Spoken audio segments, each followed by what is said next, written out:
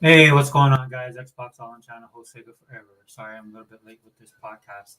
Tend to do it a little bit earlier, but we had all kind of stuff going on in my neighborhood.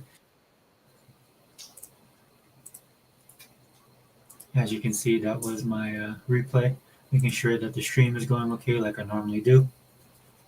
Hold on one second, guys. Yeah, but we had all kind of stuff going on in my neighborhood, dude. In fact, there was a cat.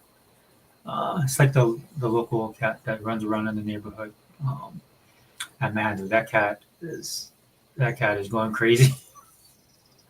So sometimes we hear him at night and stuff like that, but I think he's sick because he was out there crying. In fact, it sounded like a little kid, right? So I went and looked, and it was the cat that's making these weird noises. So it's probably not feeling so good. And I'm like, dude, I like to take the cat in, but I can't afford to, man. I gotta take care of my own. That's how bad it is, man. Gotta take care of my own, take care of myself and my kids first and foremost, dude. Because I'm not one of these people that would adopt an animal and not take care of it. I'm just not like that. And I mean taking care of it, man. I mean just like properly, right? Like taking them to the vet, getting checkups and stuff like that, you know. And even on that level, man, I wanted to get a cat. One of the I want to ramble a little bit, guys.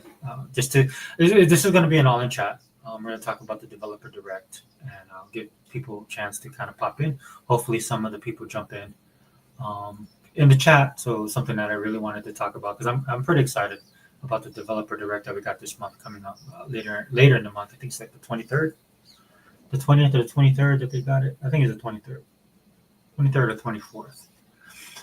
That's going to be taking place. Hold on one second. Let me see. Yeah, January 23rd. So I'd love to have a discussion about it. Okay, hold on one second, guys. Yeah, it looks like my stuff is working, so we'll kill this stuff for now. Because I don't want too many things running on my desktop. Yeah, there we go, and we're good. Yeah, but I am excited about the show in general, but also about the mystery show or the mystery studio that they're going to have on, and hopefully some of you guys can come into the chat. If some of the people, some of the fellas and stuff want to come in, that's cool too. I do it as an all-in chat because we did a Wrecking Crew podcast last week, and so I kind of wanted to. And plus, I want to give everybody in the chat a chance to speak. But if some of the other guys want to jump in, that's fine as well. Hey, man, what's up, Daniel? Welcome, bro. I'm going to be watching my Steelers today. So hopefully they can pull it off, man. I don't know. The Ravens look pretty strong. The last game they played was pretty tight. So we're going to see how that turns out. It's actually on Prime Video, so I can watch it. As you guys know, I don't have cable. I cut my cord years ago. Right. But yeah, thanks for dropping in, Daniel. Appreciate you being here, brother. And again, if you want to talk about gaming, that's what we're going to talk about today specifically. Because I'm, like I said, man, I'm hyped for the showcase. And then I've been reading some of the rumors that have been going on. That's been going on online, and so that's why I kind of wanted to discuss. Because I have my own opinions of what I want to see, what I like to see. Some people I agree with, some people I don't. But at the end of the day, dude, it's this is what makes it fun, right? And then full disclaimer, dude, this is no insider stuff, right? This is just pure, again, the way I do this stuff on my channel. Dude, I want to take it back to the fandom of what we enjoyed doing when I was younger. How we used to speculate about stuff, and it was more so back then because we didn't have internet, right? When I was younger, and if you're a gamer, I collected comic books, right? Everything that we talked about, dude, we heard secondhand from other people or people in the know, right? Like there were publications out there and stuff like that. And the great thing about those publications, as opposed to now, right? Number one, everything's on digital, right? So it's all a rat race, right? It's a 24/7 news cycle. Everybody, it's become an industry. It's become a business in and of itself. So everybody gets information and they want to put it out as fast as possible to get the information out there and to be the first ones to hit the ground running. Now, that was something that happened when I was younger. The difference being is back then you had to have good sources, you had to have reliable sources, you had to have people that you could trust, and you had to hit the ground, you had to hit the pavement. You had to get out there and get the information. You just couldn't sit back and let it come to you, right? And back then they were a little bit more meticulous because reputation was everything back then. You know, we live in a society of everything's so instant. Everything's so instant, man. From your news to your food, everything, right? So to me, a lot of that defines why a lot of the quality, especially when it comes to media, has gone downhill. Okay, and so back in the day, dude, these guys would get out there to try and get the news, man. Try and squash the rumors, try and get some reliable information, and they put it out to the people that wanted to know. And the even better thing about people that did it in the entertainment business, and I'm talking movies, TV, video games, comic books, all that stuff that we love in pop culture, was a lot of they were also fans, right? So it kind of wasn't a job to them. It was a job, right, in the sense of they had to make a living, but back then it was about what they covered, right? And if they love that, this is why entertainment is so different now, right? Because a lot of the people that I see that work in the news media for the entertainment industry, they themselves are not fans of the industry, right? It is more of a job. It is more of a career, and there's nothing wrong with that, right? But I do every once in a while, man, you catch a person who's actually a fan of like television or movies, for example, and you can tell they're a fan because of the questions they ask, the attentiveness they have, the excitement they have of the overall industry, um, and that's what sets them apart from a lot of the other of their fellows in that industry, right? You can tell the people who are just doing it to get a leg up. Maybe that's not their job or their choice, but they're using it as a stepping stone. And again, there's nothing wrong with that and stuff like that, but it just shows the difference about the type of information that they're going to put on. For me on this channel, it's always going to be about that excitement, right? That's why I like doing this kind of stuff. I know some people don't like to speculate, especially in this day and age. Again, the media is a big part of that. Is one of the main problems for me. It's just fandom, dude. It's just being a fan, right? And I want to bring that back, right? And then there's a couple channels that I follow on YouTube, man. They talk about a lot of the television shows from the 80s, some from the 90s, some of the nostalgic stuff from the 50s and 60s. And you can tell the guys who do those videos, man. Number one, they know what they're talking about because they have a background in it. But also, regardless of how old these shows are, man, they talk about it lovingly. And then you get some really good stories that, as a fan, I like listening to. So that's what I'm trying to build here on the channel. I'm sorry to be long-winded, but I just again want to see if anybody else going to jump in, but then we can jump into it. Because again, man, it just blows my mind, dude. In the gaming industry right now, there's one company that's like putting their best foot forward, right? And of course, I'm going to say Microsoft with the Xbox, right? Because no other company is doing this. Some of the other two, uh, I'll say the other two gaming companies are not really putting out anything like this that Microsoft does on this level, right? And in fairness, Microsoft has more studios than both combined now, and they have more content than the other two. Right now, an argument can be had, which is what we have in the console war. Right, we talk about this all the time, or debate it all the time, where who has the better quality, who has the better types of games, right, stuff like that. Like if you ask, there's a reason why Nintendo has fans. There's a reason why PlayStation has their fans, and there's a reason why Xbox has their fans. But I have to admit, dude, the lines are being blurred. It's something that I have to get used to as an old head because I kind of like the old school style of video gaming. As you guys know, but if you watch this channel, you guys understand that when it comes to video gaming, I like my stuff kind of old school, man. Like I like stuff to just be on my Xbox, right? That's why I don't own an Xbox. And that's why I always say if I want something on PlayStation and Nintendo, I'll go buy their consoles, and then I'll buy their games that they make for their system. And the reason I'm like that, man, just to let you guys know, is because when I was growing up back in the day, right, an exclusive on Nintendo was very different from an exclusive on Sega, right? Like you had Sonic and you had Mario. Now they're both platformer type games, right? They both have the similar type of gameplay, but when you actually play the game, there are very big differences, and that's what separated people that like Mario from people that like Sonic. And you can play both, like I did. I played both. I had a Super Nintendo and I had a Sega Genesis, right? But for me, it was always about the Sega Genesis. I would always go to that. That was my go-to. Right? And that's why I'm a huge Sega fan, right? Because a lot of the stuff that Sega made is the stuff that I like, right? Whether they did it in the arcades, whether they did it on the home console, and then now as they're doing it as a third party. Again, I am going to do a get together with the Sega Man and Hebot. I've talked to both of them, and we'll discuss the year of Sega in 2024, and again moving forward to 2025. I know I mentioned that before, but just to give you guys a heads up. Okay, because I do want to do that, man. Sega's been killing it lately. They are definitely They're a different Sega from when I grew up. But like I said, dude, there's something about being a fan, right? If I'm a fan, I'm a fan for life, right? Regardless of how the company's doing, regardless of what they're putting out, regardless if I agree with what they're doing or what they're putting out, right? At the end of the day, dude, I have such a and it's more than just nostalgia. I was gonna say nostalgic, but it's more than just nostalgia. That's a part of it. Right? Some of the best years of my gaming revolves around Sega and what they created, and both in games and consoles, and the content that they put out. It was second to none. I'll always argue that point. Right? Love my Saturn. Probably one of their least successful products because of various reasons, not just because of the console. In fact, besides the console, right? If you were a Sega fan, dude, you found ways to really enjoy your gaming. Hey, what's up, Anthony? Yeah, I'm just giving people time, seeing if anybody wants to jump in, and then seeing if more people jump into the conversation. Because it isn't all in chat, man. This is about the chat, and I know a lot of times we don't get to cover everybody in the chat, but this is the podcast for you guys. And we're going to be talking about the developer direct. If you have any questions and stuff like that, or want any comments, but just let me ramble for a little while and see if more people jump in and see if any of the crew want to come in. But I was just talking about Sega, dude. We're going to do a podcast on it. Sorry I didn't do my Netflix podcast yesterday. I wanted to talk about Squid Game 2. I was putting the stuff together, and then I started watching Solo Leveling, which I should not have done. And then my daughter, I told her that I would help her set up.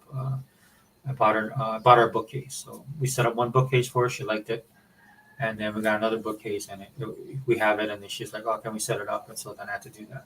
The great thing about it was the second time I did it was a lot easier, man. The way people are I don't know these companies, man. This is why I'm not big on stuff from China because I've had a lot of issues with China when it comes to ordering stuff from them, right? And not them directly, but you order through like Amazon, for example, right? And a lot of companies they get their stuff made in China, right? And sometimes when you get the directions, or like in this one case, man, the previous bookshelf that I did, man, they don't the holes is supposed to be pre-drilled, dude. They were horrible, dude. I had to actually on the not on this second bookcase, but on the first bookcase. Um, and I'm assuming it's China because it just feels that way. We actually got it from Walmart. But you guys know everything comes from China, right? And so I had to pre-drill the holes, dude, a little bit. I had to get my drill and pre-drill it, right, to make it line up and go in better, right? Because I knew what was going to happen, dude. That screw was going to turn sideways, and then I would have been screwed, right? So, and again, that goes to the DIY stuff, right, guys? The DIY stuff. You watch like the home shopping, not home shopping. What was that? The do-it-yourself channel, right? And you watch that dude, and you see some dude put a deck up on a weekend, and you're like, "Oh, dude, that looks simple. I could do it." Then when you start doing it, man, it's just those little things you don't know about. And look, dude, I'm not the most handiest of guys, but I grew up in an era where you had to do stuff yourself, right? Because you didn't have the money, right?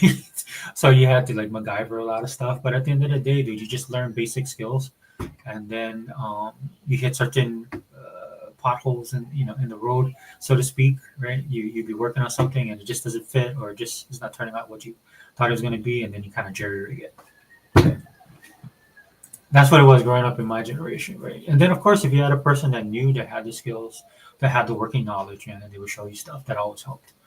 Um, and that's how kind of I am. I kind of like to learn on the job as opposed to like watching or reading about it. I can do both, but I prefer my preferred way of learning is hands on, for the most part. But yeah, but thanks for being here, Anthony. Man, cheers to you, brother. I don't know, man. I am excited again. I am excited about the developer direct. And hold on one second, guys. Let me see. Man, the wrongest thing I ever did on my Twitter is to, I mean, not getting a blue check mark, but a lot of people, dude, they just message you, and I don't know who they are. Just because I follow you doesn't mean you have to message me, right? Like for example, there's this one person.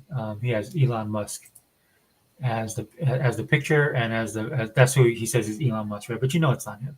And there's a lot of accounts that are like that, right? But the reason why I followed him is because the content he puts out, right? So then he wrote me a message, and I'm like, dude, I'm not here to really talk to you. I'm here because on my X channel, dude, I try and again talked about this before. I try and shape my feed in the way that I can consume the information that I'm interested in, as best and as fast as possible. And some people I follow, it's not just because of them, but it's because of other people that they link to, and it's just overall trying to shape that stream on my channel. So again, that I can get the information that I need. That's why I bring a lot of stuff to you guys. I need to get better at bookmarking, right? And that's something that I'm bad at, and I need to get better at so that I can do the videos and bring it to you guys. Right. But yeah, man, let's get it rolling, dude. Because I do have to go somewhere. Again, I do plan to do my Squid Game 2, give my thoughts on that. And I might also do a little thing on Solo Leveling. It's on Crunchyroll. It's an anime. If you guys don't know what it is and you guys like anime, then do yourself a favor and go check it out. Go online, look at the trailers. They put trailers out already. People are even clipping the first episode, which was absolutely awesome. So on my Crunchyroll account, it's episode 13. But I believe it's the first episode of season 2 because the new season just came out. In fact, they should be releasing something today, I think. Either today or tomorrow. They do it in that weekly content style when they release the episodes, which I prefer just having all the episodes and letting me down, just watch everything. So that's why for some of my anime, I'm a little bit behind because I don't like to wait every week. Solo Leveling is the only one that I have to watch right away. I try and not watch it, like try and let a couple episodes build, and it just didn't work out. Right, because regardless if I watch I let 3 build, and on that 3rd episode when I finish, I'm looking forward to the next one. So I just do it every week. But my preferred way that I want to have consuming this, man, like actually watching the episodes, is to watch them all at one time. That's why I love Netflix, right? And I understand Netflix changed it up a little bit, right? And they do that a lot, if I'm being honest. A little bit too much for me, but it is what it is, right? And I'll just enjoy it for what it is. But again, if you guys don't know Solo Leveling and you like anime, you should be watching that. That's going to be one of the biggest. Season 2 is going to be one of the biggest animes of this year in 2025. There's a couple coming out. So I'll probably do an episode talking about that. Because like I said, that first episode of season 2 or episode 13 as it is on Crunchyroll, man, that thing was absolutely crazy. Right? It was everything I was expecting them to do. Definitely met and exceeded my expectations. I like the direction they're going in, man. It's the focus on the main character. And the premise of the show is that this character is born with these innate abilities, and there's a crossover between the real world and the fantasy world. It's almost like an RPG, right? These guys go into the fantasy world, and they have to because these portals that open up, they can be dangerous to their world, right? So then these people go in there, they start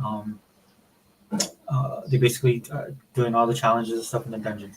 But anyway, but the character, right? He starts off as a weak character, and the premise of it is he starts leveling up. And the interesting thing is they're not supposed to be able to do that, but he's breaking that mold for whatever reason, and that's the hook of the show. And then that's what gets you to watch, and because you're seeing his dude level. It's just like watching some. It's just like starting off in an RPG as a low level and just carrying on. But again, the foundation of their world, the way it works in their world, is that if you're in a certain class, you're just in that class. If you're in a certain level, you're in that level. There's no way that you should be able to go beyond that. Right. And of course, with shows like that, it shows like, you're going to have basic classism, right? You're going to have that's going to generate a whole nother problems of people that like the strong survive, right? And all these great tropes that are in anime, and the way they present it is absolutely amazing. So I highly recommend it. All right, guys, we're going to roll with this, man. We're going to roll. Okay, we're going to get the podcast started, guys. I don't know how long this is going to be, man. I have a format down, but if other people jump in, it might be a bit longer. But please feel free to comment in the chat as I start this off.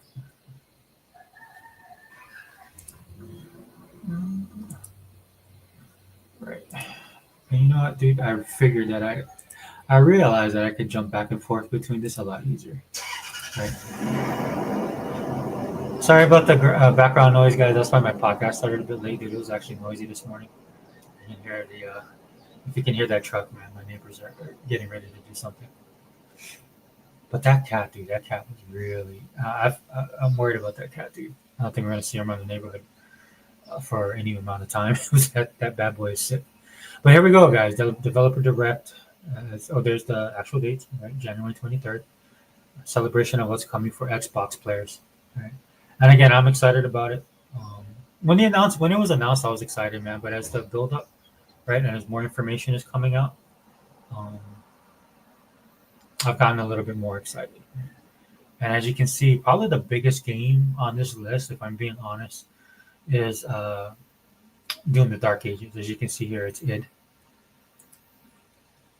Hold on, guys. Let me see. Okay, yeah. So you get Doom: The Dark Ages. This is it. Like I said yesterday's video when I was just kind of rambling on. It's got the biggest buzz, right, from what I can see. Like especially from last year when the video dropped when they showed the gameplay, or the trailer with gameplay, and so everybody was high on this. Doom is a huge franchise, dude, and I understand that. It's one of the reasons why when Microsoft purchased Bethesda, a lot of people were hyped for it. Well, I shouldn't say a lot of it because there's also a lot of people that forgot that Doom was going to be a part of that deal when Microsoft purchased Bethesda. But once people started realizing it, and then the trailer for Doom Eternal, or actually putting Doom Eternal on Game Pass, right? And then yeah, it is on Game Pass, right? That's how I played it. Again, like I said yesterday, man, the biggest problem I have with Doom is I just can't. I get motion sickness, so I can't really play the game. And I tried, right? So again, so Doom Dark Ages, gonna give that a try. Hopefully, I can play that. I don't know, man. I can't. Hopefully, it's something that I can do because I know it's huge. It looks amazing. Love the gameplay. Love the direction you're going. Um, it's almost like a pre-Doom, right? And the premise again, the story, for whatever it's worth that a shooter like Doom has. But whatever can envelop me in the world, that's what I really like. Right. But again, man, when that trailer dropped at the what was it the E3 Microsoft's E3 show last year, which is not technically E3, but it was the Summer Showcase, right? When that trailer dropped, dude, the buzz was palpable. Like it was huge. And I love going back and watching the old reaction videos to it because a lot of people are hyped for it, dude. Across the board, man, everybody.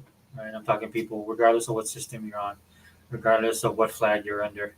Right? A lot of people are looking forward to this game because I believe it's not going to be an exclusive, right? It's going to be multi-console, which kind of makes sense, right? Doom is a big franchise, right? And if you want to get it out there, you want more money, more eyes on it, more hands on it, bringing it to Game Pass is awesome. Also, getting it in the hands of other players. Right? It doesn't bother me as much as what Microsoft does with what they're going to do with their legitimate first party stuff. Right? And I don't want to go on a rant about that. I did already. Um, but this is the big one, I think. I'm looking forward to it, man. I know a lot of people are. I'm not saying like other people might not even care, right? But I think of all the games on this developer direct, this is going to be the big enchilada. Right. And then we go to Compulsion Games, man. This is a studio I've liked for a long time. They did We Happy Few. I played We Happy Few, never finished it because my daughter took over, and I just watched her play We Happy Few. And she absolutely fell in love with that game. And she played it all the way through. She beat the game, and I don't know if they had DLC. I'm not sure. But she played that game constantly. It's like one of the games I remember her playing.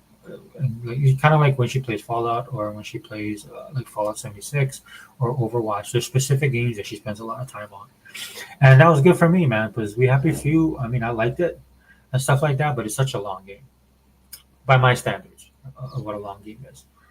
And so I got to see a lot of the gameplay by just watching her, and it was a good experience, man. Like she really enjoyed it. So I'm glad I'm glad she enjoyed it, and it made me enjoy it even more. But the biggest thing about We Happy Few, and it's something I kind of want to talk about because I don't know if they're going to do this with South of Midnight, right? Because as you can see again, it's Compulsion Games is doing it, right? And the way that Compulsion Games did We Happy Few, I hope they bring that same, um, uh, not just energy or style, and I mean their own style to the game, right? There's some stuff they did in We Happy Few that for me went beyond the game. And I've talked about it on other videos. I'll revisit it here because that's what makes me so happy about South of Midnight because I think they're going to do the same thing, right? For We Happy Few, it wasn't just a game, dude. They actually built like an entire world and an entire franchise around it. So we were working like for my daughter, man. The music is one of the biggest draws of the game, and so they actually had a soundtrack that they came out with that we purchased, and we did it digitally And it's an amazing soundtrack, dude. You guys know I'm old school, dude. I love that old school 60s going into the 70s pop. Back in the day, like you had the Monkees and the Beatles and stuff like that. So the music that's on We Happy Few for the soundtrack is like a throwback to the music of those days. And the people that got to excuse me, to perform that soundtrack, dude, they're absolutely amazing. Like if I didn't know any better and I didn't know as much as I did about the soundtrack, I would have thought that they were a group that I never heard of that came out of the 60s that just got passed over, right? And was making a resurgence. That's how good they had that part down. And if you look at the trailer to South of Midnight, there's a lot of things being talked about when it comes to the specific game, right? The art style, right? The character, which I think who I think makes it looks amazing. Dude, I grew up in the South, so everything about the look, the feel, the look of the environment, the feel of the swamp, the look of the characters and the main characters, and their voicing, right? It just to me, it's 100% authentic, right?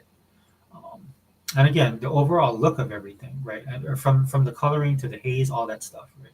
And then the biggest kicker of that is also what they're going to talk about with the mythology, right? And so, if you guys knew this about like the U.S. is a very diverse, the United States is a very diverse country, right? And the diversity also not just comes from the people or the color and all that stuff that people talk about. It also comes from the culture and the environments, right? The geography, right? Because there's a big difference between the South and the North, especially the Northeast, right? And then when you go out to the Midlands, or then you go out to the West, or if you come over where I live, I live on a tropical island in the middle of the Pacific Ocean, right? There's a lot of differences, right? And from that, that's why I'm hoping the guys that do We Happy or compulsion games to do We Happy Few, I think they got that British humor and a little bit of that gothic British humor. They had it down pat, right? And not to say look, it's a little bit of a caricature, I understand, right? But if you can just take a little bit of that and if they can wrap it around and present it the way that they did with We Happy Few in South of Midnight, dude, I think it's going to be a big hit, especially for the fans that like We Happy Few. I became a fan of We Happy Few by again just watching my daughter playing, and then everything else that surrounded. We bought the collector's edition, or she did. I didn't even know they had a collector's edition, but she went so deep into that game that she found out there was a collector's edition. Luckily for her, it worked out because it was only $20 by the time. But she didn't start playing We Happy Few till years after it had come out. Years after Microsoft had purchased them, right? So when she went on Amazon and she was looking for stuff, right? I think she was like looking for a plushie, maybe a Funko Pop, stuff like that. And they had a full collector's edition, which was pretty awesome. Right. In fact, the mask she has hanging over there, I can see it from sitting over here where I'm doing this podcast. Um, the mask of the character, that came in the collector's edition, and it was amazing, dude. It was an awesome box too. You guys know I used to do unboxings on the channel. Maybe I'll bring it back. But when the box came, it was amazing. Everything they did shows like the love and attention and how much they believe in their product. That's why I'm so high on South of Midnight. I know there's all these things being said out there in the void about compulsion games and the problems they're having and yada yada yada. Of course, look, dude, we're Xbox guys, dude, and one of the things about being an Xbox guy, especially in this current generation of the last 14 years we've been doing this, dude, a lot of that stuff falls hollow on us, and a lot of us will just wait till the game comes out and tries it, right? There's a good article that came out the other day where people were talking about how a lot of these influencers are actually panicking a lot of the companies. And look, there's reasons for all that stuff. I'm not going to go down that rabbit hole right now. But my point being is that for Xbox guys, dude, we're going to see what you want. We're going to look at what you're giving us, right? Like I said on my channel, I'm going to be honest, dude, right? If some of this stuff they're saying about South of Midnight is true, I'll talk about it. But if it doesn't take away from your overall, at the end of the day, dude, it's about playing games, right? And if it doesn't take away from your overall experience, I'm not going to hold it against you. Just like I asked the same thing in kind. Dude. If there's something that takes away from my experience, right, and that doesn't work, that doesn't for you, but does for me, then I hope you respect my opinion in the same way. But as far as South of Midnight, this is why, and the reason why I'm doing this deep dive on this is because a lot of people ask me why this game, because they know I'm a huge fan of Fable. People that know me know that I'm a huge fan of Fable. Also Forza, because there's rumors of a Forza Horizon, and we'll get coming on, and we'll get to that a little bit later when we talk about the mystery box, right? But for me personally, man, there's a lot of stuff about South of Midnight that I'm looking at that goes beyond just this one game, dude. It's the developer, right? It's the fact that Microsoft owns them, that they're able to give them. Because We Happy Few, as great as that game was, right? You could tell that it could have been better had Compulsion Game had more help, had more support, and had more resources. So when Microsoft bought them, right? That's why I was happy that Microsoft bought them, because I liked We Happy Few as it was, and I just could imagine how much better it could have been had Microsoft been supporting them like they support their other studios. And as you guys know, man, these guys got a new studio, right? They're getting not just the monetary due, but like they're able to get more staff now. They get a better office environment, all of that stuff. That's cohesive is when you're trying to create these games, right? That's what these people are looking for now, right? And you've seen a lot of studios have been shutting down, dude. Economy's not strong. So a lot of people, if they can have an environment like that in these times and still create, that's a win-win for everybody. Both them as a company, both Microsoft as the people that own them, and then for us as the consumer and also the fan that's going to enjoy the game. That's why I'm so high on it, right? Because I have a history with Compulsion Games. And again, this is what I like what Microsoft is doing. At least for me personally, right? Is that it's getting me to pay attention to not just getting games on Game Pass and not just getting AAA studios and all this other stuff that seems to be um, what we banter about in the console war, right? It's about actually getting to know the developers, getting to know the people that are creating the game. Sometimes good, sometimes bad. No, mostly good, sometimes bad though, right? These guys get out there and they start splitting their stuff out there, and that could just Avowed. I'm just gonna leave Avowed out there, right? But at the end of the day, I still prefer that they have a microphone, right? Because I want to hear, right? And I want to know, dude. I This is what I've always been about. This is why I'm a fan of gaming, comics, and stuff like that. This is why I've stepped away from some of the stuff I enjoyed, right? Because they're not giving me what I want, or they're going in a different direction. In a lot of ways, man, guys like me are getting left behind, right? The guys on here, we talk about it all the time, digital versus physical, right? That's one of the biggest things about it. And for me personally, when I'm looking at the overall picture, one of the problems with that is because guys like me, because we're old school, right? They're moving away from that, right? So I got to deal with it the way I'm going to deal with it. Everybody's got their own way to deal with it. Some people won't be bothered by it, but going digital. I do digital as well, right? But what I'm saying, my point being, is that times are changing, right? So I'm going to enjoy this for every chance I get. So that's why on this channel we'll do a little bit more positive stuff, like videos like this. But yeah, that's why Compulsion Games. Just to answer some of you guys' questions, that's why Compulsion Games is my game of that I'm looking forward to the most. Right, it goes beyond just that game. South of Midnight itself is like, can they pull it off? Will they be able to do a killer soundtrack like they did with Happy Few?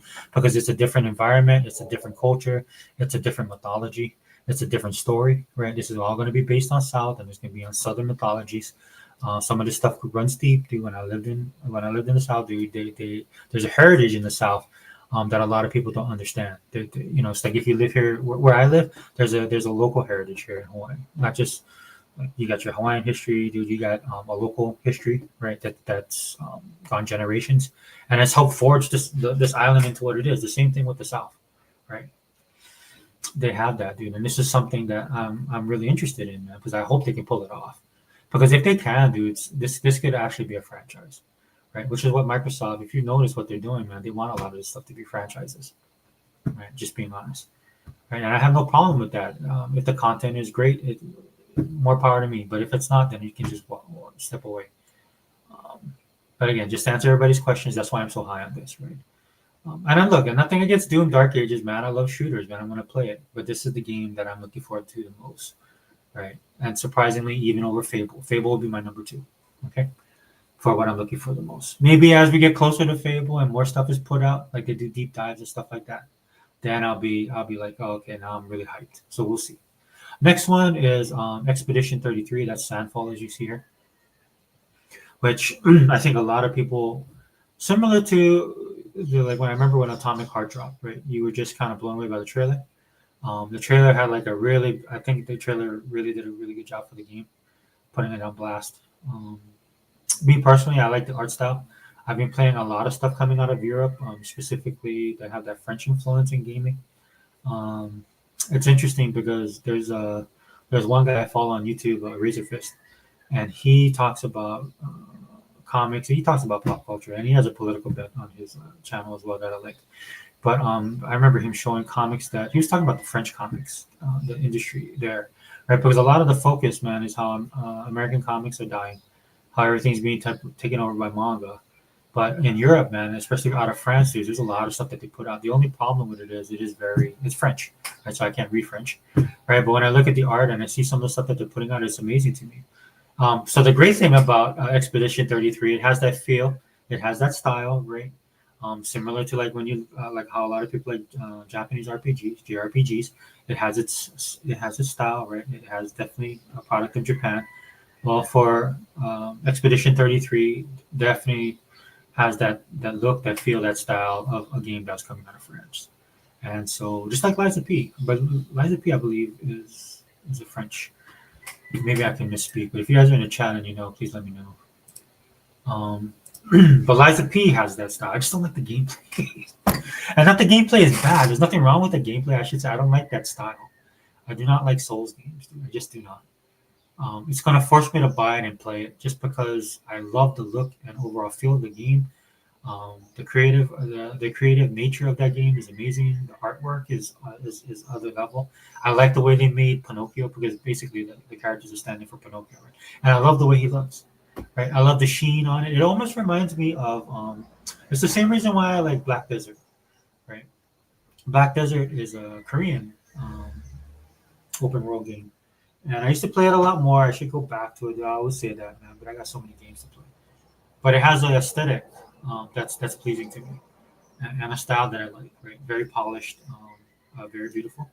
All the characters are balanced and beautiful characters, and I like that. I like that type of aesthetic. I love that art style. And then the gameplay though on was it Prolibis is the developer, right? But Black Desert is I love it. I love that type of game, right? And so on the flip side of that, in Europe, there's a lot of that going on as well. Now, I know South Korean pop culture influencing Europe right now, big time, because a lot of the younger generation are into Korean pop culture right now. So that's maybe why you're having that crossover. But it seems very European, very French. That's one of the reasons why one of my favorite animes is Attack on Titan. I think the Japanese did a good job making it an anime, right? But still, its roots come from European old country type of stories, right? And history. And so when you have that melding like that, it's very, I enjoy that a lot. So, I mean, I'm not going to focus too much on it. I know everybody's big on it just off of that trailer alone. But as we know, the trailer doesn't say everything about a game. So I'm looking forward to the developer direct just to see the deep dive to get their background, to get the background on what they were thinking when they were creating this, because it's an interesting concept, definitely, right? Because in the trailer you see there's a painter. This painter basically holds life and death in her hands, and whatever number she paints, right? And that end of that year, those people that are that age are going to die, right? So that's the premise, right? And so that's why they have this expedition of 30 of people who are at the age of 33 that's going to go out and try and stop this, because this looks like this has been going on for generations, right? And I don't know how long they started the expeditions and stuff like that, but they definitely want to change it. As with anybody else, right? So that's where the drama's coming in. This is what you're going to buy into for somebody like me who likes actual story as well. It's a very fascinating concept, right? And then of course when you saw the gameplay, right? I love that it's kind of like turn based, but it's still action, right? I'm more of an action RPG guy than a turn based guy. I can play both, but if you ask me what I prefer, it's definitely action RPG. So when I'm looking, hey, what's up, Google? Do you want to jump in, dude? I didn't send any links because I wasn't sure. It's an all in chat, but I'll shoot you a link if you're since you're here. Hold on. Uh, Hold on, guys. Bear with me. I'm gonna. I know sometimes you're working, bro, but I'll just send it. If you can jump in, jump in, and get your take as well. But we will be covering the chat in this podcast, bro, just to let you know. Focusing on the chat. Yeah, I sent it. It's on Twitter. No problem. Can't be rambling on by myself. Plus, when we come to the mystery box, it would help if I had other people talking about what they want to see. You know what? I'll shoot one today.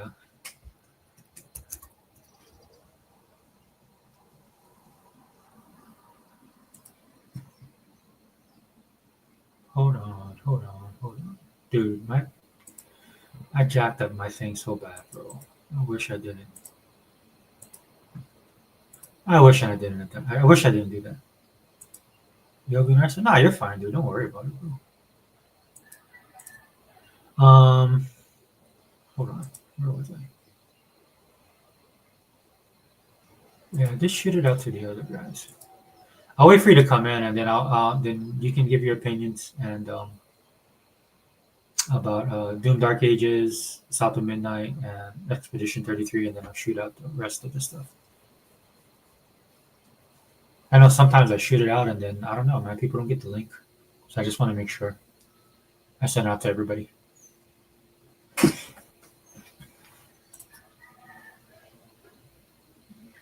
But yeah, so that's my biggest thing about Expedition 33. It's coming from uh, it's coming from I want to say a culture, right? It's European, right? The company I believe is European based. Dude, let me double check that just in case, guys. I don't want to give you guys bad information. I should have done that deep dive before I started this podcast.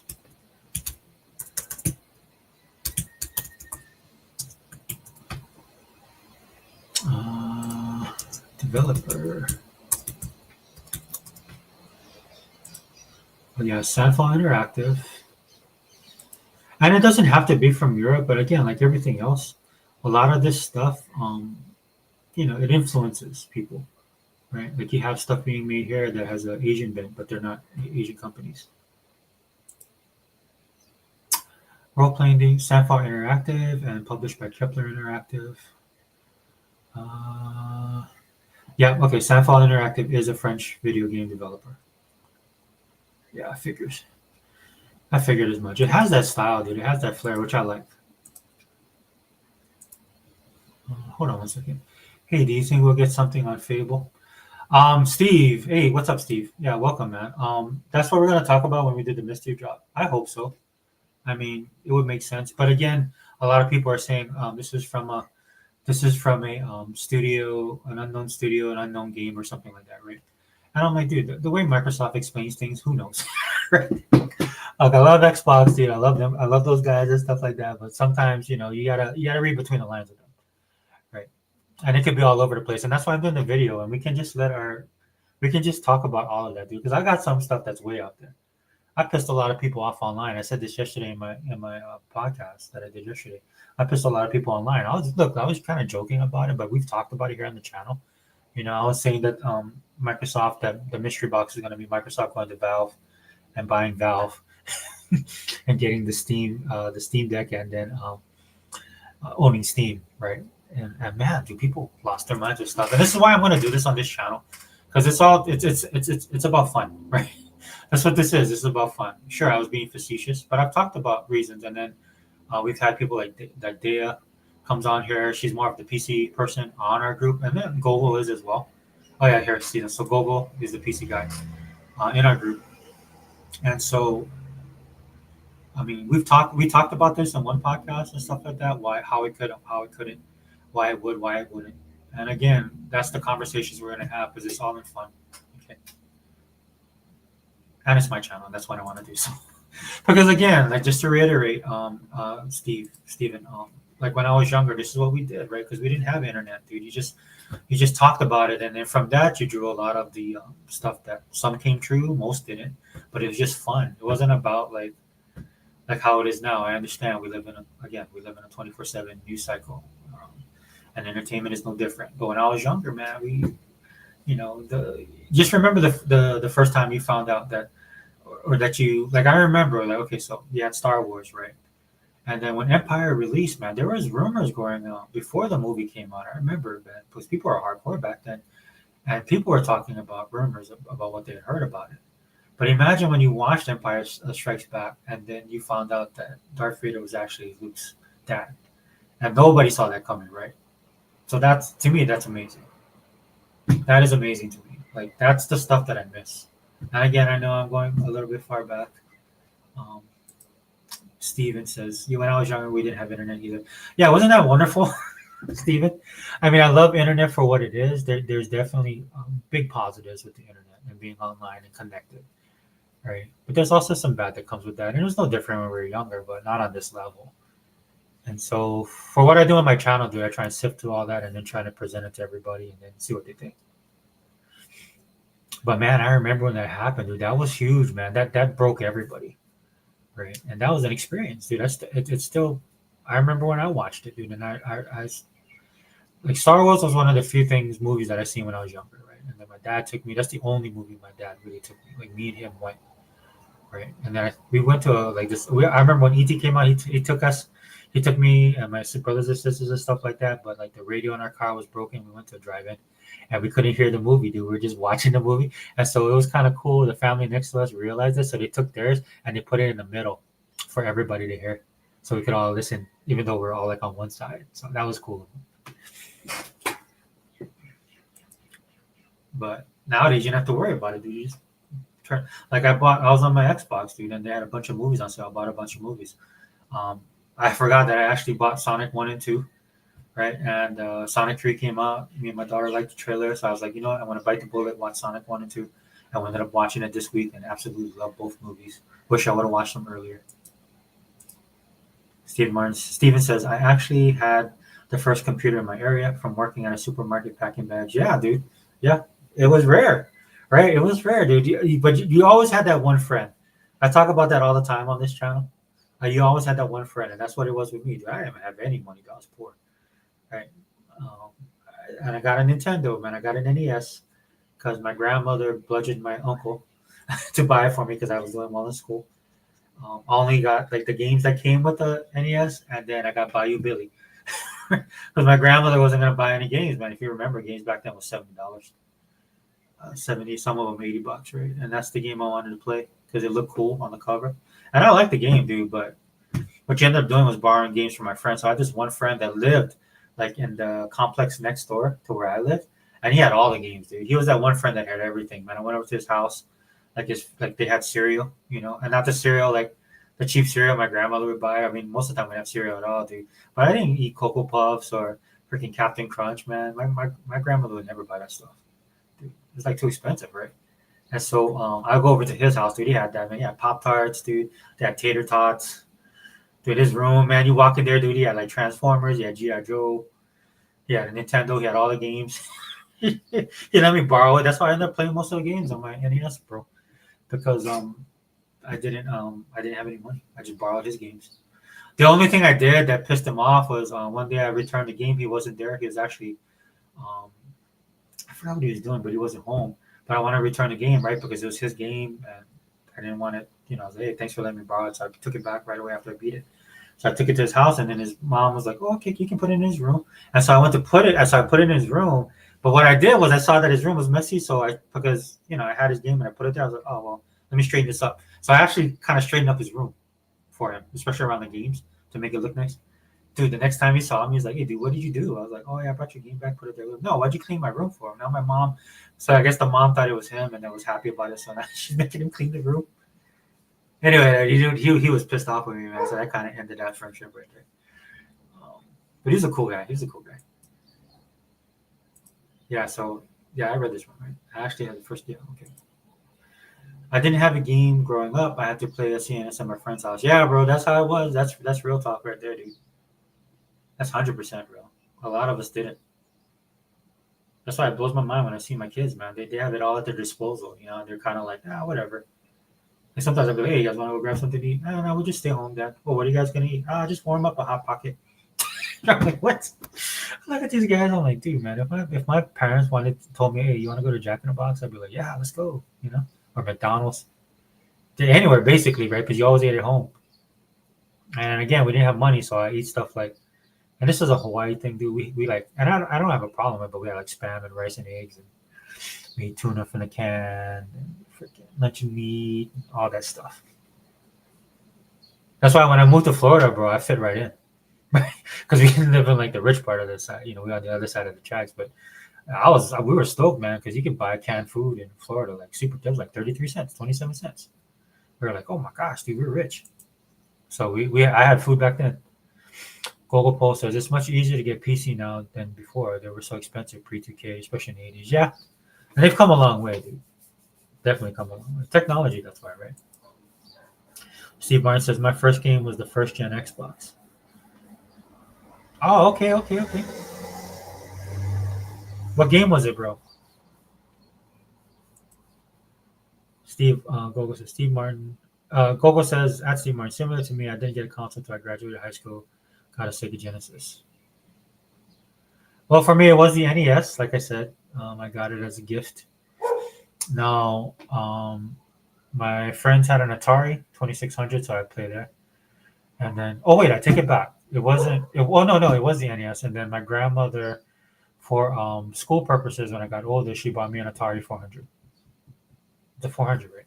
Because you can play States and Capitals. That's why I'm so good at States and Capitals, because that's the one learning. And then they had math on there, so it was because of the learning thing. Back then, right there, your parents wanted to make sure you were learning something, right? They didn't want to waste your time on those ridiculous video games. So what you could do is you get a device that's learning and play games. So, and I had Pac-Man, Centipede.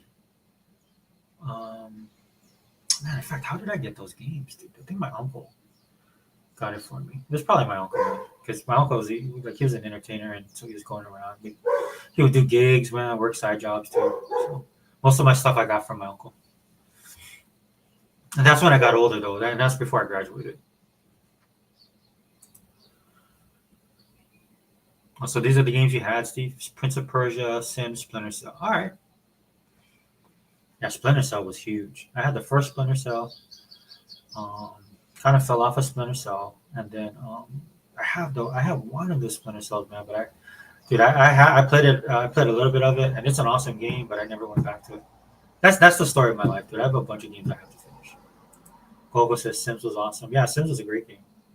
Sim City was one of my favorite. I had that for Saturn. Gogo says, yeah, Splinter Cell, good too. Same with Pop. What was Pop, bro? What is that? What did I miss?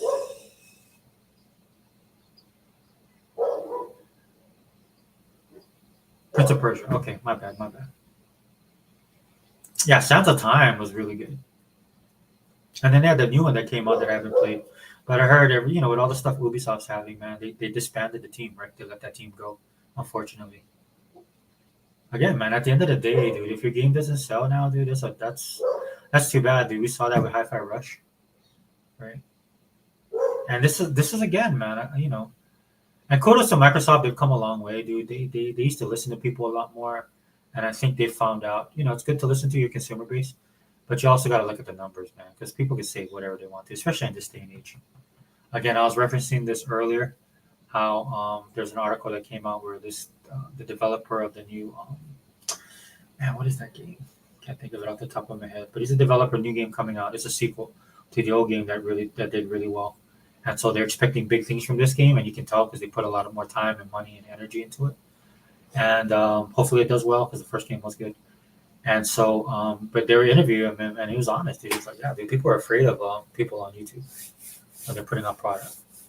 Now, some of it to me, dude, I'm not going to give these guys a complete pass. Not this guy per se in particular, but a lot of these developers, man, they're just not listening, or they're not keeping up with the times, right? So if you make a content that's kind of behind you're not reading the room, and you're putting content that your consumer base doesn't like, and then to double down and insult the base that you're trying to sell to, that's not probably the best idea. As you can see, it's not worked out for them, and a lot of people are losing their jobs in the industry, man.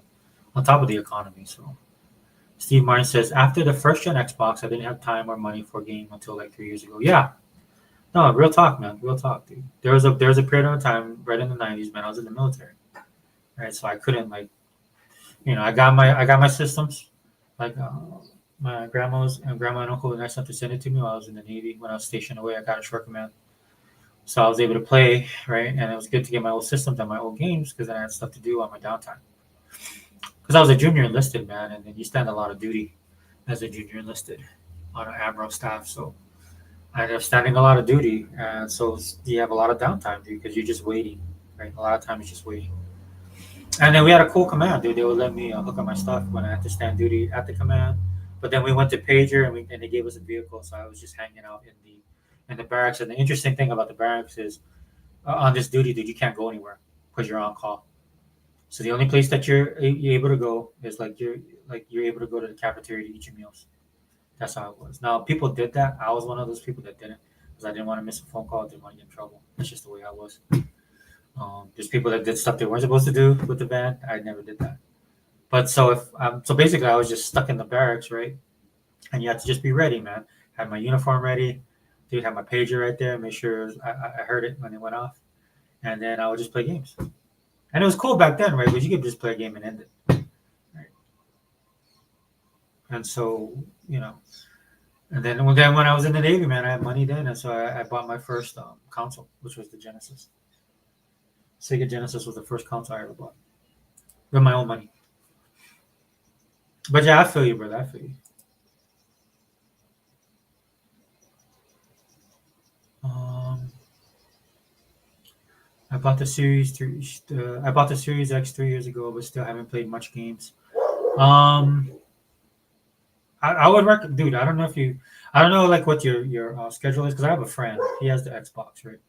And then if you want to play games and it want to be affordable, you're not really big on owning your stuff, just get Game Pass. That's probably the best deal you get. The best deal you can get right now with your Xbox. And so my friend, he has an Xbox, but he doesn't have Game Pass, right? So he just buys the games that he wants to play, just a couple of them, because he has his stuff going on with his kids. He's a younger guy, so he had kids and stuff like that. He was married and then he had kids, and so his all his focus is on working, number one, because it's expensive where I live, and so he has to do a lot of jobs, right? And then of course second is his family, right? Well, technically first is his family. He has to work. There's no way around it, right? So he does a lot of side jobs, and he even has like a regular job, which pays him well, man. But like I said, dude, where I live is expensive, and so when you have a couple kids, right, you have to. Yeah, dude. Hey, sorry, bro. Did you see? This is why, man. I sent the links, man, but nobody's responding on it, and I think it's my Twitter. Yeah, hold on, dude. I'll resend it.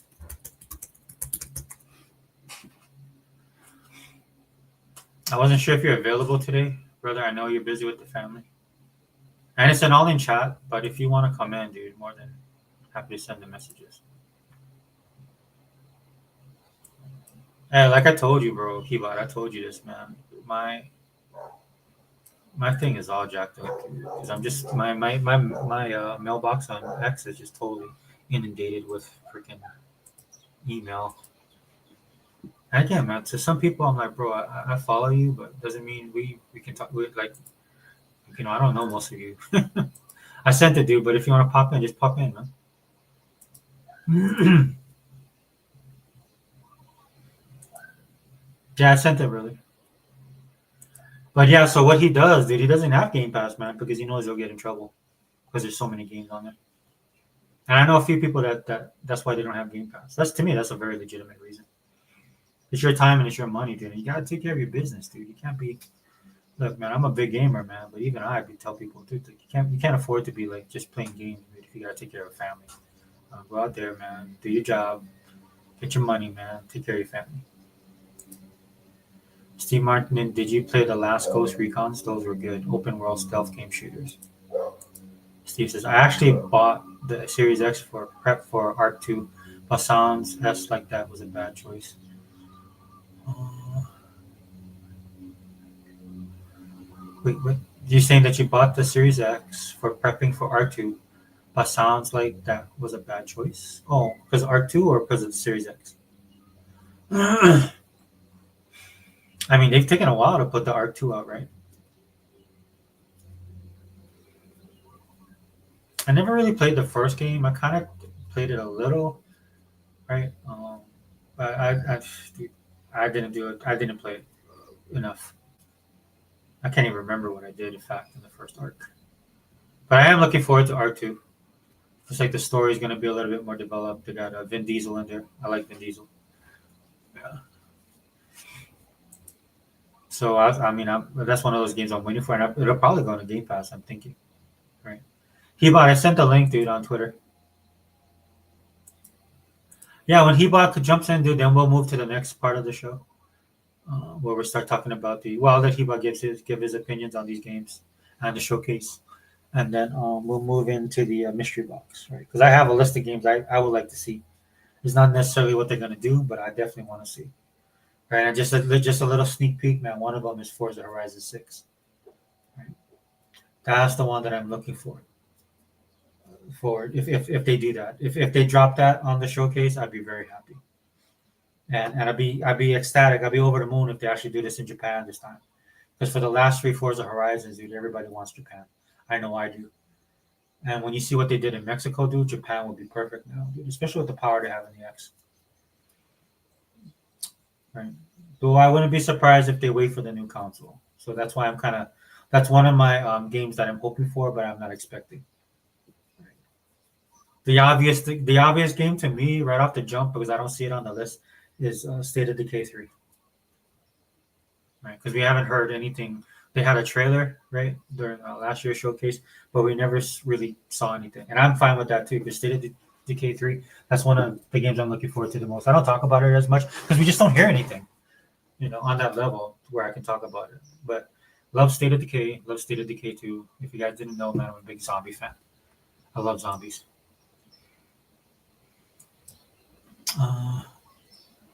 Oh, wait, hold on. Gogo says, try Power World. It's very similar to Ark, but more Pokemon Ark. Yeah, Power World is fun. I love Power World. I gotta get back on that game. See, that's the story of my life right now. Steve Martin, because of Ark 2, probably not releasing until 2027. Oh, I see what you mean, dude. I see what you mean. Well, but Steven, I mean, if you want to play some games, dude, just get Game Pass. There's so many stuff on Game Pass. There's so much stuff on Game Pass. Everything you see on here is going to Game Pass. All of these games, these 3 games right here. So watch the showcase on the 23rd. It'll give you a good idea of what to expect this year. And that's just the tip of the iceberg, man. They got so many games. That's something we say on this podcast all the time, dude. There's way too many games. And I think what Xbox did and Microsoft and Xbox did is that I think they took that we don't got any games thing personal, because they did have games. Like, you might not have liked the games, the style of game, the fact that it's on Xbox. People aren't being honest. I would prefer people to be honest, right, and just say, "Well, Xbox sucks. That's why they have no games." Okay, just say that. But they had games. They had a bunch of games. They had a lot of third-party games. Now, in some aspects, they didn't get the games that, like, if you're a person that looks forward to 3 games, right, and most of them come from From Software or Square Enix back in the day, possibly want to get it on Xbox, right? But all of that's changing as well. As you can see, Phil Spencer, man, that's why we still consider him the GOAT. Just because he's gone out there, did the hard and heavy lifting, and he got a team together that's going on and doing that as well, which is impressive to me. Right. So if you dude, if you want to get a lot of variety and you want to play a lot of different games, dude, Game Pass is the way to go. Like, I don't know your financial situation, or if you're not, like, there's people I know that just don't like subscription services at all. And it's not because the services are bad. A lot of them just don't like it because they don't take advantage of it. Like what they're paying their money for. And right now, man, over the last couple of years, man, people have been like looking at their actual cost, right? I look what they're spending their money on. Not just subscription service across the board, right? People are getting a little bit more fiscally responsible. And so it was so much so, right? So that they had apps come out that would help you track your subscription services. Like, that's how ridiculous it was getting, right?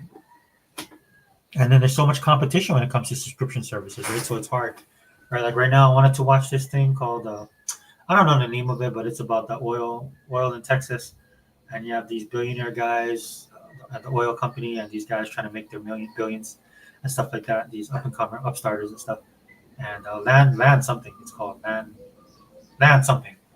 But my friend was telling me about it, and I saw it on Prime, so I went to go click it on Prime Video because I was looking at the Steelers game, right? Because I had the Steelers Raiders game. I thought it would have started because where I live, I thought it was on. So I went to Prime Video. Then I saw that show on there, so I wanted to click on it, but it's actually on Paramount, so I couldn't watch it. But I used to be subscribed to Paramount, man. So when they get a couple more shows, they already have King of Tulsa, which I love. Dang, dude. See, that's what I'm talking about when I do my videos on Saturday. These dudes just blast their radios, have loud cars. So I'll probably go back just because they have a accumulation of shows that I like. I just can't subscribe to something for 1 or 2 shows. I have to have like a lot more content, right? And then I'll subscribe to it until I watch everything. Then I'll probably bounce off of it. Hey, what's going on, T Reaper? What's up, brother?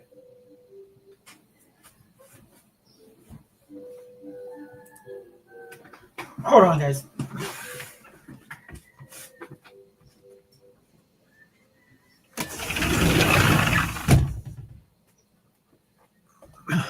Hold on.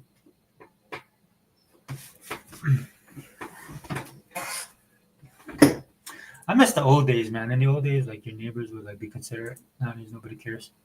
Like where I live, dude, they're still popping fireworks, waiting for the police to come and like rang them in. But yeah, and if you guys want, man, go on Google and there's like a firework accident that happened here in Hawaii on Oahu. Dude, 4 people died because we have these guys. They shoot off these aerials, man, and so they're still popping them. They were popping them earlier. That's one of the reasons why, man. It was kind of noisy that I wanted to do the podcast a little earlier, but I couldn't. Hogo says, "What's up, Hebot?" Oh, T says, "Hey, yeah, what's up, T?"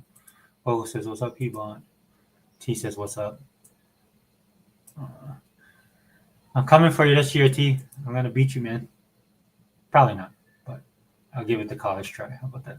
Google Poll says the Arc developers did release the updated Arc, like Arc 1.5. Oh yeah, they did. Basically same game, but with all the maps. Yeah, that's true. I remember they did that. Steve Martin says Google Poll. No, I didn't play Ghost Recon. By the time I bought my Xbox, they were kind of old, but I should have. They look great. I mean, we should have the upscale on the X, bro. So I think it'd be worth playing them. Plus the quality, if the quality's still there. Hey, what's up, Vontae, man? Welcome, brother. Just got back into Power World. I'm officially hooked again. Yeah, dude, Power World is a great game. It's one of those games for me, man. I gotta be careful. It became a time suck, so I had to drop off of it. Same thing like Starfield. Starfield became a time suck for me. Coral Island became a time suck for me. Slime Rancher 2, that was a big time suck for me, dude. And I've just paid. So what I mean by time suck, right? I played it for like a couple weeks straight, and I was playing it all the time. Because there's just stuff in there that I like to do that's redundant. And that's my problem with a lot of these games. Nothing against the game, but me personally, as a person that plays. Developer Gobo says Developer Direct is like just the first half too. 2 more coming later in the year, I think. Yeah, for me, I think they could do it quarterly. I'll be honest with you. I think they could do one monthly. That might be a little bit too much for them because of all the time and production stuff. But look, dude, they have money, right? But they technically, for me, they could do one every month because they have so much content. But I'll take four a quarter. One in the first quarter, one in the second quarter, third quarter, and fourth quarter. Hey, Hiba, hold on 1 second. Let me get through these comments and then we'll jump in. Vontae, yeah, Power World has gotten a lot of people playing again. They released a big update around Christmas. Yeah, I think they changed the element as well, right? How to capture what do you call it? How to capture your pals. Steve Martin says, I'm waiting for Fable, GTA 6, Mafia, Shadows. Oh yeah, Assassin's Creed Shadow. Mafia looks amazing. GTA 6 and Arc 2. Oh yeah, that's a good list, Steve. That's a good, yeah, bro. You might have to wait for some of these though. I think Mafia is this year, right? And then Shadows is next month, unless they hold it again. And then of course Arc 2 is later on down the line. Hey, what's up, brother? Hebot, you there? Hey, what's up? What's going on, brother? Yeah. I just threw this together. What's going on, my brother? Yeah, I wanted to talk about the developer direct, man. I kind of speculated a little bit. I kind of want to get back to my channel, so. Right. I mean, every time we have some good or positive announcement, everybody wants to try to drain away that positivity or that hopefulness or just a sense of excitement for Xbox gamers, particularly, obviously. Because all you see is, instead of people talking about the developers direct, is all these games are coming. Halo, Gears, Hellblade, everything's coming to PlayStation. You know what I mean? Yeah. There's that narrative out there. It's every year, the same time when Microsoft announced the developer direct. Boom. This is coming. That's coming. Forge is coming. Last year was Forge. The year before that was Starfield coming. Like, oh God, Jesus Christ! Can you guys just let Xbox players enjoy their moment? You had your moment with the Jeff Keighley Awards, having everything Sony centric. Your little Astrobot, your little Astrobot won Game of the Year. Nobody over there is complaining. Yeah, go ahead. Oh, it won. Nice. We all know it's bullshit, but it is what it is. It is what it is. Not saying Astrobot's a bad game. We've discussed this many times. Right, But right. when you have, when you have other games that released that year, like Indiana Jones, Stalker 2, Hellblade 2, fucking, uh, you know, a plethora of others like Space Marine, right? Yeah. Part 2. How you gonna say that those games not even being nominated in the same? Listen, when you nominated a DLC in the category of best game of the year, as opposed to a game like Space Marines 2, right? Or even Yeah, something like that's shocking. That was right, shocking. Space Marine 2 right. sucked. That's listen. These kind of behaviors and patterns when we were growing up in the console era, right, of gaming, like back in the day, like the Sega Genesis or Master System or Nintendo or Super Nintendo, or even in the 32-bit era, like Saturn, PlayStation itself. When you would have seen these type of bullshit patterns and bullshit behavior, we would have called it out. Nobody would have been like, you're like, what the fuck kind of garbage is this? You know what I mean? Um, but the problem is now, everything is more about following a narrative, and since PlayStation is, the narrative that people want to follow, and now is the PC, right? Oh, PC is the greatest thing ever, right? As we talked about before, because everybody doesn't understand. The only reason people are embracing PCs more, like I said, is because Xbox made a PC more relevant, right? Because Steam has been on PC forever, and it was never talked about the way they're talking about it now, right? It's since Xbox gave them Game Pass on PC that everybody's like, oh my god, PC this, PC that, right? But whatever. You can sit there and play the phone call y'all want. We already know what the real deal is anyway. But that's a conversation completely different. Yeah, brother, the developers direct. I mean, I'm looking forward to South of Midnight because it's finally a game that it's in the style that I like mostly, which Yeah, is a hack and slash action adventure, right? yeah, yeah, it is. It looks like stop motion mixed with a little bit of cell shading, which is fantastic. And even to a certain degree, I don't know, correct me if I'm wrong, my brother, Oh no, go ahead. because it's always good to get the perspective of others, especially somebody that I trust his gaming values, opinions, and and what you call it, and your preferences, but within the gaming, right? Gaming industry and games in general.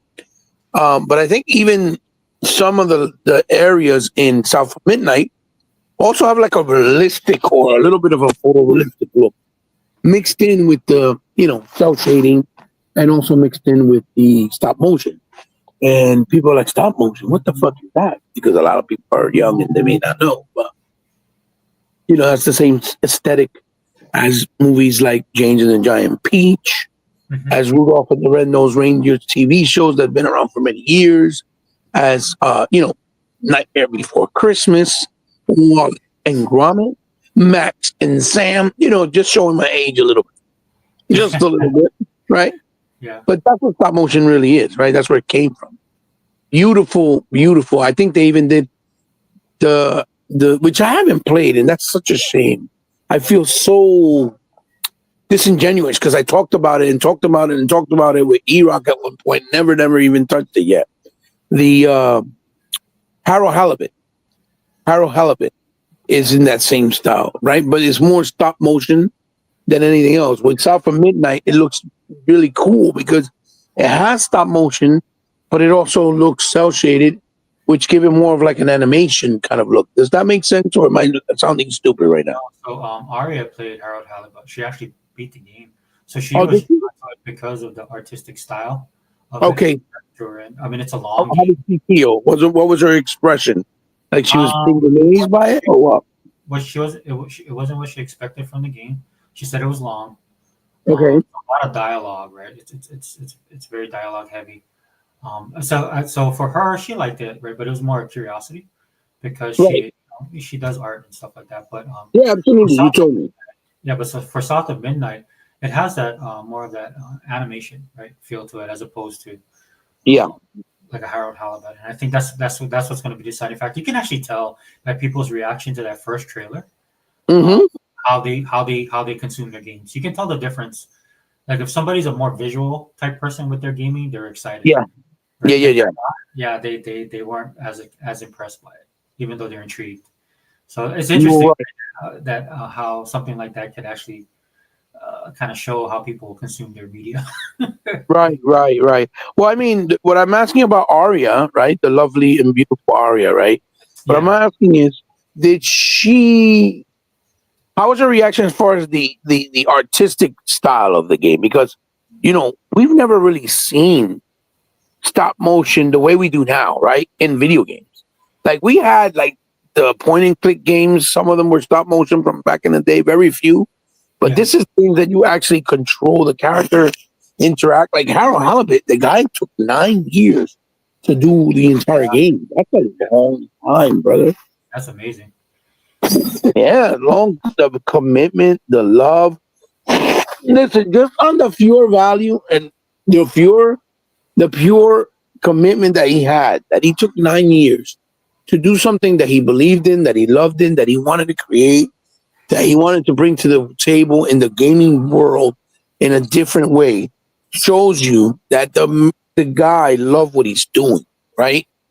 And Yeah. that's why it's so criminal, and it's such a shame, and it almost brings a tear to my eyes. I'm pretty sure maybe you, in a certain way, you feel your own way of expression.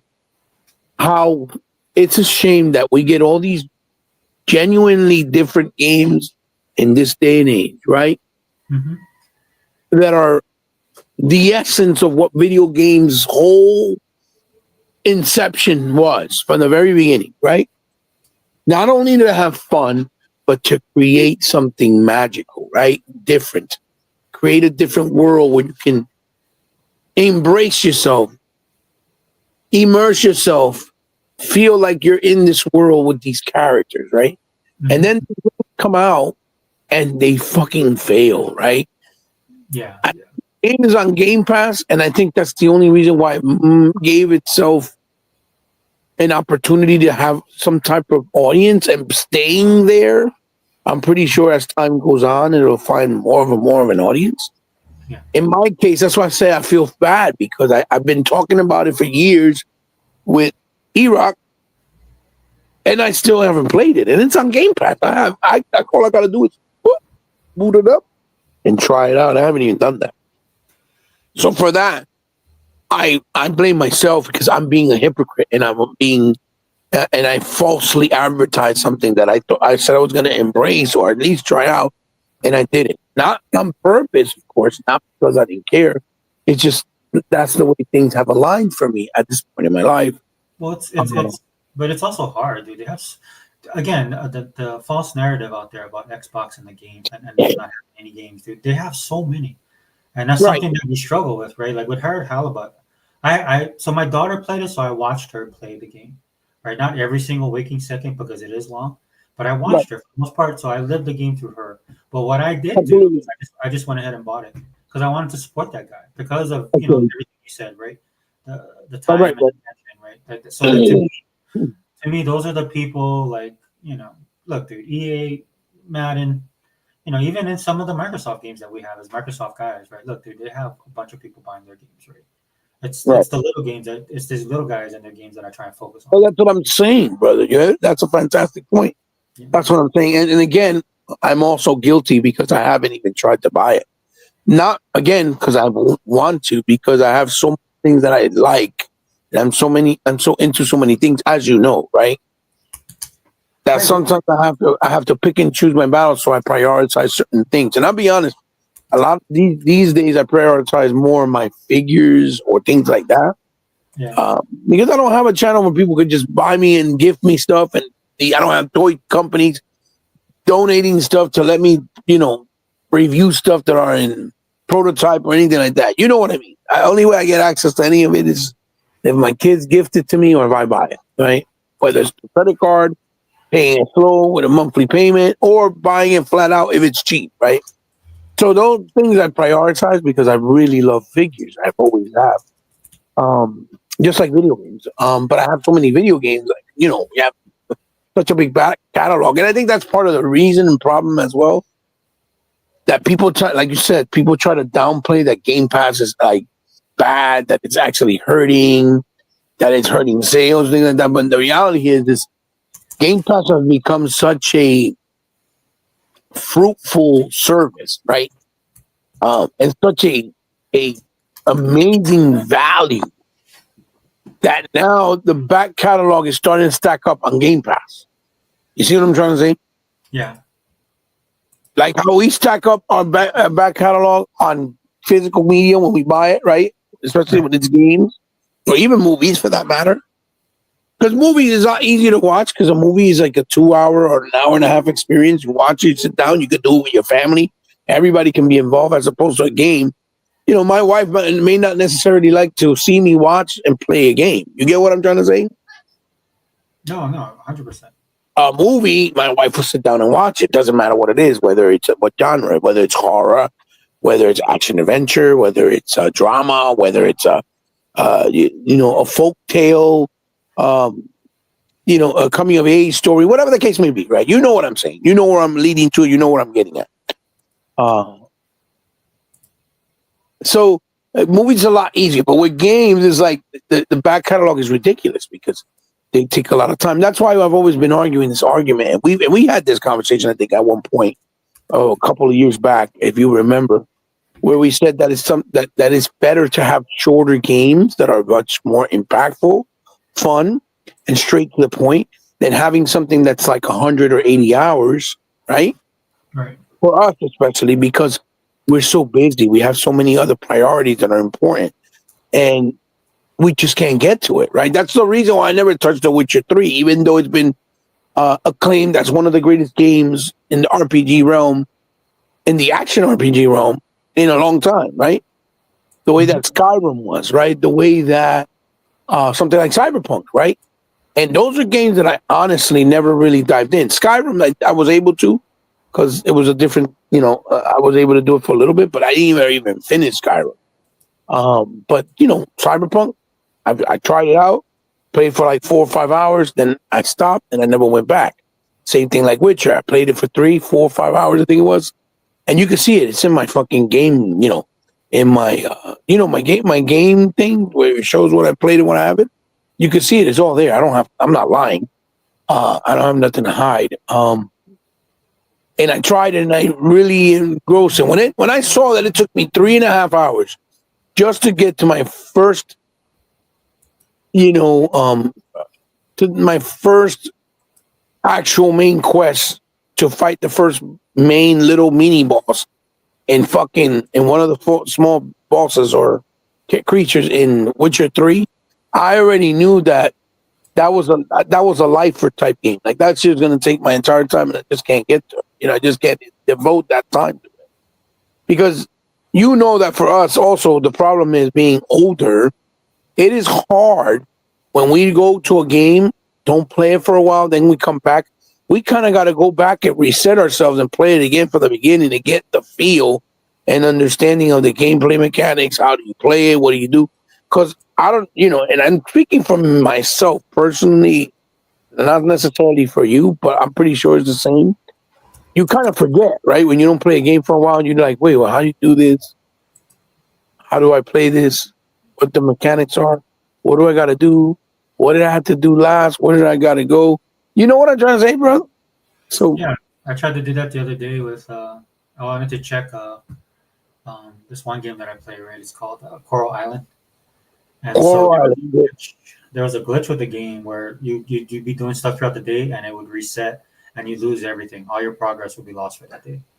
Okay. So I heard that they had a fix for it, a patch. So I went in there to try and play, and I had forgotten everything because it's a simulated game, right? And I had my because I have a farm, right? And then I had everything set up, right? Like how I was producing the crops and all this kind of stuff, and I had forgot, right? So I was sitting there trying to figure it out. So I just stopped the game, right? Because I'm like, okay. Because it's, the one thing I don't that I wish that I could change on the game is the actual time of day. like make it way longer, so that I can Right. I like because I don't necessarily like doing some of the other stuff.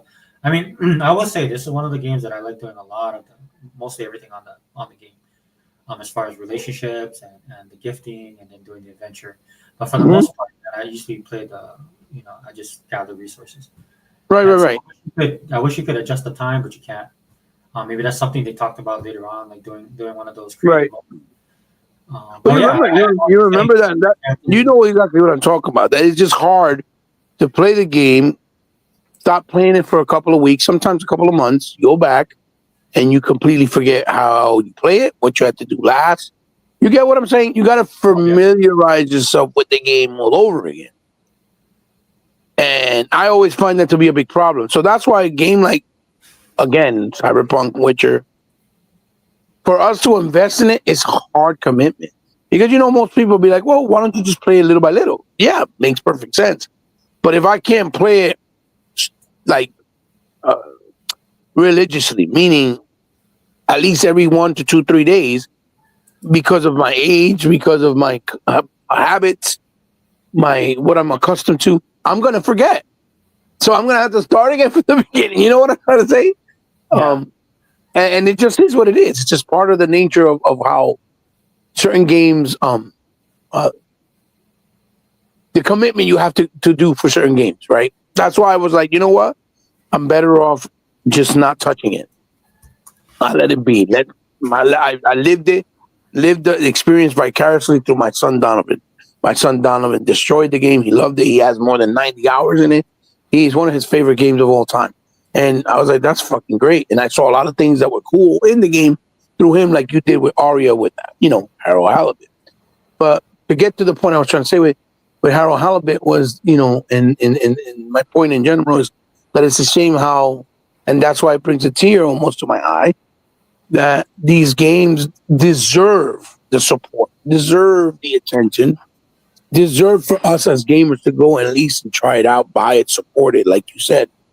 And they get lost in translation, right? Because everybody's just worrying about the same old thing, just the next big iteration of it, like the next big Call of Duty, right? And not to knock it because I know you're a Call of Duty fan. I'm just saying in general, you know what I mean. Because Call of Duty is it's almost like an anomaly, right? It's so big so it just can't be stopped. Just like GTA or I something mean, like that, I you mean, know? you're not wrong. You're not wrong. Right, right, right. I get what Yeah.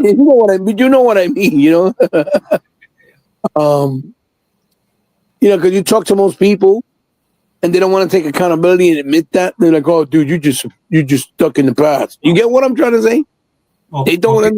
Go ahead. people are complaining about it right now. I mean, that's just the nature of the beast, man. What you got to do as a COD fan is Right, find things about the game that you like. Just focus on that. That's what I do. right, right. Like, you know, I most people do not understand unless you grew up from the era of Pong, the Odyssey, Atari, ColecoVision, Intellivision, right? Yeah. Pocket holders, and all those stuff that we had, right? In the very beginning. Unless you didn't grow up in that era, people don't understand, right? Um, the importance of supporting certain games or playing certain games. Like they see because they'll be like, "Oh, that's just a small little indie game. Who cares?" They'll look at it like that, and they don't understand that those are the lifeline of the culture of what video game really is, and that's why it's important to support and embrace something like Song of Iron, Lost in Random, right? Snow Straight Roads, no, It Takes Two, right? Uh, no Way Out, right? All these games that are actually, Psychonauts 2, even, right? And like the upcoming South of Midnight, that's a perfect example. That where we started from the beginning anyway, when I started talking. I'm very excited for that game. Very excited. I hope that the gameplay mechanics and the fighting element of it, right? Hmm. is just as good as something like let's say a Devil May Cry or a Bayonetta, because that means it's going to feel good, it's going to have quality, it's going to feel like it's quality, and it's going to keep at the excitement level high, right, when you're playing it. Because if it just looks good, yes, that's an important bonus. But if it doesn't really nail the most important aspect of the game, which is going to be the combat, then people are going to downplay it and be like, it's mid. And my brother, what I'm talking about. They're like, it's mid. And they're going to try to hurt the game even more because it's already got to fight with the fact that it's not the next Avowed, right? Which is everybody's talking about. And I'm glad that Microsoft was smart enough, if you notice, my brother, and respectful enough to the other developers that they didn't add Avowed in this developer direct because they already know Avowed's coming, right? Well, there was also drama around about 2 months ago. So. Oh, you're talking about the DEI stuff, right?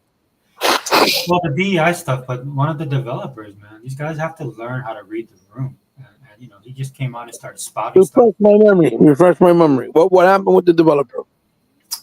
So they got criticism for some of the stuff. Like people got early copies. Okay. So, yeah, it does fall in the realm of DEI because you can't choose if you want to use pronouns or not. And so this guy started posting stuff on his Twitter.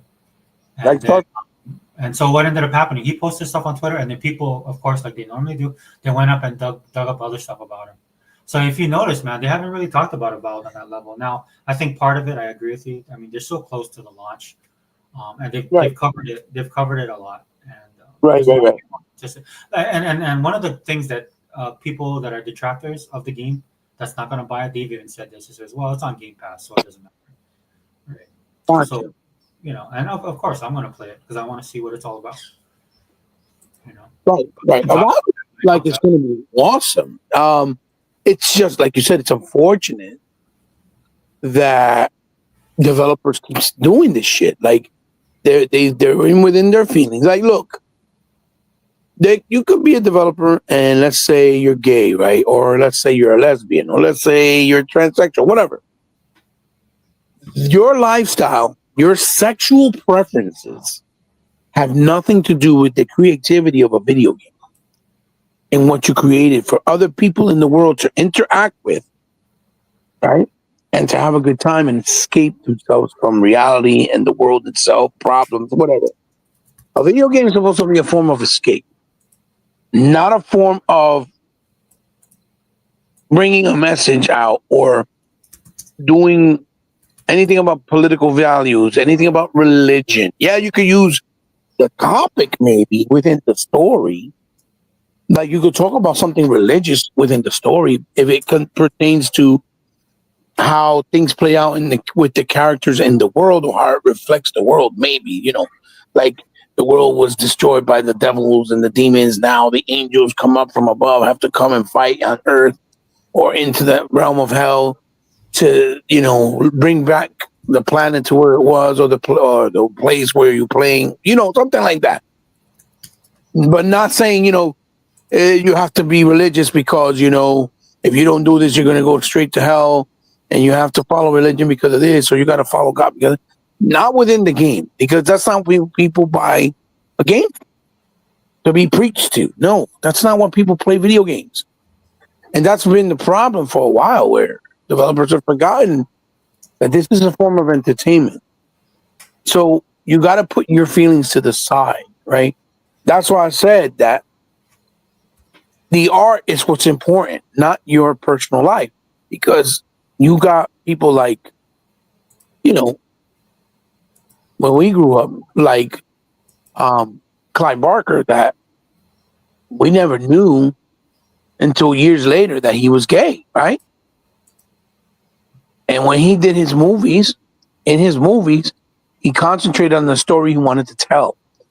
And if you look at it deep within the movie, you'll see some things probably hinting at his sexuality, but you never knew that. You would never guess, and you would never figure that out until he told you, right? Because he didn't make it blatant, right? He just threw kind of like little things here and there, and maybe nods or shade or hints that he likes. Let's say bondage, torturing himself in the red room, maybe being gay with another man. But that's not what the movie's about. The movie's about demons in hell, this box that controls them, that these Cenobites that can bring out, and that's what he concentrated on. He concentrated on his art form, just like a singer like Judas Priest or the lead singer Freddie Mercury from Queens. These guys were legends, icons, people that we love still to this day, that had an art form, did it. We followed it, and we loved their art, whether it was music, whether it was art itself, like Van Gogh or Van Gogh, or right, or whether it was movies, comics, whatever. And that is where the difference is back from that time and that era when we grew up versus now. Now is no, since I'm gay, I'm going to make sure that I put a character in there that's gay, and I want to put why in the dialogue, why it's important that there's no discrimination against gay people. It's important that you let people know why you have to respect us, why we mean something, what our value in life is, and all kinds of other stuff. Preaching. And that's why, again, that you see with things like Star Wars and other stuff, a lot of this stuff has died, right? To the point where you can't fix it. It's just tainted so bad, no one cares anymore. They just said, you know what? I'm letting it go. I'm going to just always stick with the ones I grew up with, and I don't care anymore. And that's bad, because I don't think there's no healing. I don't think there's no way to fix it anymore, unless you do something completely drastic, like, George Lucas is back, Kathleen Kennedy's out, fuck everybody else that was there, there's all new people. You know what I'm trying to say? Mm-hmm. And to go to that extreme is almost impossible, because there's a lot of money involved. A lot of these people have so much stature in their position. It's just hard. It's just different. And I think that's the biggest problem. And people don't want to understand that, because it's no big deal. Like, look, South of Midnight it takes place in New Orleans. We never really had a game that took place in New Orleans, right? Which is fantastic, with a lot of New Orleans folklore, which is also fantastic. The girl is a younger or middle age, probably her late 20s, 30s. The protagonist, young black female, fantastic. You don't have a lot of black female characters in games. I think that's great. Matter of fact, I just bought a beat 'em up not that long ago called Fighting Vengeance, I think it's called, or the main character of the beat 'em up is this black chick that looks like Jackie Brown with the Bruce Lee's elastic suit, with the yellow spandex suit with the black pinstripe from was it Enter the Dragon? Yeah, I think. Which is great. And and I had a really good time. The game is fucking awesome. And it's a beat 'em up. But because it's a beat 'em up, it's not preachy. It's not preaching, equality, or that you have to support or embrace a race or a culture or a religion. You know what I mean? It's just doing what it's supposed to do. It's a beat 'em up, concentrating on what the genre is: fighting, kicking ass, and being a badass motherfucker. That's it. So that's what's a saving grace in the game, and that's the way it should be. So I think South of Midnight has a lot going for it. So it's unfortunate if any of the developer came out and said something to hurt it, because again, that's your own personal life or feelings. Like, you cannot force what you believe in, or your lifestyle, or what your thoughts are in your life on millions of people potentially that can buy the game, because everybody's different, right? Everybody thinks differently. Everybody feels differently. And yeah, some of us think very similar for a lot of things, right? But for the most part, you're going to do it differently. We're going to approach it differently. We're going to think about it differently. We're going to act upon it differently. We're going to react to it differently. It's just it's human nature, right? So you have to respect that. And a lot of developers have seemed to put that to the wayside and be like, you know what? I don't give a fuck. I'm gonna push it. It's what I want. It's what I say is my game. So what? Who cares? So I hope that doesn't hurt the game or Valve, right? Um, but again, to get to my point, it needs the key point of the game. The element is it's a combat game, right? It's an action adventure, so it needs to be. I hope it's very polished and that is good, just like the way they did with We Happy Few and before that they did Contrast. I don't know if you ever played Contrast or no. No. Contrast is a very. It looks like the character looks a lot like Coraline, and the games are like a 2D side scroller with a couple of 3D elements. I But want to say that I want to say that Arya actually played it. I remember her it's looking. awesome. It's an awesome little game. Ever since I played it, I really liked what they did. And what you do is in the world, it feels very Tim Burton-esque, but you use your shadows to do the platforming. You see what I'm saying? Yeah. So there's a lot of lighting to create shadows. And so if you see a bridge that's not complete, there's a light nearby, or you have to figure out how to do something with a light in an angle to make the bridge look like the shadow that is in front of it with another image within that, within that area, makes it look like the shadow is the bridge, and then you can cross the bridge. For example, it does shit like that. You get what I'm trying to say? Mm-hmm. Which is awesome. So I know these guys got talent. I know they're able to do different things. Because a lot of people are like, the guys that did We Happy Few, they're the ones doing something. And I don't know. I don't know about that. It's like you clearly haven't been following them, because they started with Contrast, which is a 2D side scroller that was very inventive and creative. And it worked, right? It was awesome. And that game was the main character was a young little girl, at the time, before all this DEI bullshit started. So I know they're not trying to push that with a female because they're trying to push the DEI movement. You know what I mean? Because We Happy Few was the protagonist was a dude, right? If I'm not mistaken. I think so. Or was it a young lady? I don't remember. Do you remember, brother, or no? I want to say no. It was a lady. It was a dude, wasn't it? I can't remember. Fair enough. Fair enough.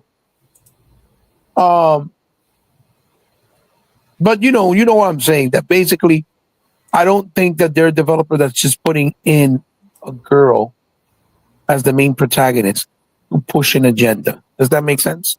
Yeah. Yeah. That's what I'm trying to say. Some people, yes. Like at this point, the way that Naughty Dog is conducting themselves, you can clearly tell it's all deliberate and they don't care, right? And that's going to hurt them in the long run. But as far as other developers, I think they're naturally and organically just doing certain things just because it feels right, not because they're pushing anything, right? And so, and I think also in the story of South of Midnight, it's because she's trying to save her father, right? Isn't it something like that? Well, her mom. She's trying to figure out. From what I gather of the story, right, it revolves around her mother, I think, because the mother is the one that she's. Okay, so she's trying to save her mother. So it makes sense either way. Either way makes sense. And I think if you put a boy trying to save his mother, it'd be more cliche because that whole stigma of mama's boy. You get what I'm saying? I think the biggest draw for the character in the game, Mm-hmm. right, is her overall look.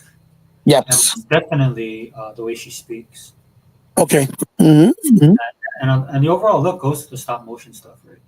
Yes. Actually, with the stop motion, you can see why she's built the way she is and drawn Yes. the way she's drawn. Yes. But overall, I mean, I love her voice. Yes. She definitely has an attitude that's befitting of that area. Yes. Yes. And so she looks the part. And in fact, a lot of the characters do. There's a particular art style that Compulsion Games has given to South of Midnight. Absolutely. Yes.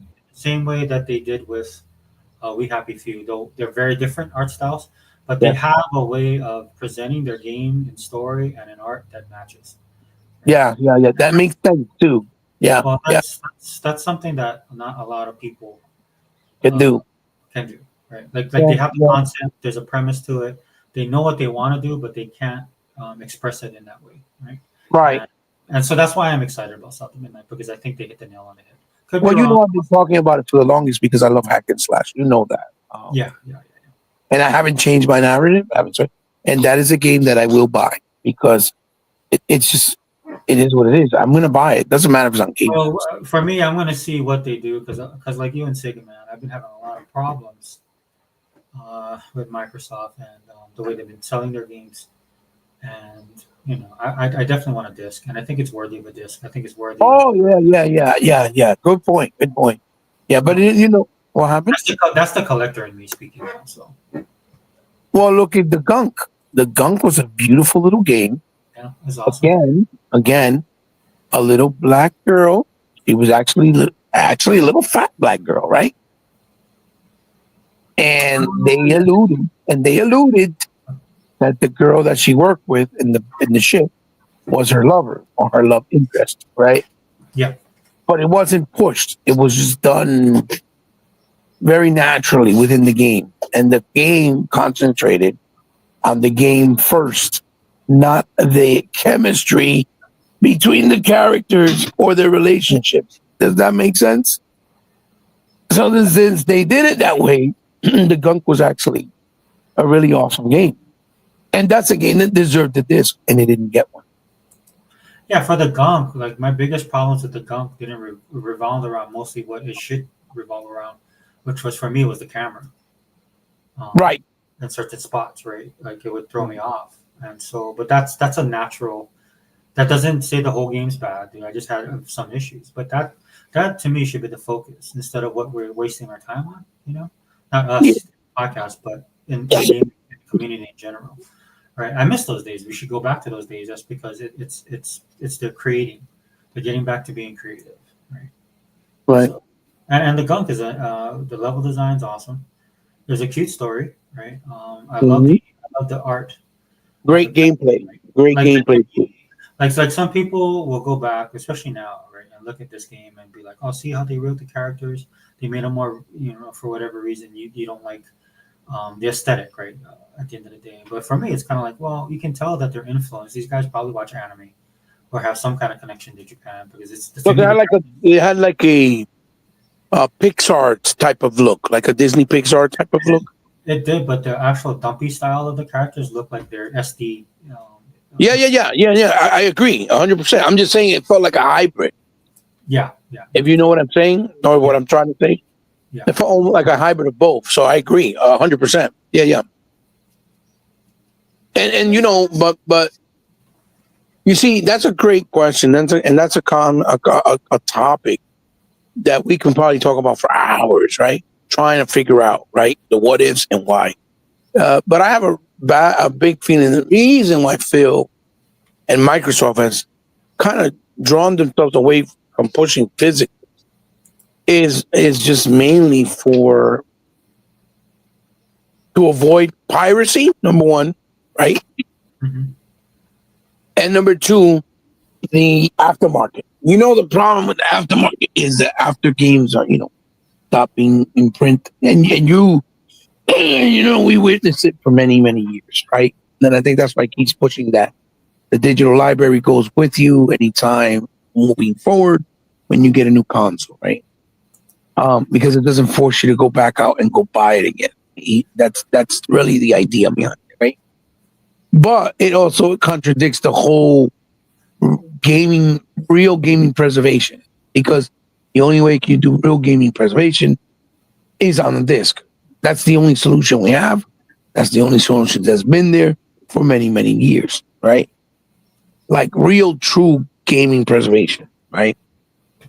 And it's like a double-edged sword because it works to their narrative and against their narrative, because it makes him look like he's almost being a hypocrite and a liar, even though I know why, and we know why he's doing it.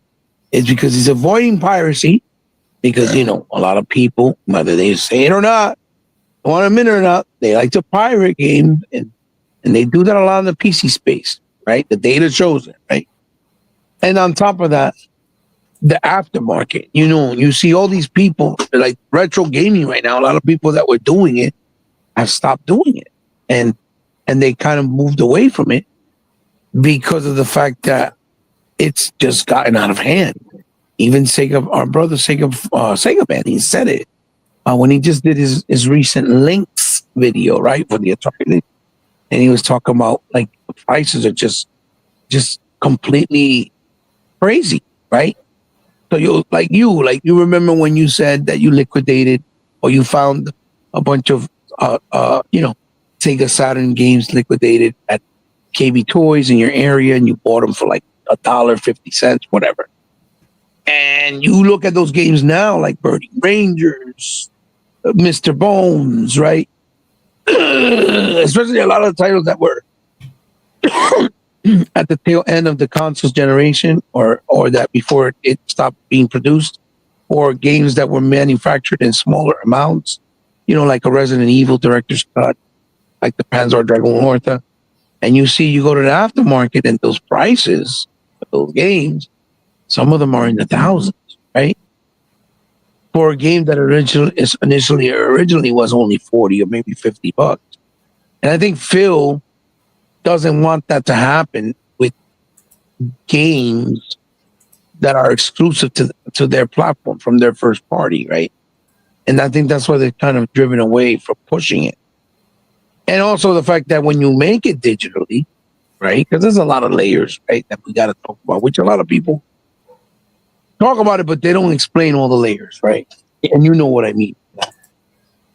The other problem is that when you buy a game digital, not a problem, but the other reason why is that if you buy digitally, they make 70% of the profits. The developers and the publishers, they make a whole bunch of money, and then obviously Microsoft makes 30 or 35%.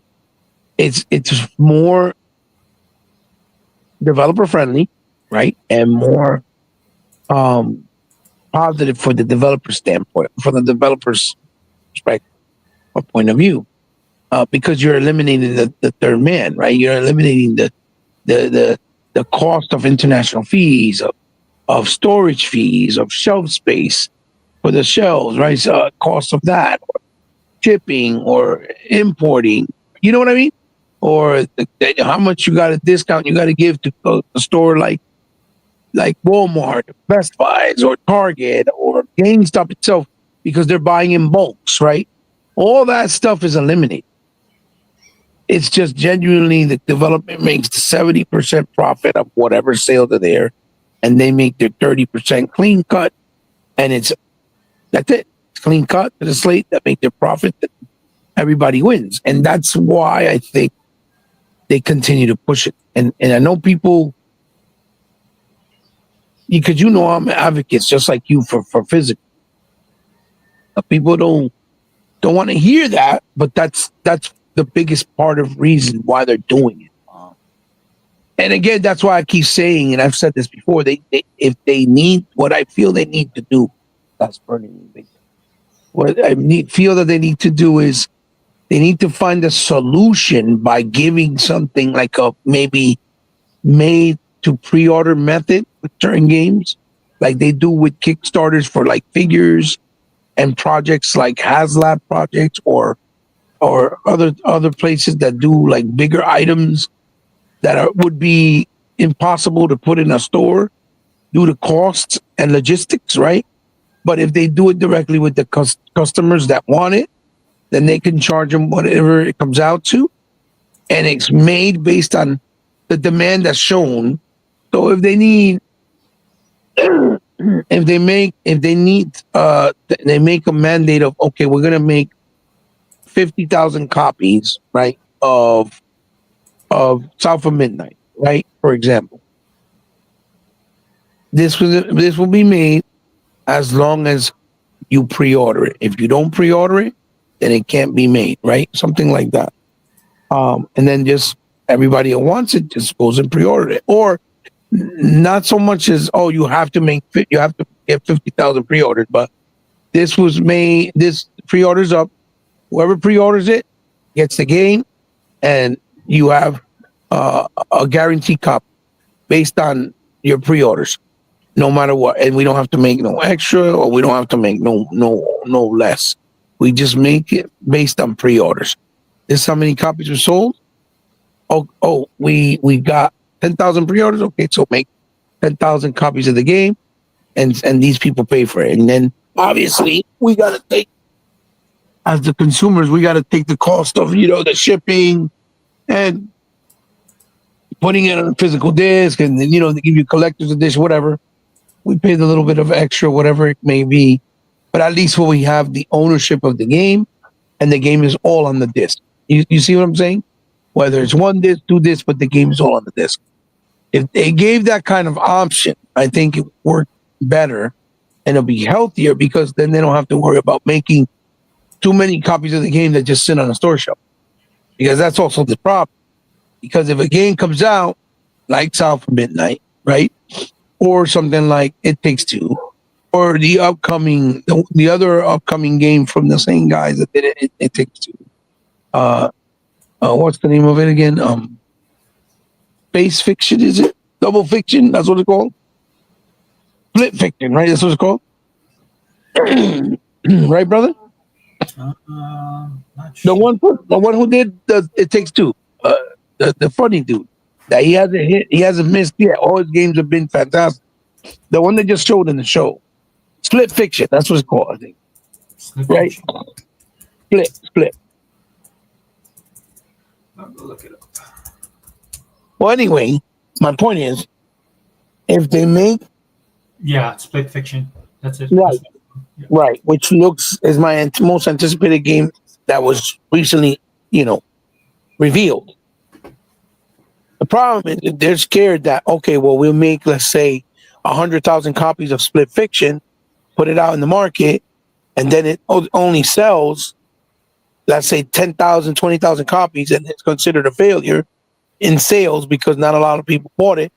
Then to avoid that problem of distribution, I think you also can avoid it by making it a pre-order only available product. Like, we're making a physical Split Fiction, but it is based off your pre-order.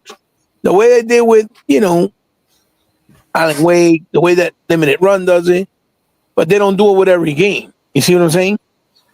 I think if Microsoft and even PlayStation and Nintendo did this, it would help them financially, right? And they would avoid them with that logistical mess when they have to send things out to different places and ship it out to different countries and have no guarantee if the games are going to do enough sales to justify the amount of distribution of that physical copy that they make. You get what I'm trying to say, brother? So, hello? Take it forever. You can hear me, right, brother? Hello? My brother. Oh, I think I lost my brother. No, I muted my mic because I was turning something on. Oh, okay, When I okay. mute my mic, I can still hear you. When I mute my mic, though, just keep on talking. Oh, sure. I just thought that we cut off. I'm sorry. No, so No, when but- you see my picture, or I don't know if you see my picture, but if I don't respond and my mic is muted, I'm still in the room, but I don't want to run water and then you No, worries. I don't take none of the shit personal. I'm not that fucking anal. so just keep on talking. I'm gonna mute. Yeah, again. yeah. But I was asking you what if you know what I mean as far as they should make it where it's made as you pre-order it, right? So if 10,000 people want the game physical, they do those pre-orders. Okay, so there's a lot of things I think they can do, but they won't. Right? Right. They actually have an online store which is very successful for controllers. Right. And I don't understand why we can't get custom made consoles. I don't understand why I don't have peripherals. There's a trailer that just launched and it's coming from I forget the name of the company, but they're remaking all these games and House of the Dead 2. They're gonna remake House of the Dead 2. Yes, you saw that, right? Yes. But my problem with that is I don't want to play it on a controller, and I don't use keyboard. And mouse. Yeah. I want a light gun, right? And I'm not gonna buy the game if I can't get a light gun, right? So And they made. Sorry, I didn't mean to interrupt my brother, but they've made a light gun that actually works with LCD panels and OLEDs and all that stuff.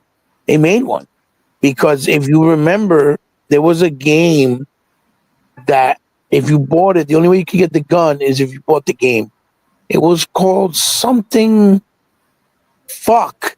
It was some. It was an homage to House of the Dead, but it had really more cartoony graphics stuff. But it's a shoot 'em up, and you can buy it. But it came with the light gun if you bought it physically. It's no longer available in the store. It's out of the store because they delisted it because it didn't sell well.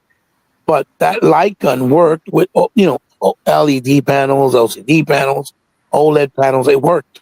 It was created for those type of because one of the reasons why they tried to say they weren't doing it was because light guns work with CRT panels, which were the old type of TVs that we used to get back in the day, versus the flat panels now. And also because they were pushing that whole narrative and agenda that light guns promoted violence, shooting, and all these schools and all that stuff, which I thought was freaking stupid, which Microsoft got sued for, if you remember, a few years back because of that. And they had to go to law, court, and all big stupid lawsuit over that shit. And ever since then, they were like, you know what, fuck it. They got scared and they stopped making light guns, as a whole, the whole industry. But that's definitely something that they can do with a made to pre-order process or option. If you're giving it to the consumers that actually want it, and this is the way they want the game, right? And they want it real bad, okay, you can sell them an edition that comes with a light gun and sell it for $120, whatever, right? Paying for the peripheral, and they'll pay it. But then you don't have to worry about the fear of, okay, if we make this product in mass production and put it in the store and ship it out internationally, and it just sits on the store shelves, and we lost more money than what we gained. It eliminates all that. But again, you hit a good point. They can do all these things, but they don't. So my question to you is, why do you think they don't?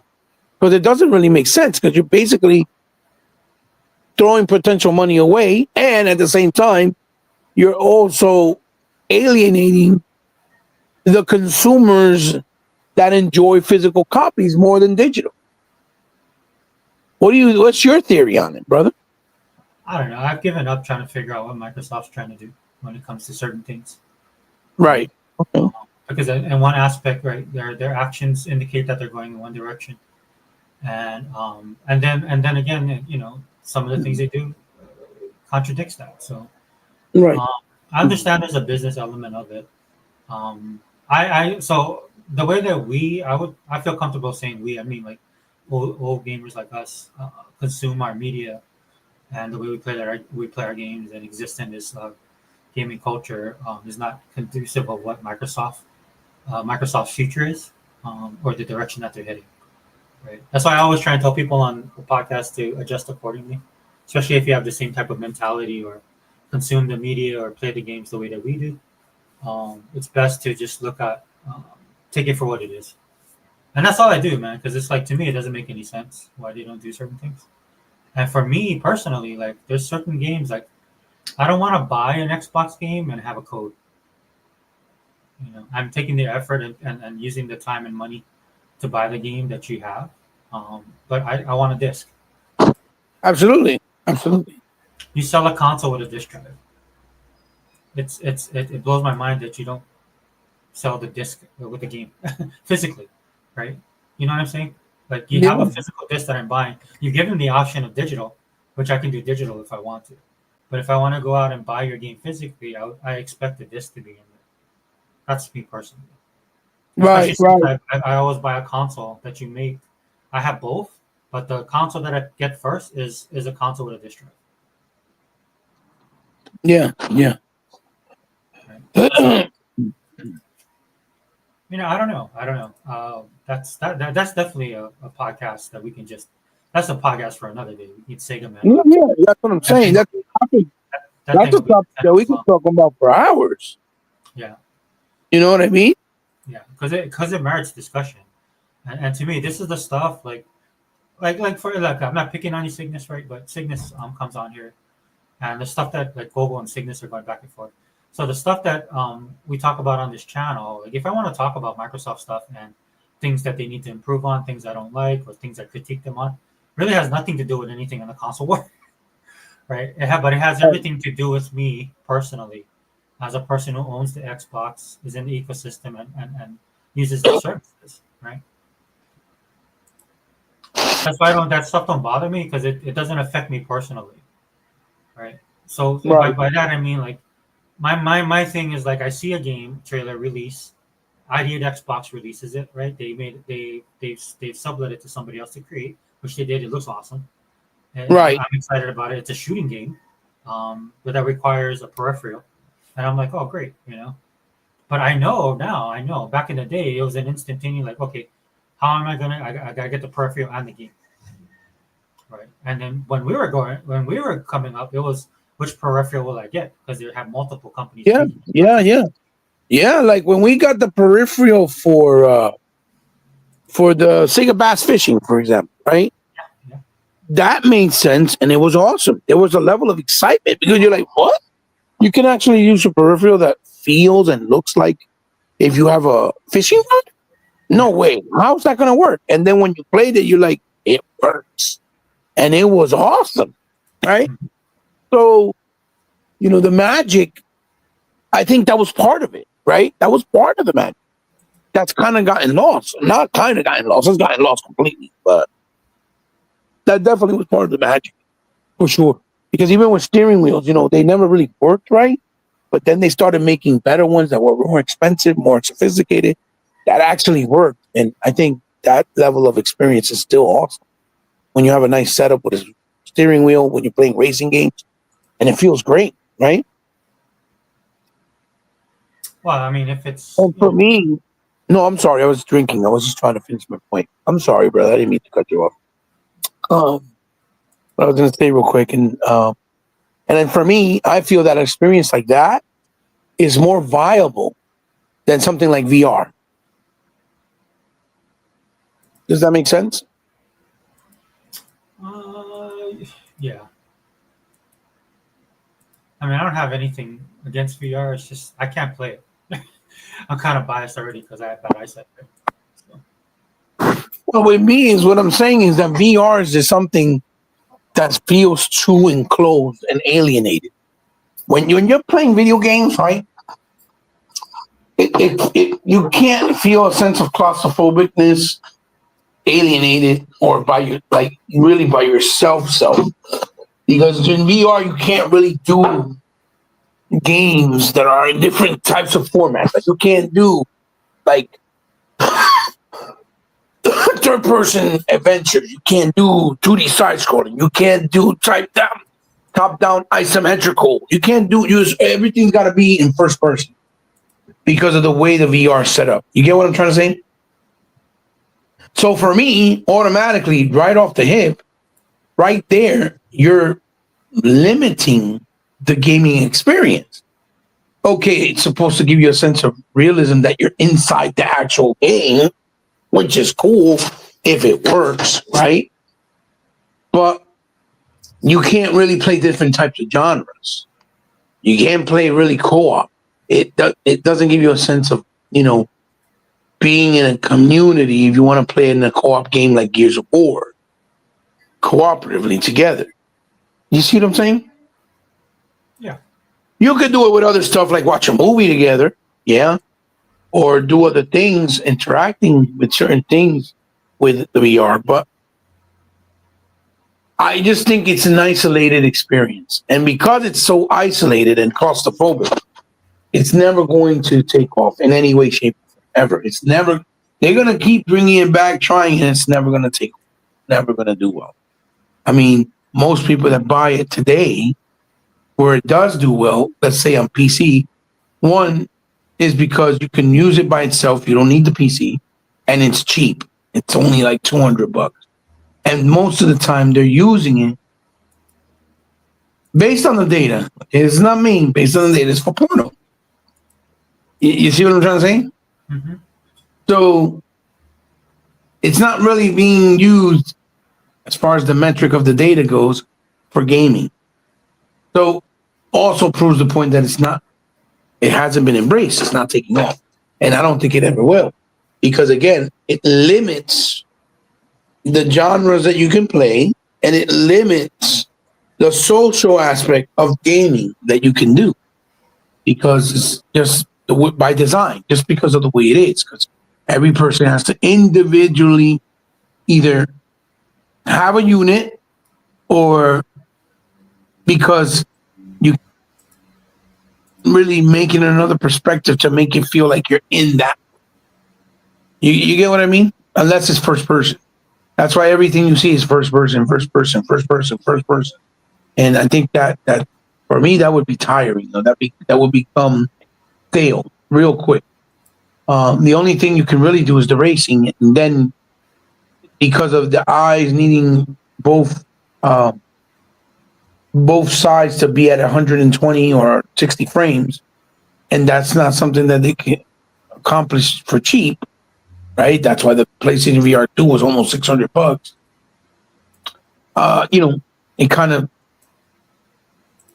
It kind of kills. It kind of like defeats the purpose for racing games for that point alone. And then the level of detail is just not there. The game don't look as realistic as, let's say, when you play something like Forza Horizon or Forza Motorsport in a TV with a controller. You see what I'm trying to say? So it kind of feels like you're going a step back. Because if you're playing it where you feel like you're in the real world, it's got to at least look like it's realistic in the real world. But if it looks fake, you're not going to feel like you're in the real world. You get does that make sense? I mean, yeah, but like I said, right, I'm never going to play VR, right? Mm-hmm. And the main reason why is the same reason I don't go to watch 3D movies. Right. So I'm already out of that circle. Right. So I would be able to enjoy the experience even if I wanted to try. Right. The one movie I watched recently in 3D was The Avatar: Way of Water, and my God, was that thing done?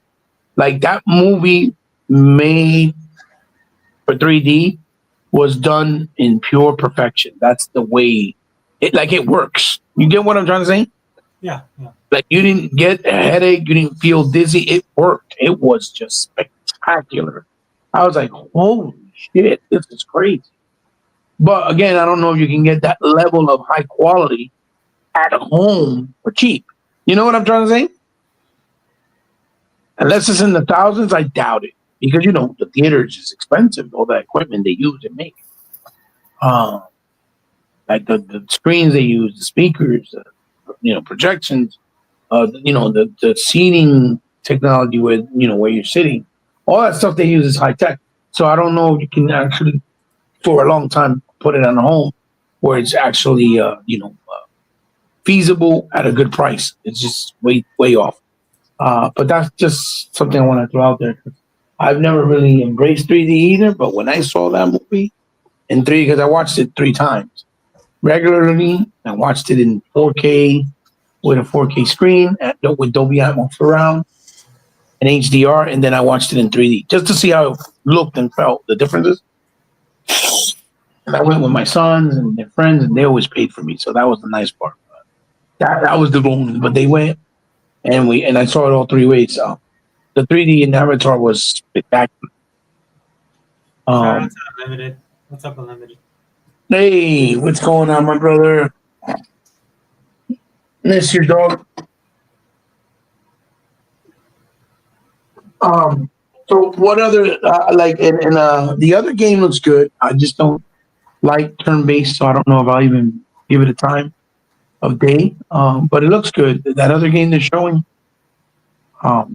Expedition. Graphically, though, it looks absolutely mind-boggling. I don't think it's completely turn-based. I think there's a little bit of an action element to it. Does it? I could be wrong. I hope there is.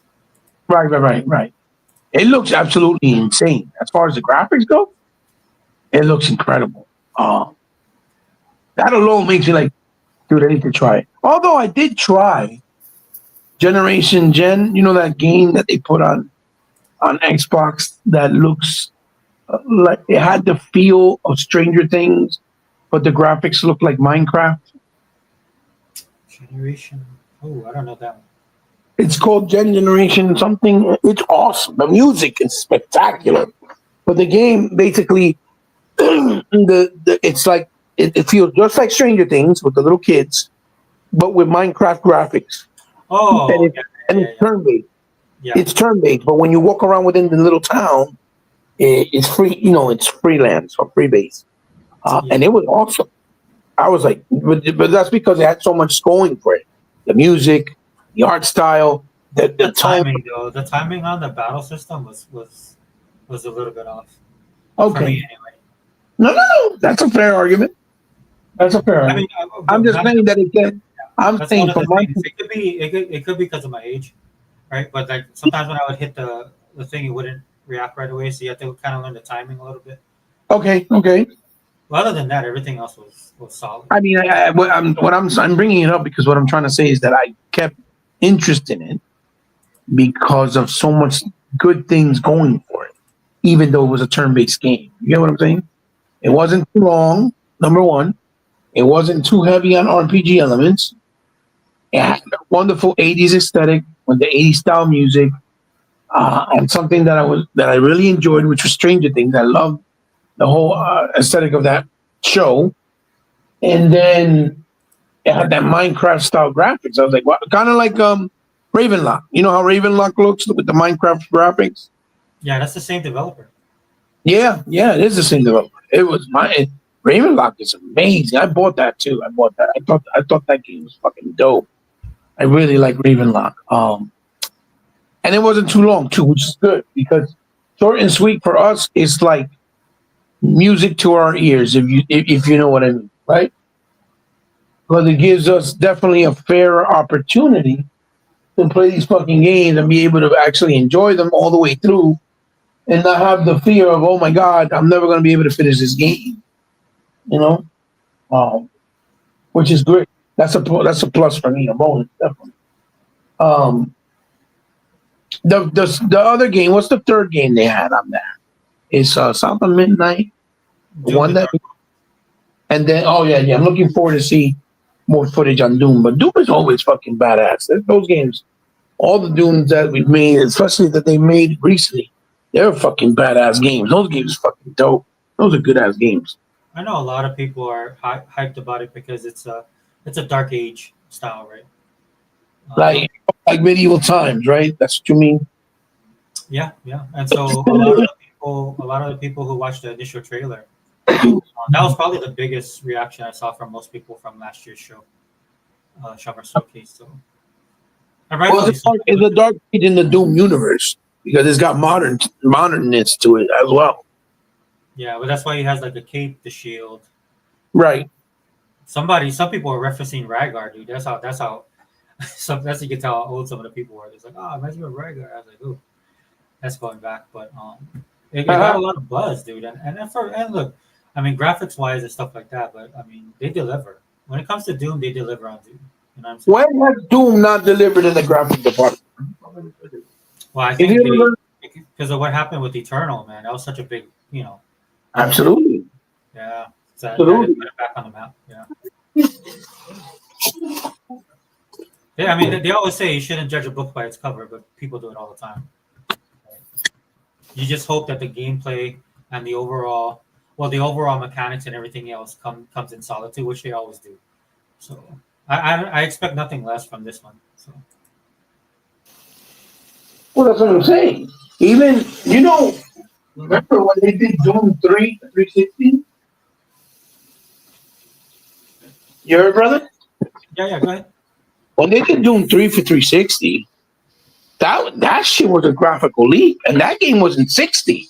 It was 60 FPS with those high value, high density graphics on the 360, and you're like, holy shit, this shit looks good. You know what I mean? It was probably one of the best looking games graphically at that point, besides Battlefield and things like that. But even Battlefield, remember, it looked fantastic, but it was in 30 frames, right? Doom was still 60. You see what I'm trying to say? Mm-hmm. Which is a technical feat in itself, right?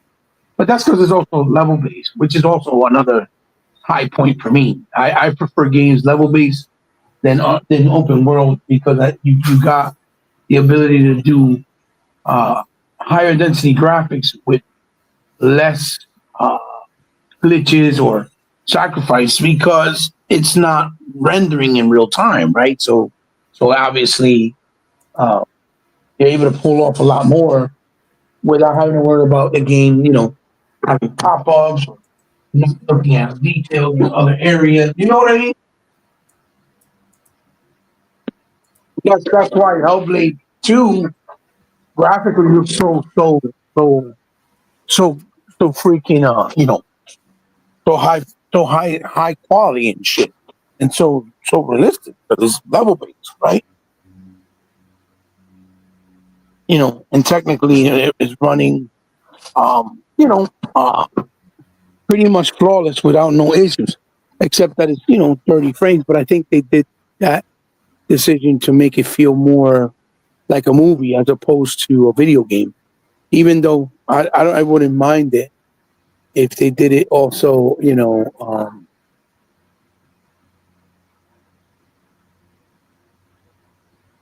even though I don't mind that they did it in 60 because for me, I appreciate it either way.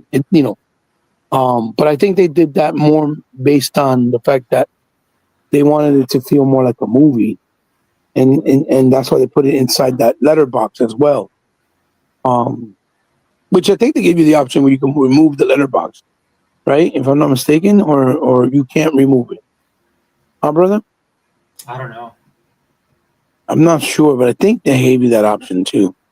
But yeah. So Doom has always delivered, and I think it's going to be spectacular. And that's why people are like, oh, well, why they putting it multi-plat? Because Doom's always been a multi-plat game, and developer was the one who asked them. They asked Xbox themselves, or Phil, I guess. They said, is it okay if we put it on other platforms now that we're owned by you? And they say, yeah, because they know probably that nobody's gonna that has a PlayStation library and established on PlayStation is gonna just buy an Xbox just to buy one game, play Doom. That's basically always been multi-plat. In that case, right? That's where it kind of makes sense. Either way, who knows, right? But we've seen more bizarre things in the industry, so anything's possible. If it was exclusive, it might have been when people would just go out and buy Xbox for Doom. I don't know. I'm just speculating on the fact that it's always been multi-plat, right? Um, so, so any particular thoughts you want from me, or that you wanted to ask me based on the Well, development? we covered the games that we know.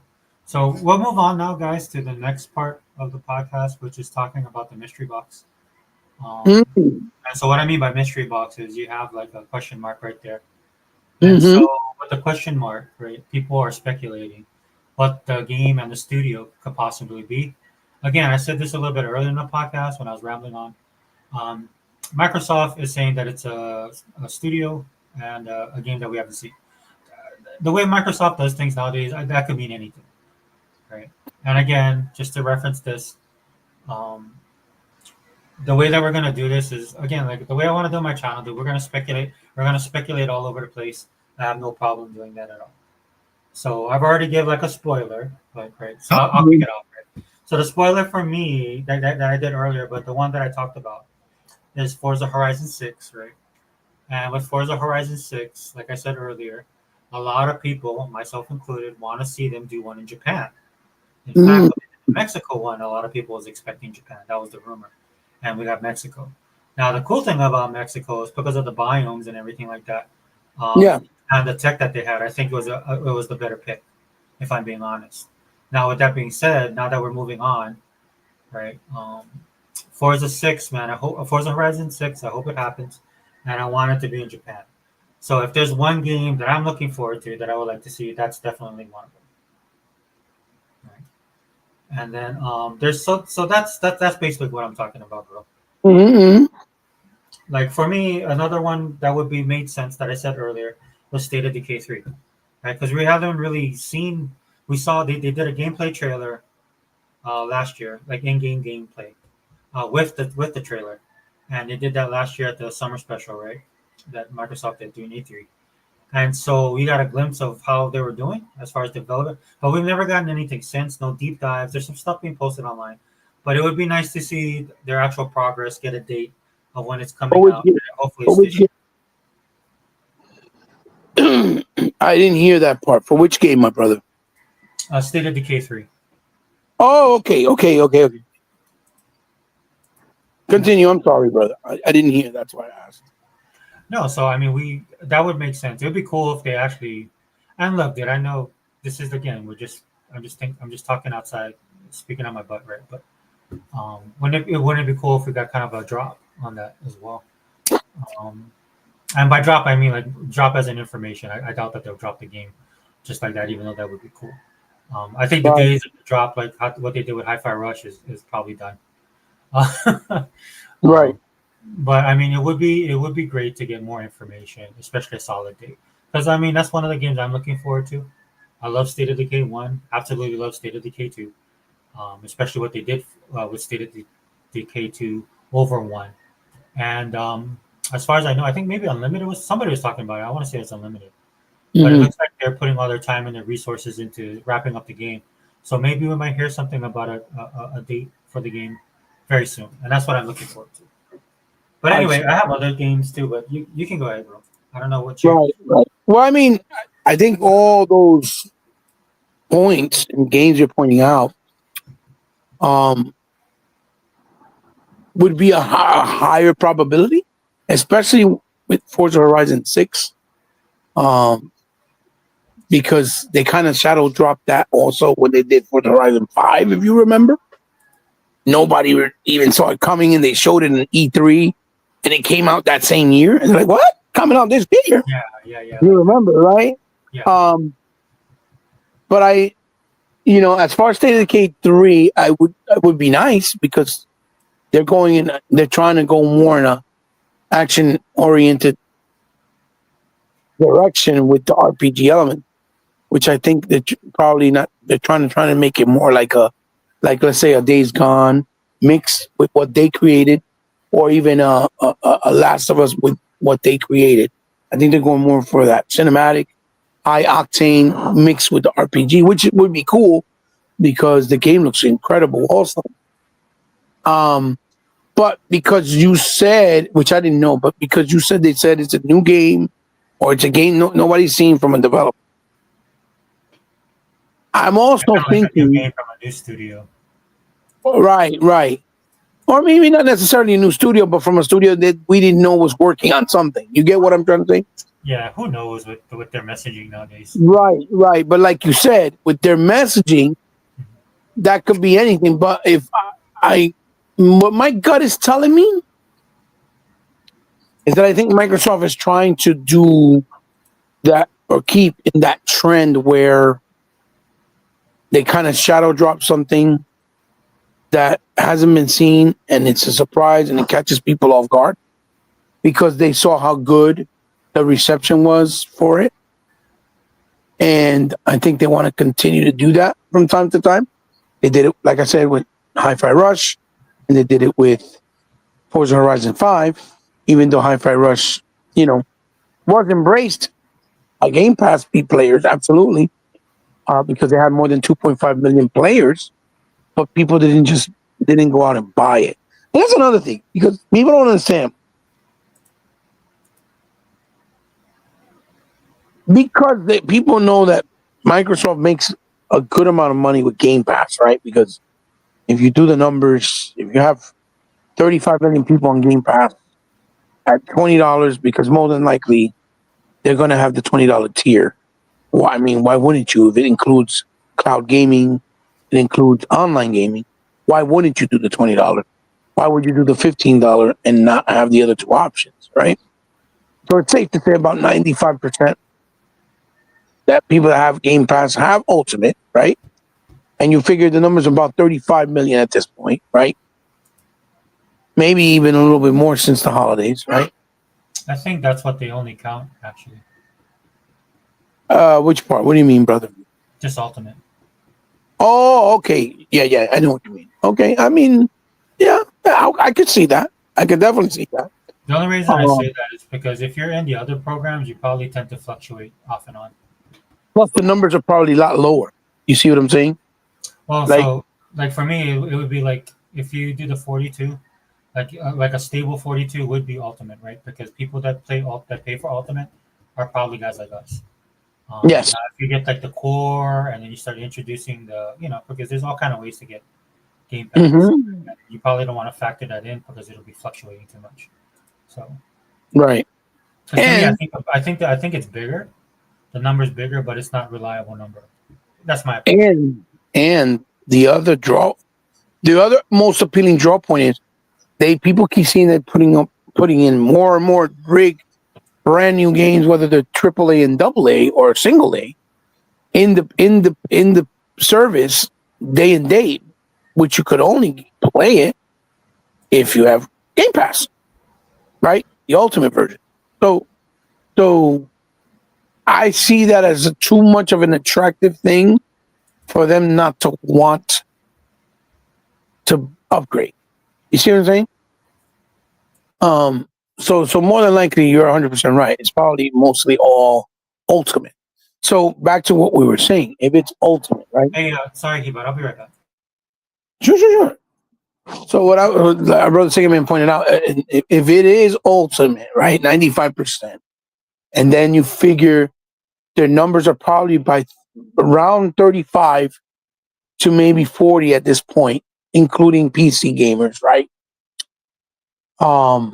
So you figure they're making with the $20, they're making a hell of a lot of money yearly. They're making like in the billions, almost 8 to 9 billion a year. All right, Just sorry. I'm game. back. Yeah. So you figure they're making up in the realms of $8 to $9 billion a year just on Game Pass, based on those numbers, right? Which, if you want to put it into perspective, which I said this before, PlayStation and Nintendo both can release 5 AAA first-party exclusive in 1 year, right? Charge you $60 to $70, and the game can sell up to 10 million copies, right? To give it a rounded number. Let's say each one of those first-party studios that are AAA that they release sell 10 million copies, all 5 of them, right? They still don't make the same amount of money that Game Pass is, because that amount rounds out to about 3.5 billion for 5 games at 10 million sales at a $70 or $60 price. It rounds up to about $3.5 billion, as opposed to Game Pass with 35 million people at, let's say, $20 a month for the whole year. It comes out to about 8 to 9, maybe even $10 billion a year. You know what I'm trying to say? Yeah, I mean, So you're financially, making 10 or $9 billion with Game Pass subscribers alone, versus releasing 5 first-party studios at $70 that sold 10 million copies each game, and you're still not making. You're only making half of what Game Pass makes. That lets you know that Game Pass is very fruitful. well, and the back end, right? The back end of it is like the problem with selling games day one, right? Is the same thing. We talk about this all the time on the channel, right? It's just like a Mhm. movie. The first week sales, that Yes. first weekend sales for like Initiative. blockbuster movies are huge. That's where you make the money, right? The same That's thing the with games. initiative. You have to make it Mhm. at the full price on the day one, right? Yeah. And then the drop off later on, right, as it goes on. But you want people to pay full price. And it Yep. was interesting because Hunter did a podcast yesterday and he talked about this, right? And he was basically talking about how can if Game Pass wasn't successful, then why is Microsoft doing what they're doing, right? And I wish I could remember how he said it specifically, but he made an excellent point about it, right? It's like they're doing games everywhere, right? Or what is their thing? We'll play your games wherever you want to. Like the Yes. new ad, whatever the new ad Yeah, is. but when they say that, real quick, to add to what you're just saying, brother, when they're saying that, They're not talking about, oh, because you can play it on Nintendo and PlayStation, because that's the narrative, right? Yeah. What they're saying is you can play wherever you want to as far as gadgets, right? You have your phone, your laptop, PC, or your Rogue Ally, right? Portable. Because Game Pass is available through the ecosystem of Xbox, which is available through those things, even a TV that supports Game Pass, you can play their games. They're not telling you, oh, yeah, you're going to put it on PlayStation, then you can play it there. I'm not saying that. They're saying where you can play your account with your games in any device you have. That's what they mean. Yeah, go ahead. I'm sorry. No, so there's a lot of that you have to take into consideration, and I think the overhead for Microsoft is way better than the overhead for Nintendo and for Sony, right? And what I mean by that is like the development and all that kind of stuff. It's easier just to pay people, right, to just make their stuff, help them make their stuff, and then put the content on there to keep the subscription service going. Now, there's something to be said about how much they're paying. Netflix ran into this problem, right, where the studios got a little bit greedy and decided to overcharge them on their old content. And that's kind of why Netflix actually went and created like their Stranger Things, right? Or they got the rights to Cobra Kai and developed that. Or like the show that I just watched, Squid Game 2. That all came out of the studios doing that, right? So that's the kind of stuff that I know that Xbox probably or Microsoft is dealing with when it comes to Game Pass. But at the end of the day, dude, that's very little risk, in my opinion, with what they have to deal with the traditional style. This is why these articles, man, they're so hypocritical, right? Because they talk about it, they see it, they know it, right? Yeah, like the one right? But the one they're talking about how Game Pass 80% of sales. No, well, they contradict themselves, right? Because they say one thing, then they come back with another thing, worrying about the services, right? Right. So which one is it? Yeah. But well, like that article that just came out that said, "Oh, Game Pass is alienating 80% of sales according to such and such," but they're not really showing any proof. Like, yeah, of course it's going to alienate sales because why would people go out and buy the game if you can play it on Game Pass if they don't know if the game is worth the value? Okay, so but this is the problem I even have with that with them even saying that, right? Go ahead. It's the same mistake that they made with digital back in the day with the music, right? When Napster was big. Right? I'm listening to all these record labels and they're like, look, that's a bazillion dollars that we should have been getting. I'm like, dude, you're assuming that they're gonna buy your song. Right. Just because they download it for free doesn't mean that they're gonna buy your song. What you need to focus on is on the people who download it and then that actually buy your stuff. Yes. That's what pisses me off about that article. I'm like, no, that you're assuming that people will buy the game. And if that were true, then Sony would be in a lot better position than they are now. Like you said, with Astrobot, dude, like that got so much praise. You got a lot of these perfect example. No, but you had a lot of these influencers who played it. You had all of this buzz around it. One game of the year, even. Then you see the sales numbers, right? And I'm like, dude, they're probably not going to do an Astrobot too. That's the reality of it. Yeah. So when that guy released that article, man, that just tells you, right, with everything that's wrong with the gaming industry, especially on the media side, right? He wrote that stupid article, made no sense. Everybody knows it, but then everybody hops on it and they start making videos about it. Oh yeah, but they hopped on it because they just want to make it doom and gloom. Xbox is dying, right? Or Game Pass is no good, even though the truth is that's a lie, right? You know? Yeah. Okay. Go ahead. Because again, your probability of your game selling that's on Game Pass is higher than the game not being on Game Pass, because when people play the game and they see, oh yeah, this game is good, right?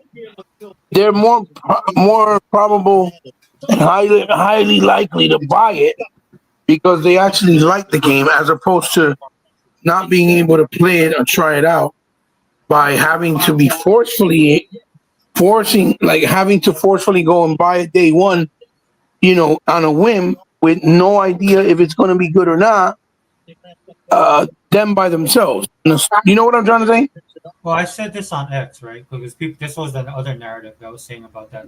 Because they were trying to say how some people didn't like some of these developers, Game Pass didn't work out for them, right? And they're like, oh, they didn't get but some developers said that did work. I mean, to your point though, right? Like people didn't. Yeah, go ahead. Stuff like, or people, they didn't have the success. I was like, well, how about this? How about nobody playing it? Like they didn't have enough people that they felt wanted to play their game. I'm like, well, how about nobody playing? Right. How about that? Right.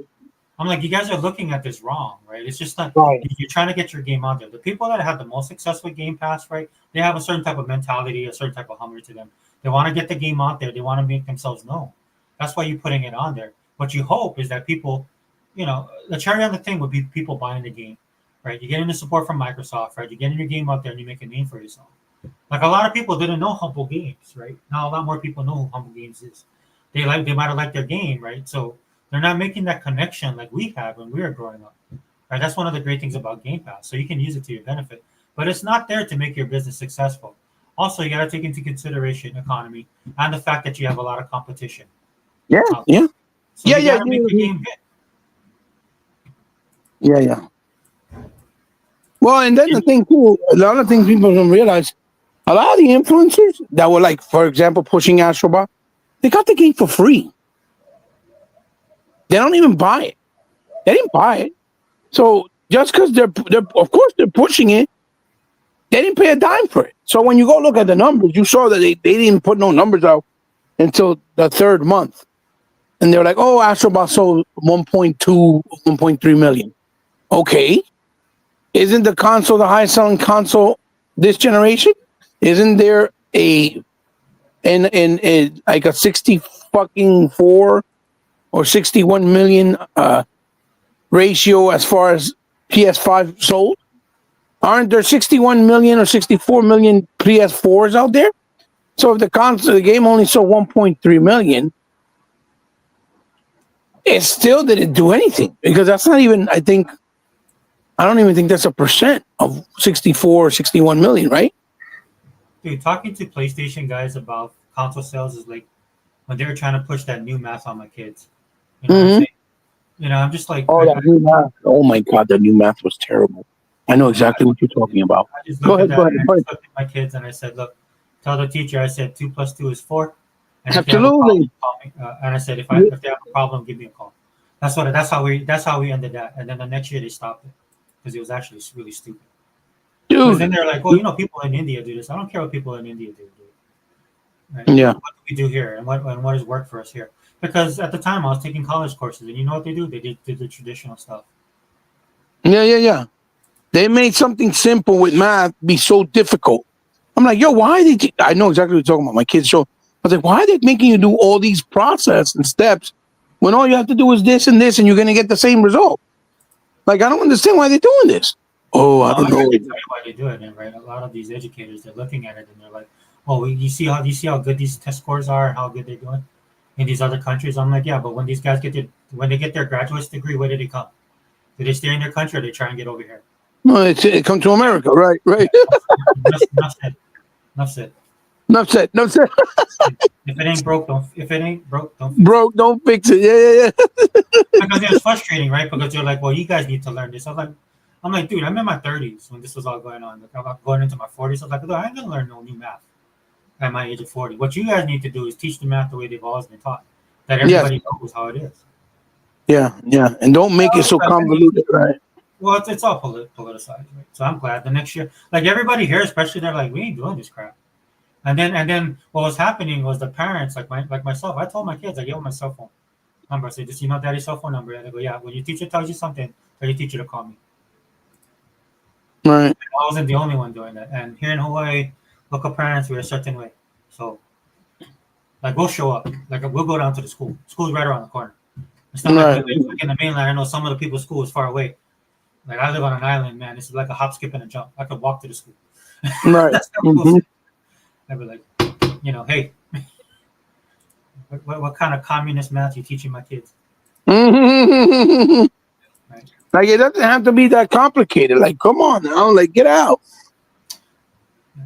But that's what I mean, right? These guys, they don't like it. It blows my mind because I'm like, dude, you have all these consoles that are out there, but your games are a fraction, a low percentage of what the base is, dude. So doesn't that would make me curious with Xbox, and in fact it does, right? Because that's an eye-opening thing when you realize how many Xboxes out there and what the what do they call that, the rate of console to game, right? The ratio. ratio. Attachment rate, the ratio, right? Yeah, attachment ratio. Mhm. I mean, not super great, but decent, right? Mhm. In the way that I think about, like if you buy an Xbox, right, and then how many? But I mean, obviously, Xbox people buy more games, right? If you look at it that way, right?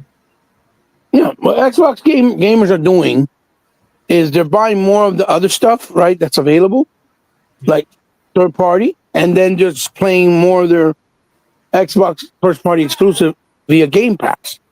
But they still buy the game if they like it on Game Pass, and you get a discount right from the first day. They give you a discount. So obviously the numbers are not going to match as they would if they sold it for the same regular price. Because that's just the way it is. But because you have so many people, like they're going to continue to have those 35 or 40 million people that are subscribed to Game Pass. They're not going to unsubscribe. Even if they didn't grow right away, they're not going to. That's guaranteed subscribers because the value of having games day and date from first party is just too big for people to stop and unsubscribe. You know what I'm trying to say? No, 100%. That's why when I see these videos with these guys, they're like, "Oh, I unsubscribe to Game Pass. I can't do it. There's no value." I'm like, "Bro, stop lying. Stop the cap. That means you didn't care. You're not an Xbox fan and you don't care. Well, Or you never had. you're not a gamer. Or you're not a gamer. Exactly. Off your channel. There's no fucking way that you're gonna tell me with a straight fucking face, being a video gamer, especially a lifelong gamer, that you're going to unsubscribe to a $20 subscription that you're getting brand new games all year long, every month, week by week, in some cases, sometimes every 2 weeks, you get announcements of brand new games putting in there. And especially brand new, like for example, with Xbox, with this year, you're gonna get fucking Doom, you're gonna get South of Midnight, you're gonna get Avowed, you're gonna get maybe even something like State of Decay 3 down the road, maybe at the end of the year. You know what I'm trying to say? That in that other RPG that we just talked. What's the name of it again? Oh my god, forget the one that's going to be shown. Which one's going to be shown? The RPG, the one that's going to be shown. Sorry. Expedition 33. Expedition, right? You're going to get that. Sorry, I don't look at it as an RPG. I kind of look at it as an action game, if I'm being honest. I know it has RPG elements. Right. But when I watched that trailer, I'm like, really? I mean, it looks like it's going to be a little bit more action. More action, right. I agree. I agree with that. But my point is, Wulong is coming still. The Immortals, that other game that looks like a Dark Souls game that's with that girl character. Yeah, like, how can you tell me with a straight face? Oh, I don't want to pay the $20. I'd rather go buy these games $70 each. In the economy we live in, number one. And number two, without you really knowing if the game's going to be worth your time or not. When Game Pass gives you the freedom of, I'll just play it on Game Pass. If I like it, I'll buy it.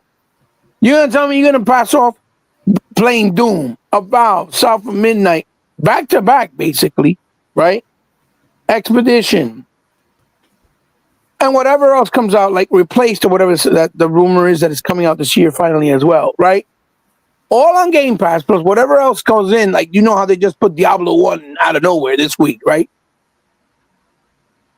For $20 versus you going to the store and buying it at a full price. Come on, bro. Like, you gotta stop. Well, and honestly, the thing that irritates me about it, and I know that they don't play Game Pass, is because you get a discount on the game, right? And these games, man, they're not on that level of expensive. Right? Mm-hmm. In other words, what I'm saying is there's your big AAAs that of course are going to be $70. Thanks for that, Sony, by the way. Right? Mm-hmm. They have these high price games, but a lot of these games are lower than that, on top of the discount. And then what a lot of people are doing, this is where Microsoft is smart with the ecosystem, right? What they want from you is they just want your money.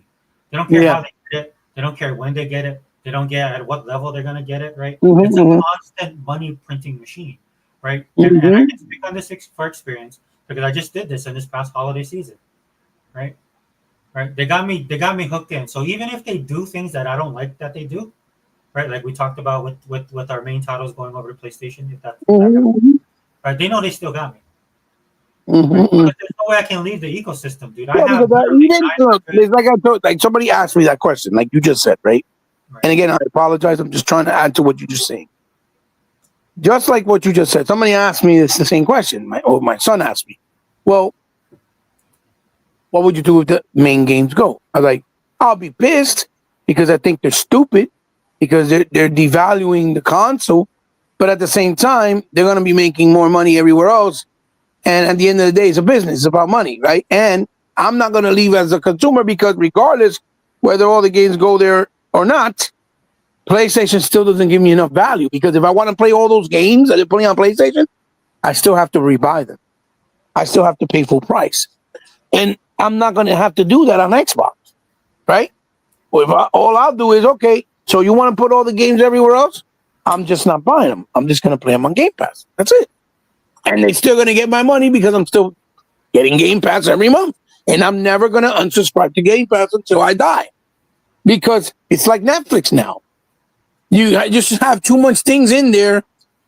Just first party alone. They got enough first party shit in there that I'm always going to have something to play. You see what I'm saying? So there's no reason for me to unsubscribe. I'm going to keep subscribing. Look, Game Pass could be $40 right now, and it's still worth the value because you're getting every single game day and date, every single first party game. And it's just going to be continue to grow. Indiana Jones, didn't have to pay a dime, could play it there. Stalker 2, didn't have to pay a dime, could play it there. There's no way you can argue and say, it's not worth it, there's no value. Because me wanting to own a game is a different thing versus me not realizing that playing games for $20 every month that are brand new is not valuable. That's valuable. So I'm going to keep that and still buy the games I want to own when I'm ready to buy it or when I have the money to buy it. You see what I'm saying, brother? Hello? Yeah, go ahead. Go ahead. You see what I'm saying, my brother? So that argument is like, bro, come, like, oh, I'm going to go to PSN and get PlayStation, get PSN, where I can't even save my cloud saves unless I have PSN. It's under a fucking paywall just to save my games. Like, you see how stupid that shit sounds? And also, I got my library already established on Xbox, digitally and physically. No, there's no reason for me to leave the ecosystem. I won't. All I'll do is, like we talked about, I'll just stop trying to defend Xbox because at this point, there's no point in defending it because they made their choice. They chose to be a hardware and a publisher. That's what they chose to be. We're now publisher and a hardware company. We're no longer just a hardware company doing first-party games for our hardware. We're publishing all our games everywhere. And then from a perspective of money standpoint, I understand. I get it. You know, if it's printing money, why not do it? But I also don't see them making a lot of money on another platform. Like people on Nintendo Switch and PlayStation, even if Halo, the Master Chief Collection went over there, for example, which that's not true. That's just Nate the Hate always creating dumb fucking ruckus. Every year he does it when they announce the developer direct. He does it every year. He was the one that said that Starfield was going, and that never happened. So again, I don't listen to that dumbass because he's just Xbox hater, right? He likes to create false narrative. Isn't he on Xbox though? Yeah, he is. But he's one of those guys that has Xbox but always talk shit about it. You get what I'm trying to say? Isn't he on an Xbox podcast? Is that? I believe so. Yeah, I believe so. Yeah. Mm-hmm. So for me, those are like the pony bots, what we call the pony bots. You know what I mean? That they'll always defend Nintendo or PlayStation because they only have exclusives there, but don't understand that there's a bigger picture and it's different era, it's a different time. That's why Nintendo and Sony are in the position they're in, that they either don't evolve or they're losing a lot of money, hemorrhaging money on all other sides. Why do you think Sony's doing so much things now when they started making these announcements at CES with all these games and they want to turn into movies? Because in the movie department, they have a chance to make some money off these IPs and continue to make money off of these IPs and to turn them into a movie, right? But they can't do that with the games themselves because they already saw Helldivers 2 didn't do well. Concord didn't do well. Last of Us 2 didn't do well. You know what I mean? Horizon, it didn't do as well as the first one because they went with the DEI bullshit in the second one. You know what I'm trying to say? So again, they're just trying to plant their foot where they already have their foot in, which is in the movie industry, to see if they can expand on the money, especially that now everybody saw that Nintendo made all this money with fucking Mario Brothers when it went to the, to the big screen. But that's because it was done right. Right? That doesn't mean every fucking video game movie is going to make $1 billion. If it's done right, it'll make money. But if it's not done right, and then the thing is Mario and Sonic, for example, they got to understand they also cater to children. And the children are the biggest market in the world. That's why the Switch does so well. Children always appeal, or things that are created for kids as well as adults always will appeal to those children. Something like Horizon and Helldivers, it's not going to appeal to little kids. See what I'm saying? So they're already by default, they got a limited audience. They might find new people that don't know nothing about the video games to go watch the movie that are adults. But that doesn't necessarily mean because they watch the movie, oh, you know what? I'm going to go play the game. That doesn't work like that. A lot of people watch movies and they don't play a video game at all. Even if the movie's based off a video game, they just don't. But I understand why they're doing it, because they're trying to expand those IPs in a different medium to see if they can make some money in that medium as well. Because they're hemorrhaging money. They're hurting right now. But that doesn't necessarily mean it's going to be successful either, So again, to your point, like you were saying, that just, like, it's a dumb conversation, or it's a dumb narrative, because those 40 million people or 35 that are concurrently subscribed to Game Pass will continue to subscribe. They're not going to unsubscribe. And it will grow. Maybe not quick like they wanted it, but it will grow and continue to grow. Because the more games they put in there, the more appealing they're going to make it, and the more word of mouth is going to get out. More people are going to know. You saw that guy that just got on Xbox, and he had no idea all those games were available on Game Pass. He said it himself. He had no clue. And there's a lot of people out there that are on the consoles that are the same way. They don't realize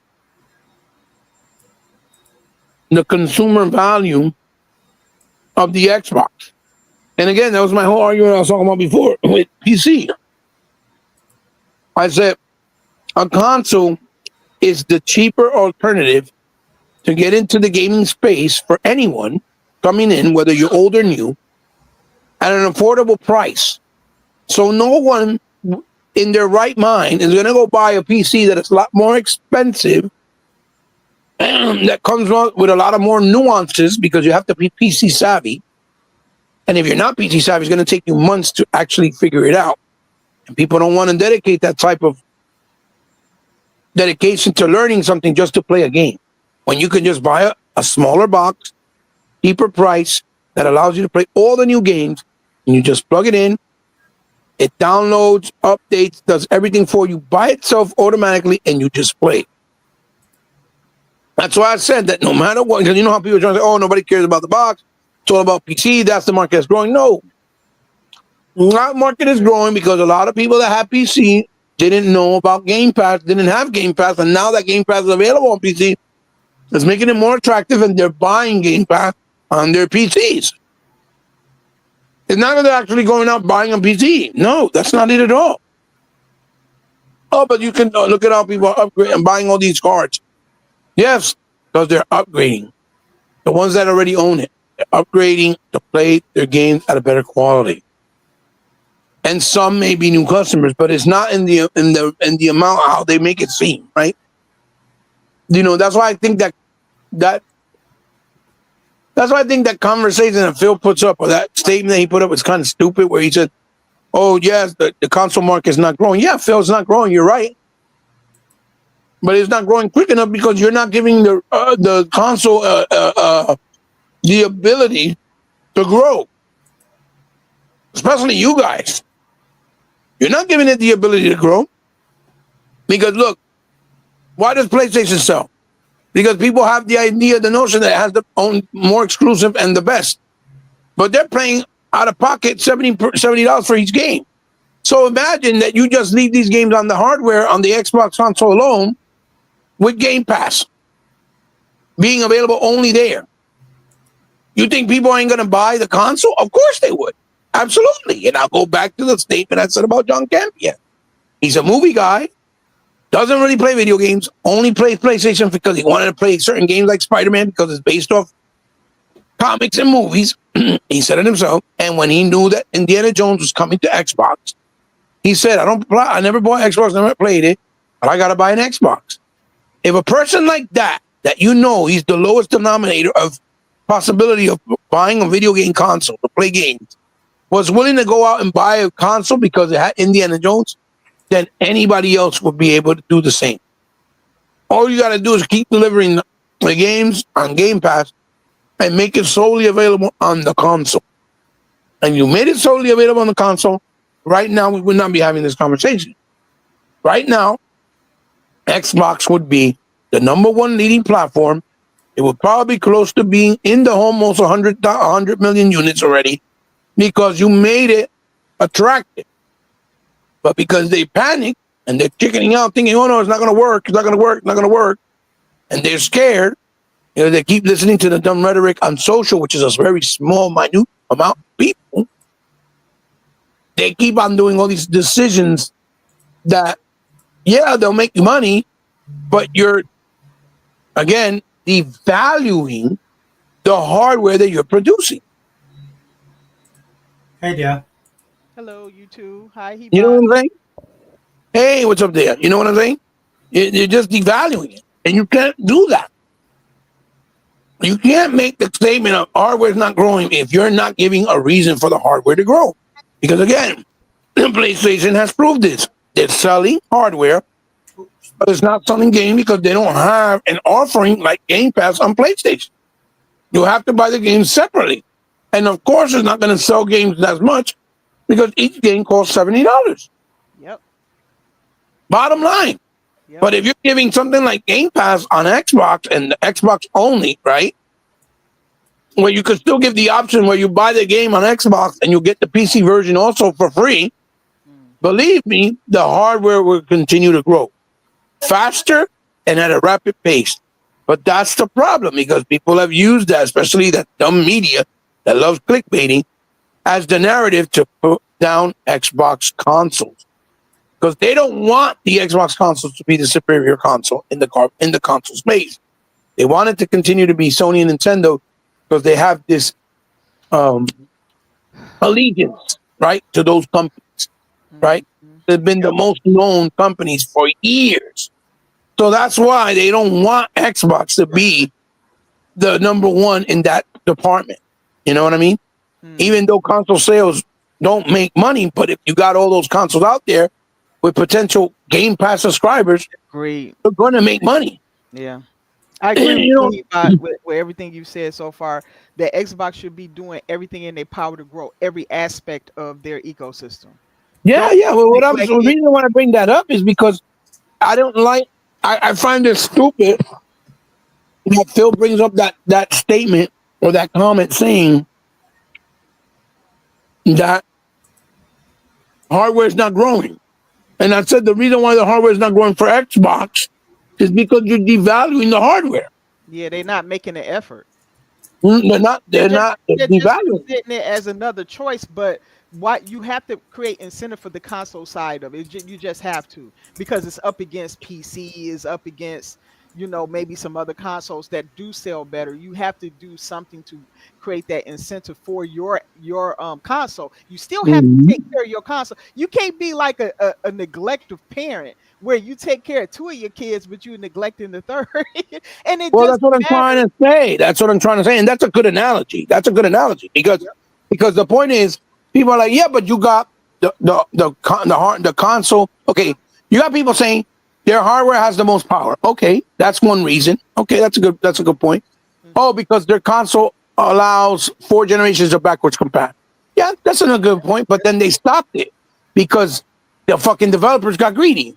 They're like, oh no, but we want more money, even though these games that are old are not going to sell the way a new game does because they're old, right? And the value, to be fair, of those games are not in the same realm anymore. You can't sell a game like Crisis One for $70 in today's day and age, looking the same way it did on the 360. There's no value in that. The game is old. You can't sell Pac-Man, the original Pac-Man, for $70. No one's going to pay that. You see what I'm trying to say? So the backwards compatibility is something that has to stay being free. And these developers don't get that, right?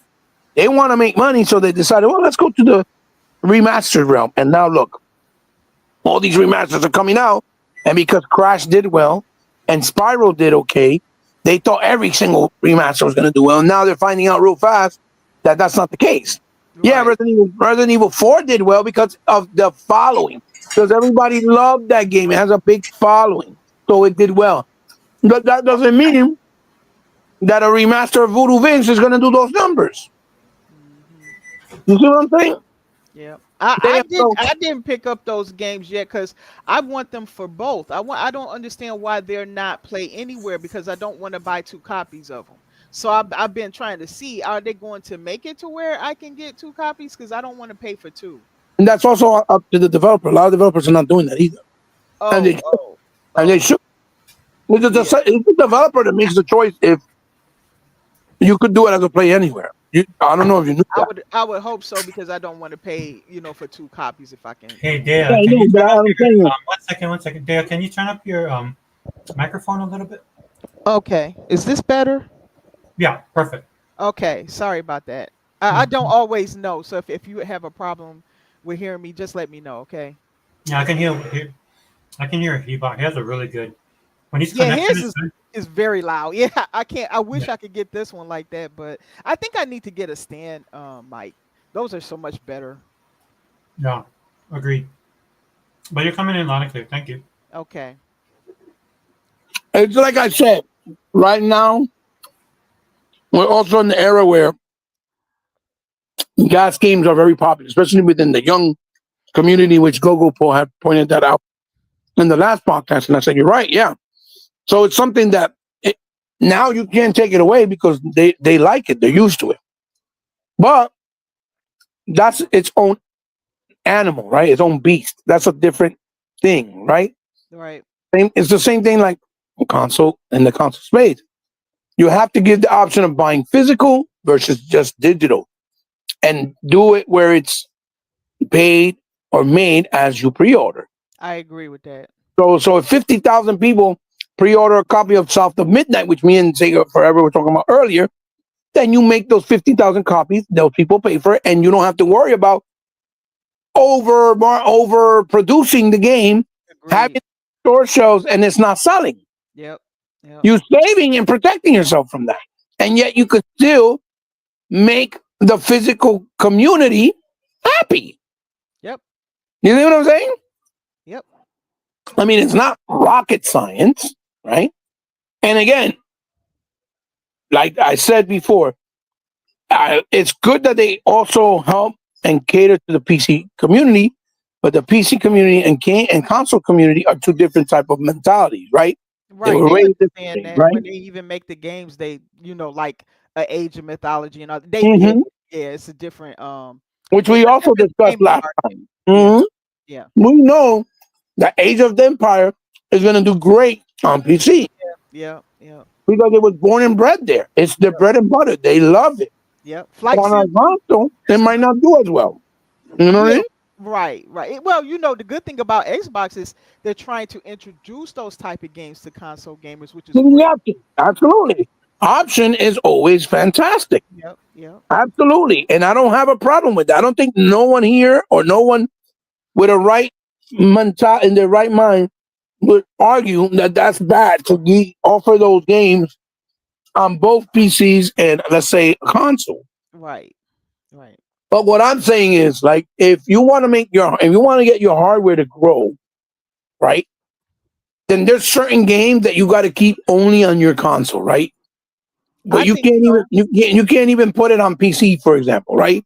Or you can't put it on PlayStation or Nintendo. Not because you're trying to be selfish, but because in order for you to sell this product, you have to give a reason why people want to buy it. I And that disagree with that because PC has access to Game Pass, and I don't want to pay for Game Pass and not have access to the games. no, no, So if no, they no. I do don't mean that, that. I I mean, would back out of I Game mean Pass. game.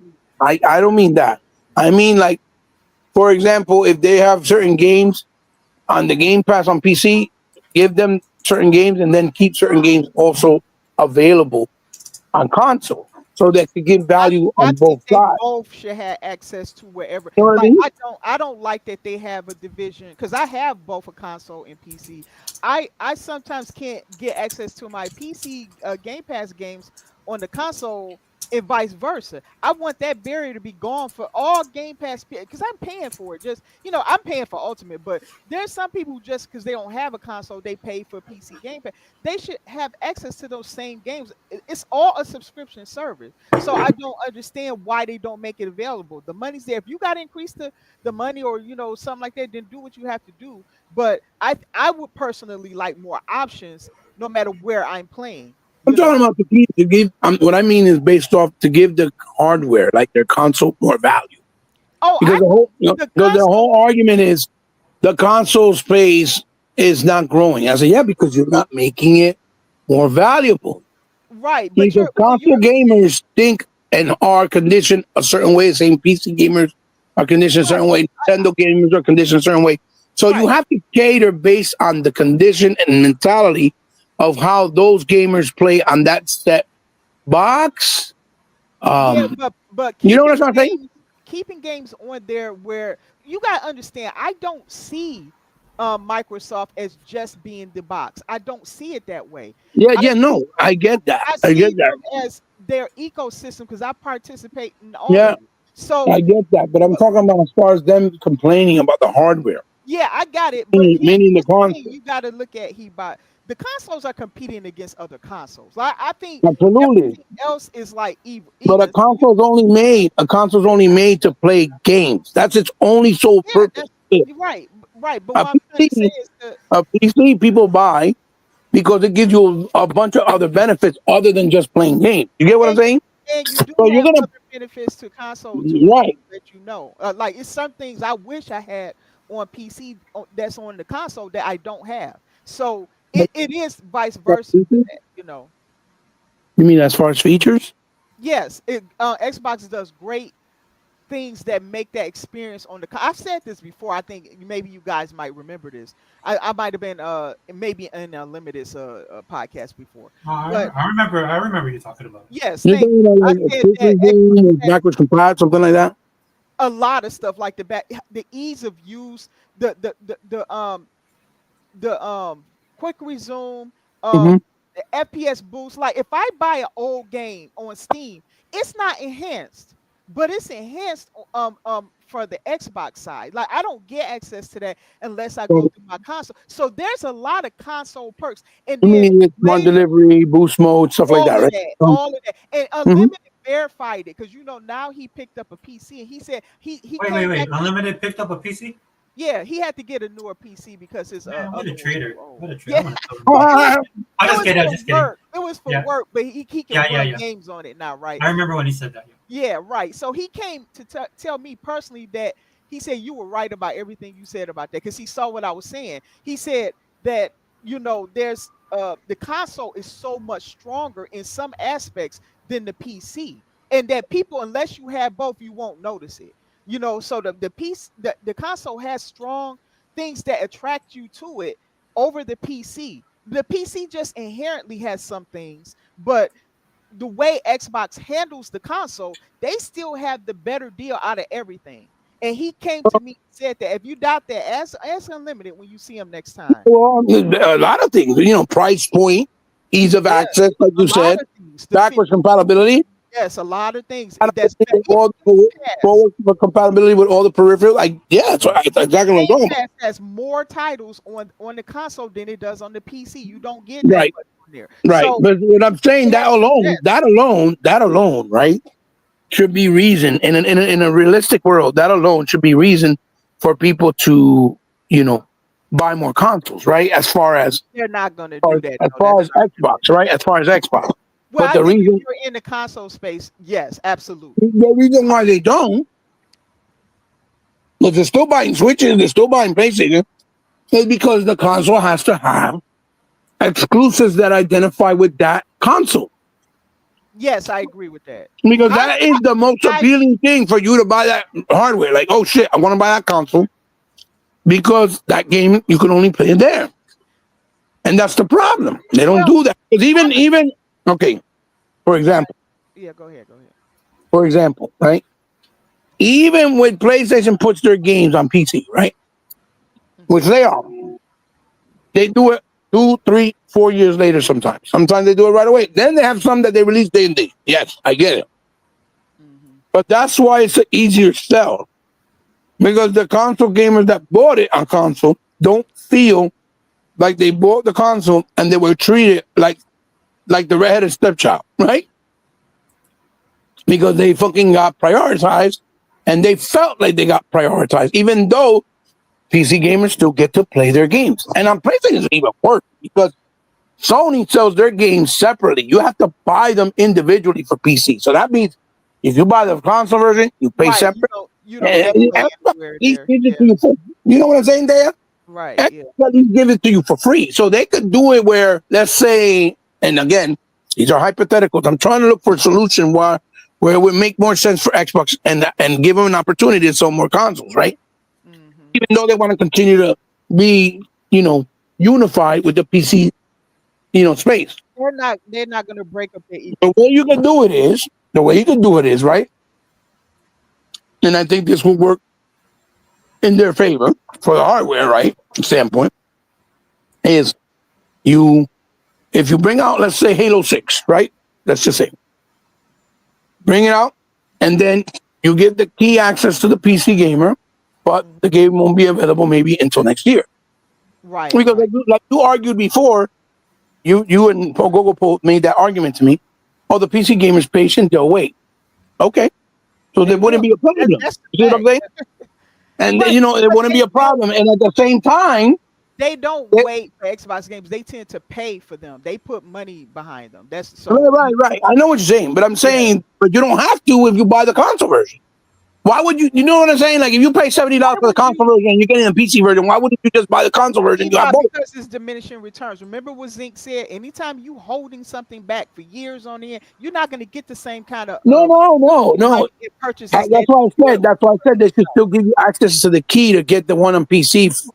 No matter what, but that they just have availability for it in a year. Let's say because they did it for a year, time exclusive. Wait a minute, on a who are you console holding for the games back from though? Who is it? Is it from the rest? No, Or is it from the PlayStation? bringing it anywhere else so that the console hardware can have better value. That's my argument. You see what I'm saying? Because that will make people be like, okay, well, I'm going to play it on the hardware, which is my preferred place to play. You're just first. not going to do that. You know what I'm trying to say? You're not That won't hurt. That won't hurt the PC community with Xbox, and that won't hurt Xbox. And I'm not saying they have to do it every game. They could do it just with specific games also. Like they could do certain games day and date with both. That's fine, but they have to give that reason to make their hardware have more value. And that's the problem. They're not doing it. You see exclusivity differently. Okay, I'm not looking at exclusivity as it's the only way to drive people to something. Yes, because you're looking at it from the perspective of a PC gamer, because that's what you like. Well, no, because you know what, those borders don't exist there. Games compete against other games there. And that's how I see it. But let me get my point completely out, so you don't assume that I'm saying something. Okay, because I'm trying to have a conversation with you, so that I don't mean to cut in, but I'm trying to have a No, no, conversation. no, no. I'm not taking it at all. Not at all. Not at all. Okay, I just want to make sure that No, no, no. I, We're good. We're good. No, not at all.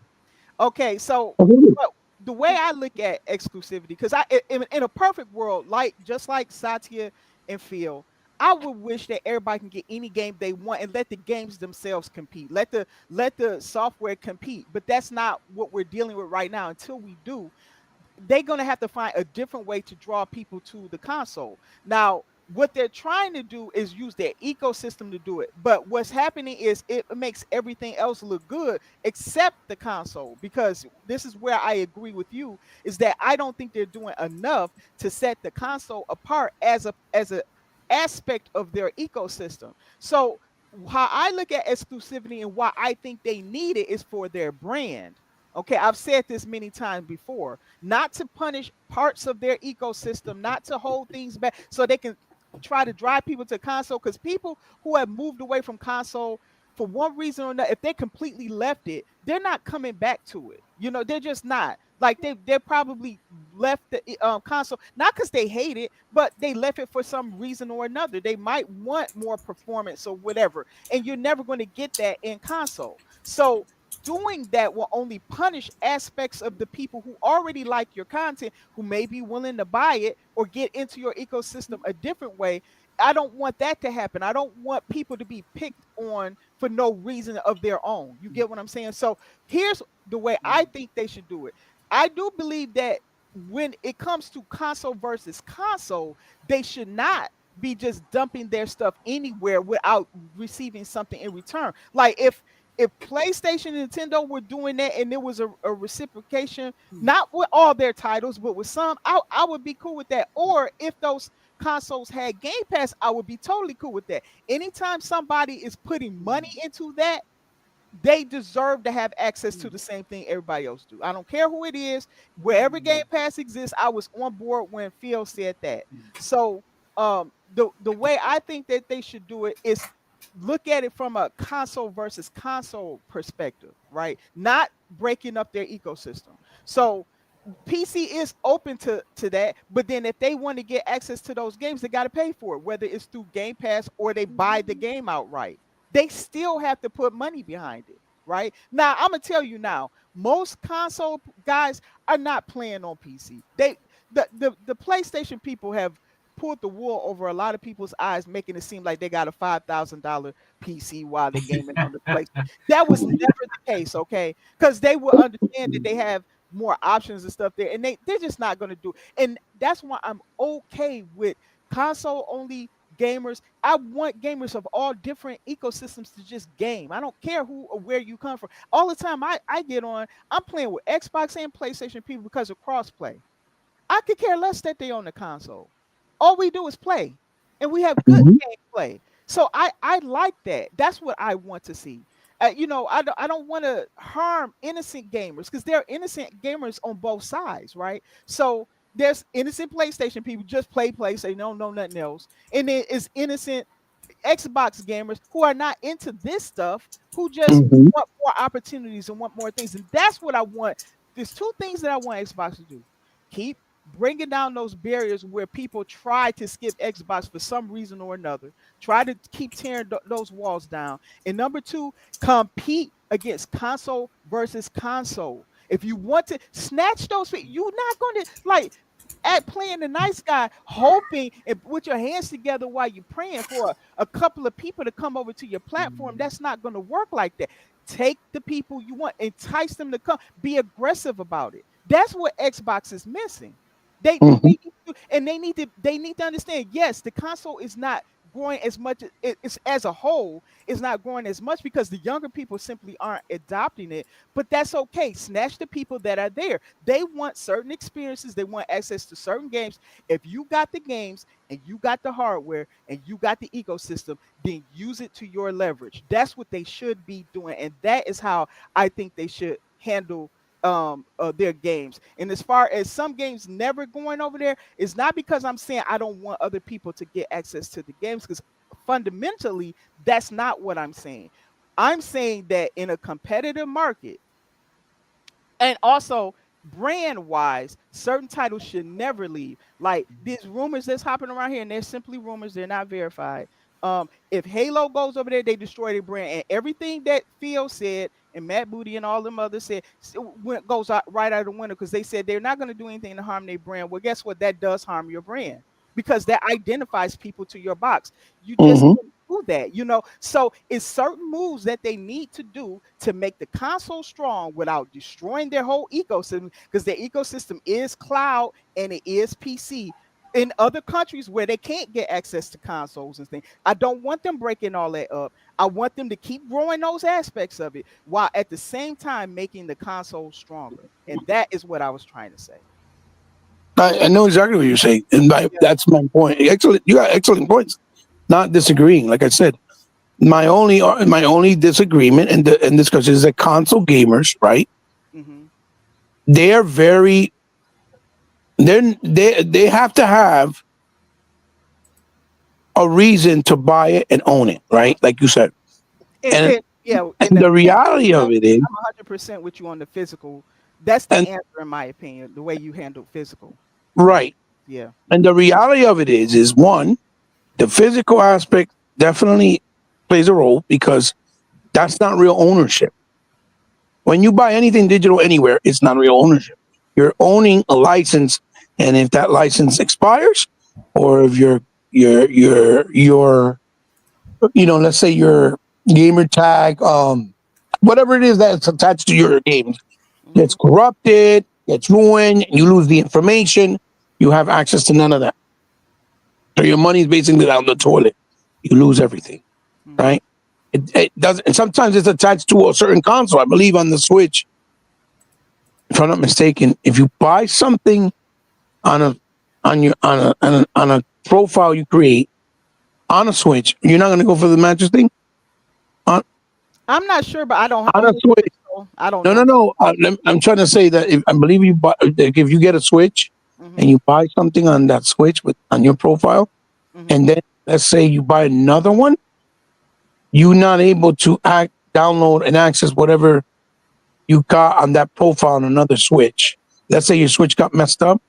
If I'm not mistaken, I could be wrong. It could have changed it, but I know in the beginning that's how it was, where you couldn't do that. It stays attached to each unit, which is bad because again, you have no access, and let's say out of your control, the units get ruined unless you send it to Nintendo directly and they do the transferring for you. Because that's how it was with my Wii. When I had a Wii, right, I bought a bunch of games digitally where you could play on the Wii, and then I had bought a Wii U from my friend, and he had one, but he had my account on his. And in order for me to get access to all my games, I had to send the Wii U to Nintendo, and he had to send his at the same time so that they can transfer all the games over. Yeah, that's bad. You know what I'm trying to say? Yeah. And that was the only way I was able to access my game. Uh-oh. He'll probably be back.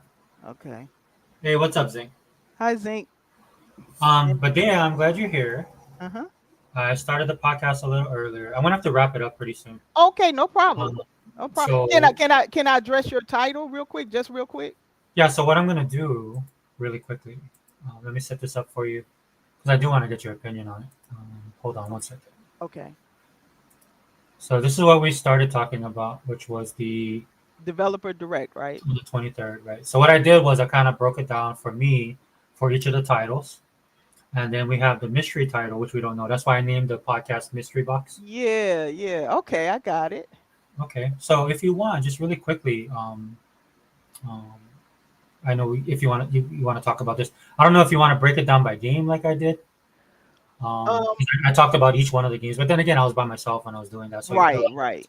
And your opinion is more important on your show. So no. So just to fill some time, because I was just I'm pretty sure like how people tend to pop in a little later. Right. And so I gave all my bits on this ones, right? These games, and then I kind of touched on the mystery box, but you know how our podcast goes, we talk about a lot of different stuff. But for the mystery box, I wanted to talk about games you think that Microsoft is talking about. Now, what I did with the mystery box, I'm including everything, and I already gave the disclaimer at the start of the podcast. So if you're coming in late, sorry for you. Right. The way I want to do my podcast from now on, because I did a video talking about what I want to do on my channel, Okay. is I want to kind of bring this stuff back, dude. I want to do the fandom stuff. Oh, thank you. I Yeah. I want to too. Yeah. Yeah. But the disclaimer is don't we're not insiders, dude. I don't have insider information. I don't like insiders personally. But we're gonna talk about it in the sense of the wonderment of how we used to do back in the day when we were growing up, right? When we didn't have the internet and all this console. Oh, yeah. Yeah. But for me, I love to speculate. I love to talk about it. I Me like the too. group that we have because we tend to, we're more positive on Xbox. Oh, yeah. Yeah. Right. So what I did was, like, for example, just to give you an example, and then you can pick it up from there, Dia, and then you can continue. I'll turn it over to you. So, for example, for me, one game I would like to see is Forza Horizon 6. Okay. Very good choice. Yeah. I'd like to see it in Forza Horizon 6, and I also because I would like them to show it in Japan, where everybody's been begging Microsoft to do the next iteration for the last couple of Excellent. years. Yeah. And You then know, everybody's saying Japan, so that's really prevalent. I know they've been saying it for the last two iterations and even before that. Yeah. And so I'm glad that they did do Mexico though last year because there's so many biomes. Oh man, it was gorgeous. I didn't know Mexico looked like that. Yeah, I mean, and so if you're able to do that, um, you know, coming along for me would be Forza Horizon 6 in Japan. And the other example I'll give you is like a obvious game would be State of Decay 3 Hmm. for the mystery box. But so I'll turn the mic over to you and I'll just focus on the chat and do what you want. If you want to address all three games, that's cool. If you want to do Okay. the mystery box, that's cool too. You can do all of them. Okay. I'll break it down quickly with the other two games before I hit the mystery Well, box. yeah, you can take your time. Just Okay. I think with id Software, that's expected. We need to see some details on id. So yeah. and Doom. So I'm glad that one's going to be there. I think Doom's a big title, so it absolutely needs to have its time to shine.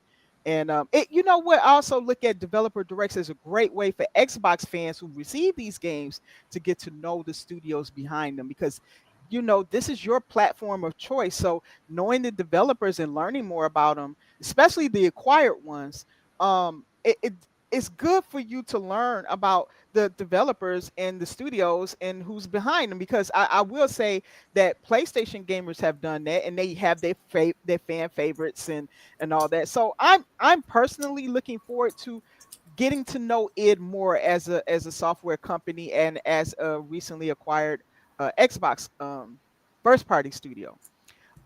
As for Compulsion, um, I actually saw a lot on Compulsion. I took the time to see the I guess that was a deep dive on Compulsion's game where they went like through.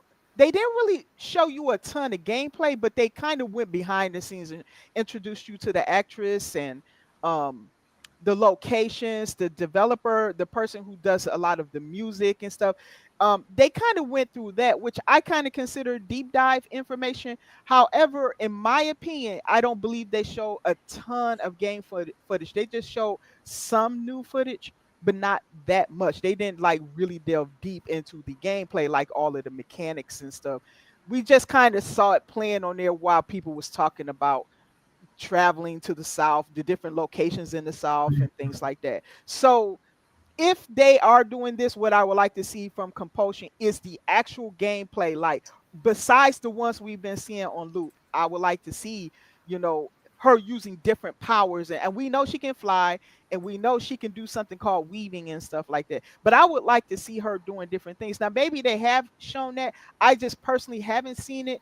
And I'm not trying to chase down a developer team to figure out what they're doing with their game. So shows like this will help me to see what they're doing more with that. Some Mm, people said they've seen enough, and maybe because they're keeping up on Twitter and all this stuff. I'm not. So for me, looking at a little bit more of the gameplay and maybe some of the characters that might be involved in I don't want to go too deep, but just a little bit more of that will help me. I did see different locations with the deep dive. Like incredible artwork, unbelievably well done. And some of that stuff I think is real stop motion because they had real physical models that they built of these locations, like real little miniatures of these locations, which is which surprised me. That cost a lot of money to get done. So I was really surprised to see that. So yeah, with Compulsion, because I'm really looking forward to this game. It's so unique.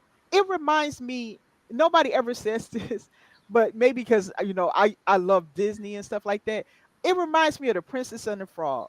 It's a similar Oh, location, yeah, yeah, nice. similar accent. They emphasized jazz there, and like, because that was in New Orleans, and they kind of talked about the food there and everything, and the history.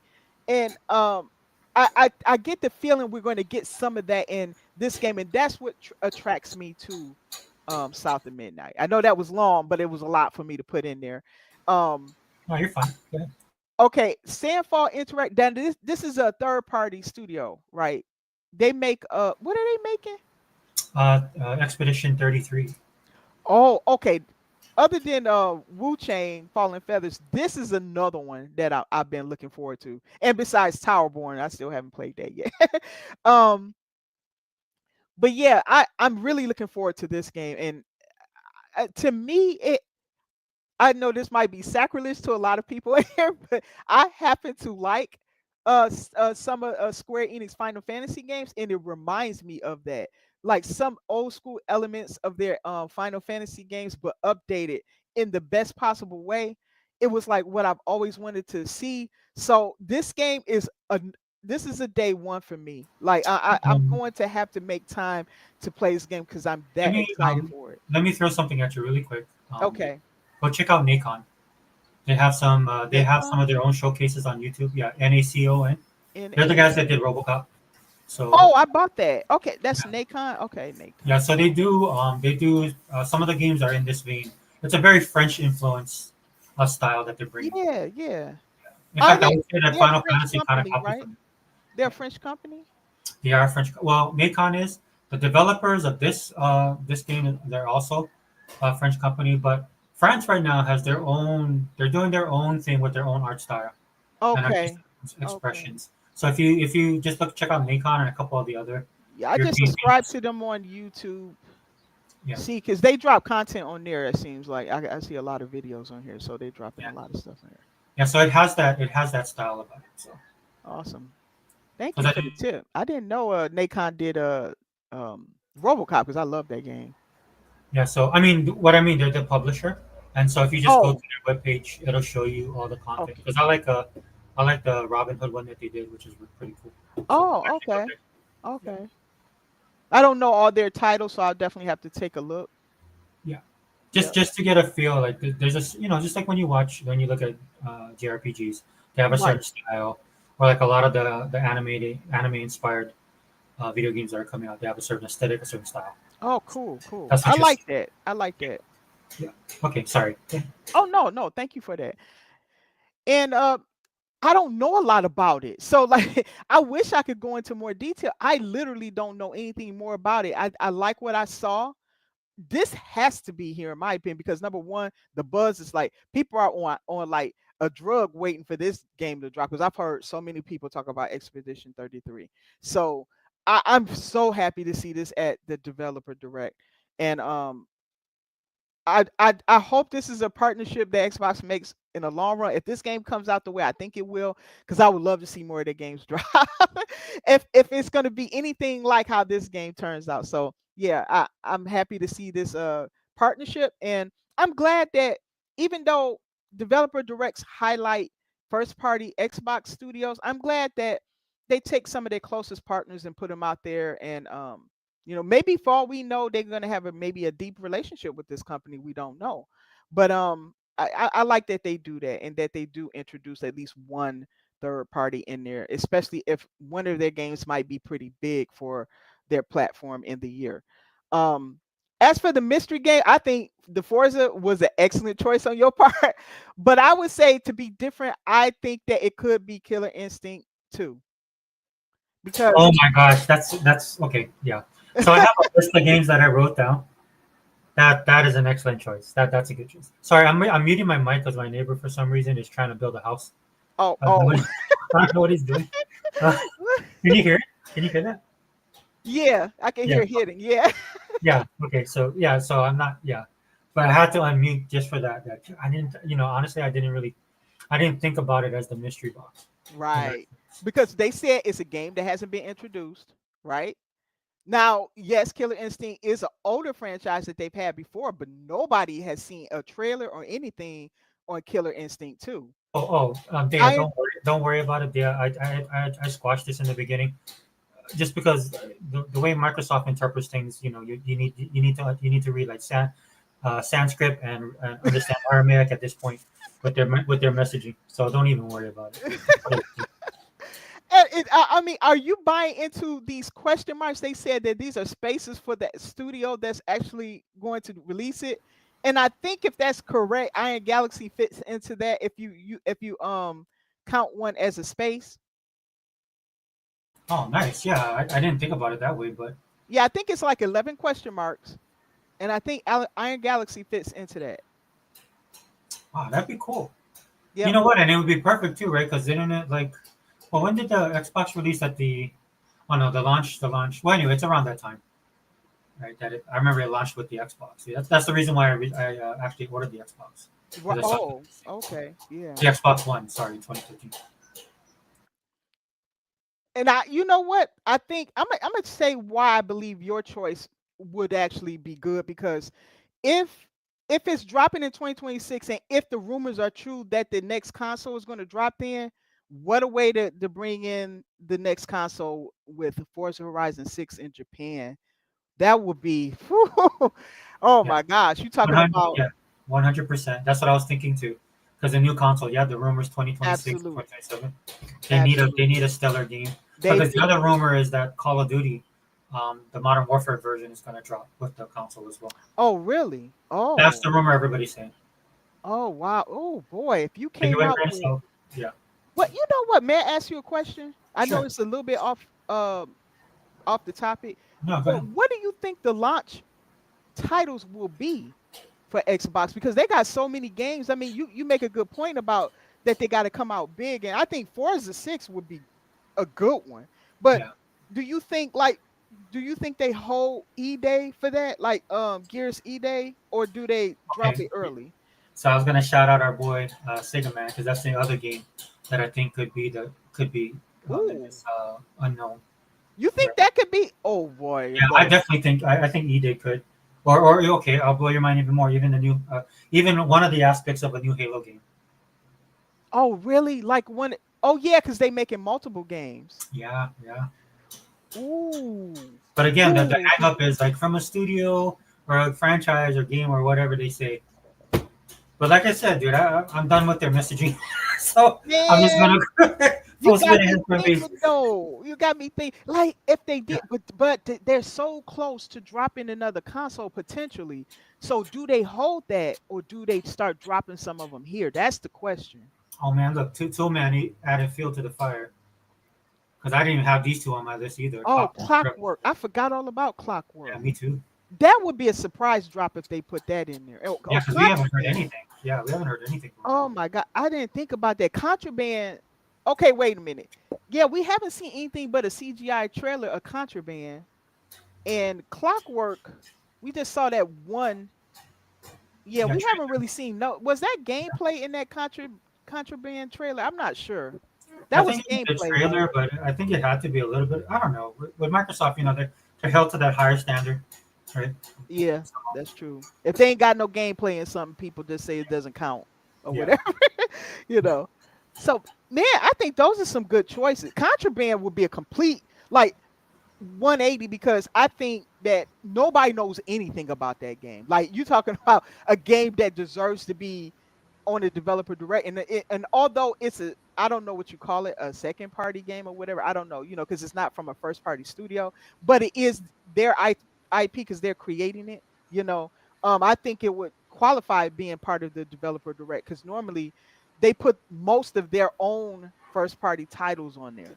you know so Um, I you know I think but when you have like the Expedition 33, mhm. right? I mean, the way they look at it now is it's more like they look at it as their partners as well. They include it in the family fold. Oh, okay. That's the way that's what I think because you'll have other titles and that are, yeah, and they do have the partner program though. That's true. I mean, They they have got so a much show stuff. just for that. Yeah, that's true. The ID stuff. Yep. They Microsoft. still have Idea Xbox, which does indies, but partner preview can be anybody that partners with Xbox Yeah, for that year. that's crazy. It's crazy the just the overall. I mean, they just have so much content. They It's kind do. of scary actually. They do. Like I don't even know what to say. Like the question I posed to you, what would they? Oh yeah, Double Fine. I forgot Yeah, about them. Yeah, I so forgot man, about Double Fine. so man, you need to be on this podcast. Yeah, yeah, we need to have him because he got some good ideas. Yeah, I didn't Double even put Fine. that down. Double Fine. Yeah, we haven't seen anything on Double Fine. Nothing. I think about a year and a half ago or a year ago. I can't. Tim. I can't think of his name right now. But he had mentioned that they're working on stuff. Right? Yeah, After they. Psychonauts 3, I yeah, mean, when was the last time Psychonauts 2 came out? What was that? 2021, something like that. yeah, 2022, 21, 22. It's been Yeah, a while. it's been a while for them. I mean, they kind of like disappeared and just like I almost forgot about Double Fine. So, what are they working? And they're so different and unique. Yeah, That Schaefer guy is so different. So, yeah, Tim Schafer. Yeah. Tim Schaefer, thank you. No, thank you because I couldn't remember his last name. Yeah, I just knew Schaefer. I couldn't remember his first name. But yeah, his ideas just be out there, man. Like in other words, nobody probably is going to guess what he's doing at Yeah, all. like they So did the that metal game with Jack Black. Imagine if they brought that back. That'd be crazy. ooh, ooh, I heard people say they wish he would bring that back. Yeah, Like they wish. So apparently, it's a fan base following that game. So if he yeah, brought that I'll back, put it up there with Cult Classic. really, Yeah. wow. But that's a good point, too, man. Great job. Let me Yep. throw a couple other out there on Okay, this list. Um, Elder Scrolls 6. that's a good one. That's a Yeah. real good one because again, we got to think if Xbox drops a console next year, it makes sense for them to introduce it in the developer direct, right? Elder Scrolls 6 because I don't know. I think that's a good one. I think that's a real good one. I just don't know with Todd's habit of being so slow. Is it anything worth showing? I would hope that he would have something worth showing.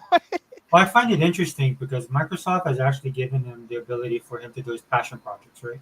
Right, he So has. Yeah. Starfield being one. Yep. Um, And Indiana Jones, that was Indiana his life's Jones. dream. Yeah. So I think producing something that's more in the vein of what you would expect from Bethesda and what people want, right, for Elder Scrolls. And aren't they doing an update to the Elder Scrolls anyway?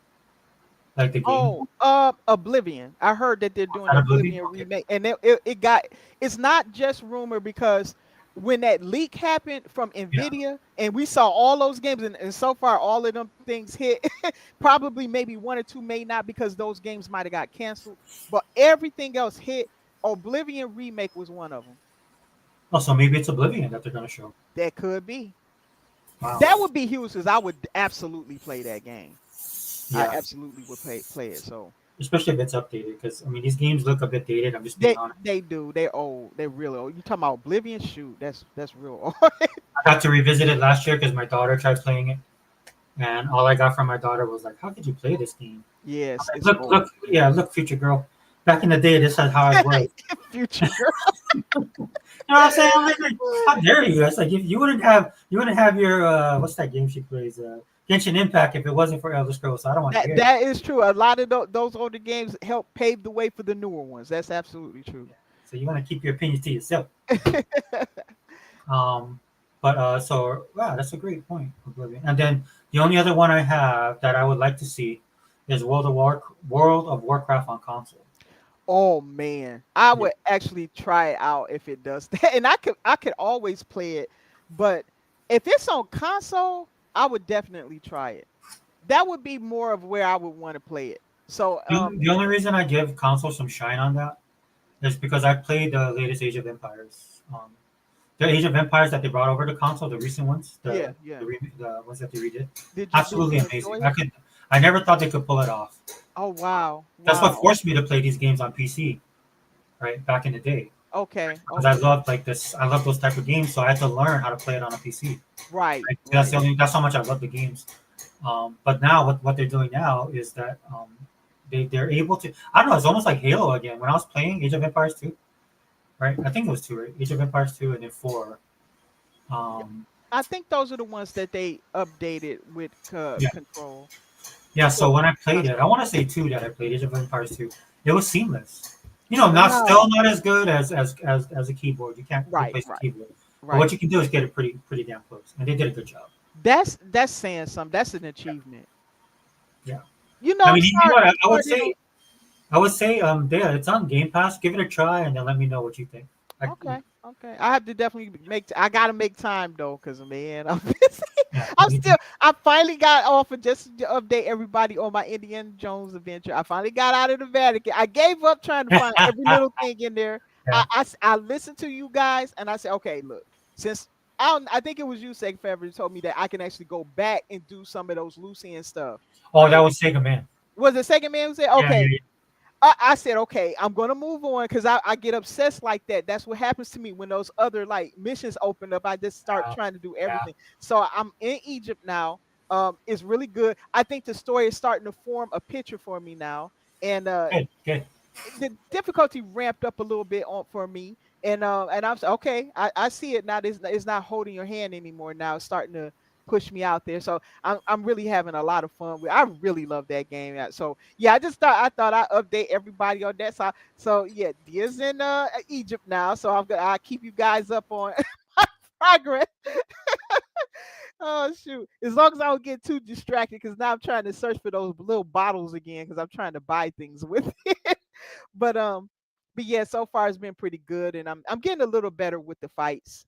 I think I still need. I'm still having some issues sometimes using my whip. I'm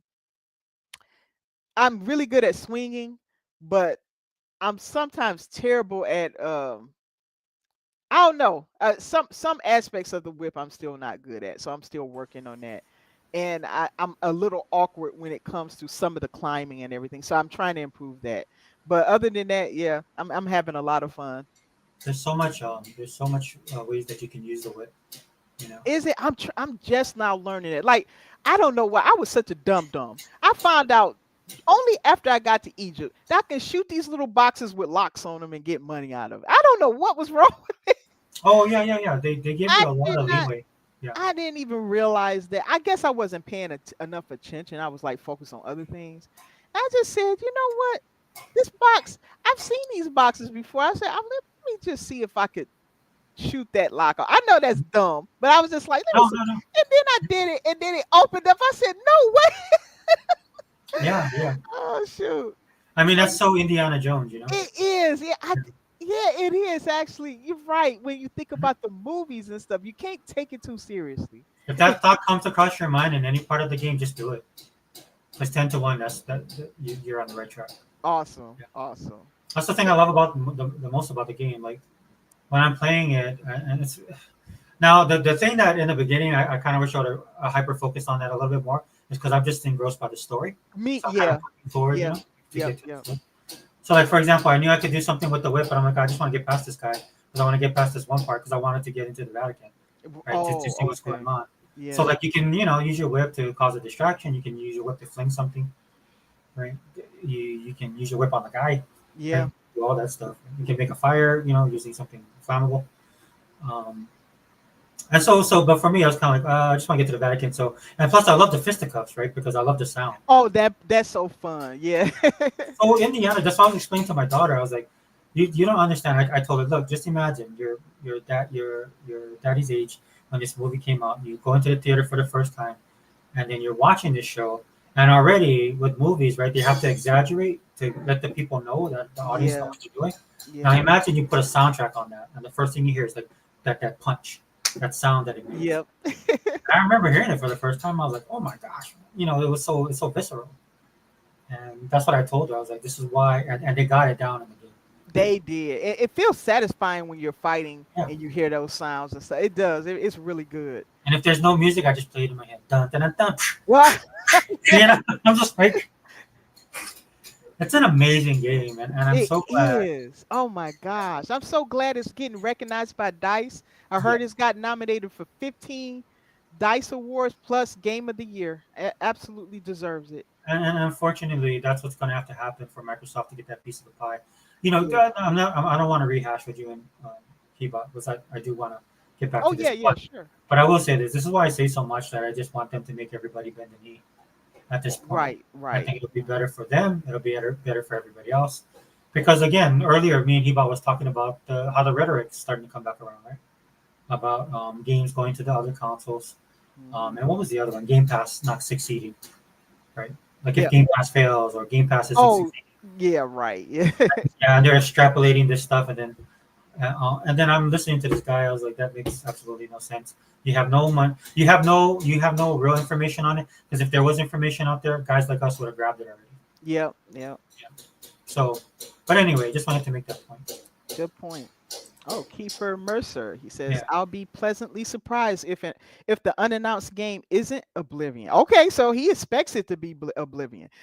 So long as it's good, a good showing, it's going to be good. I believe so, Kiefer. It's been good since they first started doing the developer directs, and I'm with you. It's a strong possibility that it's Oblivion because that was revealed in the Nvidia hack. Nvidia got hacked, and we found out about a lot of games that they already had a list from different publishers, and Oblivion Remake was in that list. So they got to drop it sooner or later because we haven't seen anything of it.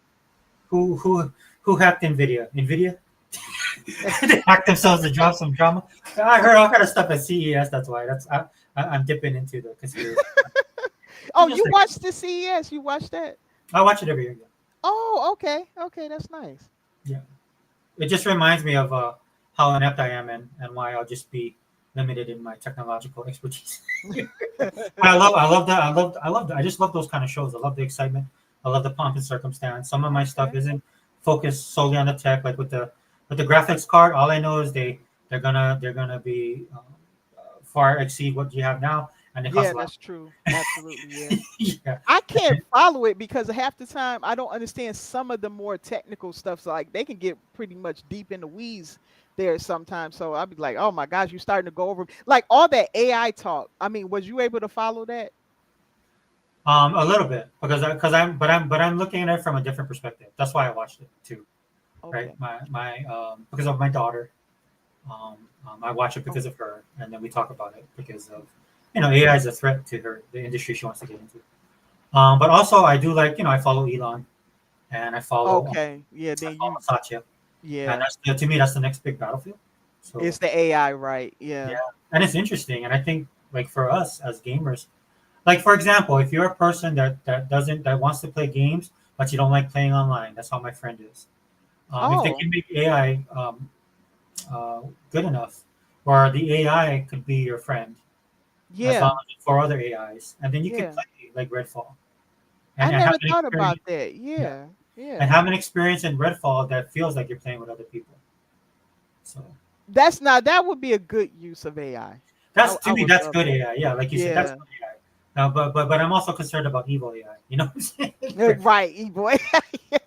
Yeah, we don't What want did no you what did you Skynet. post? What did you post? Oh well, our AI says this, so we're shutting down your bank account. That's evil AI. You know what I'm saying? I'm not all for that. So, And but Stephen another Martin said thing. he watches Stephen Martin said he watches CES too. He loves tech, so he's with Well, you. Steven, the one thing I try and encourage people that aren't really tech heavy, I was like, look, dude, if you guys are shoppers, if you guys are wondering what's coming out in the year, you might want to pay attention because it is a Yeah. product. It is a product show at the end of the day. Yep, yep, I mean, I know a lot of the big tech guys have a presence there. You saw Microsoft is there, yep. as my neighbor's putting up his fourth wall on his 2 story. Yeah, yeah, gosh. Yeah, It sounds like he's so close to you too. yeah, because we are kind of close together, but he's across the street actually, down a little bit. Wow. Wow. Yeah, that's the beauty of Hawaii. So take advantage of that space in your state of Yeah, for yeah. your neck of the woods. But that's what I do, Steve. And I also encourage people like, look, if you want to see a lot of this stuff's going to trickle down into your everyday lives. You're right. Yeah. But yeah, so I really like that. But I do like the point you make about. Oh wait, what did Steven say? He said I was trying to check out the new LG OLEDs. Oh yeah, and that's right. That did Microsoft announce that LG is getting the Game Pass app now, right? Yes, it is. Yeah. Okay. Now, how does that work? Does that work with the newer TVs, or are they going to somehow retroactively implement that? How does that work? I think they could do it for. I think they could retro because Samsung already has it. Yeah, I have an LG. I just don't. I don't have the Game Pass app on there. I would love it on there if I I could think get it. yeah. Well, it'll be. I mean, I think they could update it. Um, Okay, that'd be great. because Cause if I, Samsung's been running it for years now, so I don't see why they wouldn't make it available okay, to every okay, other TV that LG has. okay, that's good. In my opinion. I hope so. I really want a TV with that on there. So unfortunately, when I got my LG, it didn't have it on there. So it wasn't. They hadn't even done that with Samsung yet. So Oh, I see. I see. Okay. yeah, I mean, I don't see why they would have. Well, maybe I don't know. We'll see. You know the way Microsoft is. They'll find a way. yeah, yeah. Um, But keep- the thing is a gaming TV. I pretty much this is why I got it. So okay, okay. yeah, because like it does everything, like everything that the Xbox Series X can do, it's all checked off on Yeah. my television. So I would love for it to have Game Pass on there. I don't know though if they'll do it. Oh, Tollman answered. There we go. Oh, he says it will start with the new TV, then update the 1 to 2 year old LG TV later on. Oh, I don't know. I have a CX. I don't know if that's gonna be included. I don't know. You got that check marks though. I That's do. fun. Everything's on there. Yeah, for the Series X. Yeah, it But yeah, uses everything. The Dolby Vision, all that stuff. It uses all of that. Kiefer Mercer said, "I enjoyed last year's Developers Direct. Enjoy games getting shown and talked about by developers, Oh, and that's even the cool. shorter showcases." I agree. I agree. Oh wait, did I miss? Yeah, sorry about that. Yeah, I agree as well. This is one of the things I love about being a gamer. It's ironic though, right, Kiefer? When they used to do some of these shows, they would actually talk to developers, and people hated it. So I think this was a good. It's a good medium for people that enjoy it like us, Hmm. and not getting the rest of the people, mostly normies involved. Right? Right. Yeah, they're not gonna watch something like that. That's a good point. Yeah. Can I do 4K? That's all I care about. Yeah, they don't talk about that kind of stuff there. You gotta really that like I said, if I don't know if Kiefer is, I don't know if you own an Xbox or you're just in the ecosystem, but it's good if you are, because the developers, these are the people that's making your game. So you get to know the studio and the developers behind it. That's the aspect nobody talks about. But for myself, I'd like to learn more about them, and that's why I'm looking forward to the id portion of the developer direct. Oh, good point. Good point. Yeah, because that Okay. game was fun. I mean, that had the biggest. That had the biggest. The buzz last year was Doom. Oh yeah, it Dark did. Ages. So many people talking about that game. Yeah. And then Stephen Martin says here, I'll probably get a C5 by the end of the year. Nice, nice. I need to get another TV myself. Not to replace my LG, but to get a second. But I'm fixing my house up and everything, so my money is tight. So I can't say exactly when I'm gonna get it. But I guess I gotta assume since what Two Men said, I'll probably have that app by that time I get it, whenever that is. So, and then I can tell you guys about it, maybe. So I want to revisit something we talked about a little earlier, Okay. about the launch of the new console. Oh yeah, yeah, yeah. That's a good one. Do you think it's going to be in 2026? I can see it's not out of the ordinary because we know that Xbox did that before with the 360. One of their most successful launches, by the way. So, Here's my um, question then: if that's the case, uh-huh. because I'm like I talked about this. I'm hoping it's a hybrid. I am too. I really do. Yeah. Because it opens the possibilities to both sides. Yeah. Both the console and the PC side. Again, I want everybody to have as much as they could possibly have when it comes to gaming. Yeah. So if it's a hybrid, that's why I'm wondering. Because the rumor was it's coming out next year, 2026, and Yep. some people are saying early 2026, which I've never known I, any. I I didn't person. hear that. I heard late. I heard late Well, 2020. late makes more sense to me. Yeah, The yeah. holiday season, right? Yeah, that's what I heard. Yeah. So, um I can understand too why that handheld is a bit out a little bit because I think we see that they're working with other companies. They still working with their partnerships. Also, I think that they don't have it nailed down exactly because they don't want you to just have Windows on there or anything. They want it to be like an Xbox in your hand. That's what they want. They want that thing to be a little Xbox in your hand. You know, like you just take Yeah, with. yeah. I So mean, yeah. they got to develop the OS and stuff for that. You know, they got to do that part of it. So I I think get that's why they still need a little bit more time out for that. I think that was the interesting thing about CES that I picked up on. A lot of people did too. With the OS, right? Like, but Yes. it's going to be Xbox powered, Yep. which lends to me more credibility of the next console being a hybrid, right? Yes. Yes. In It my could opinion. be. Yeah. It could definitely. And I wonder. Let me ask you a question.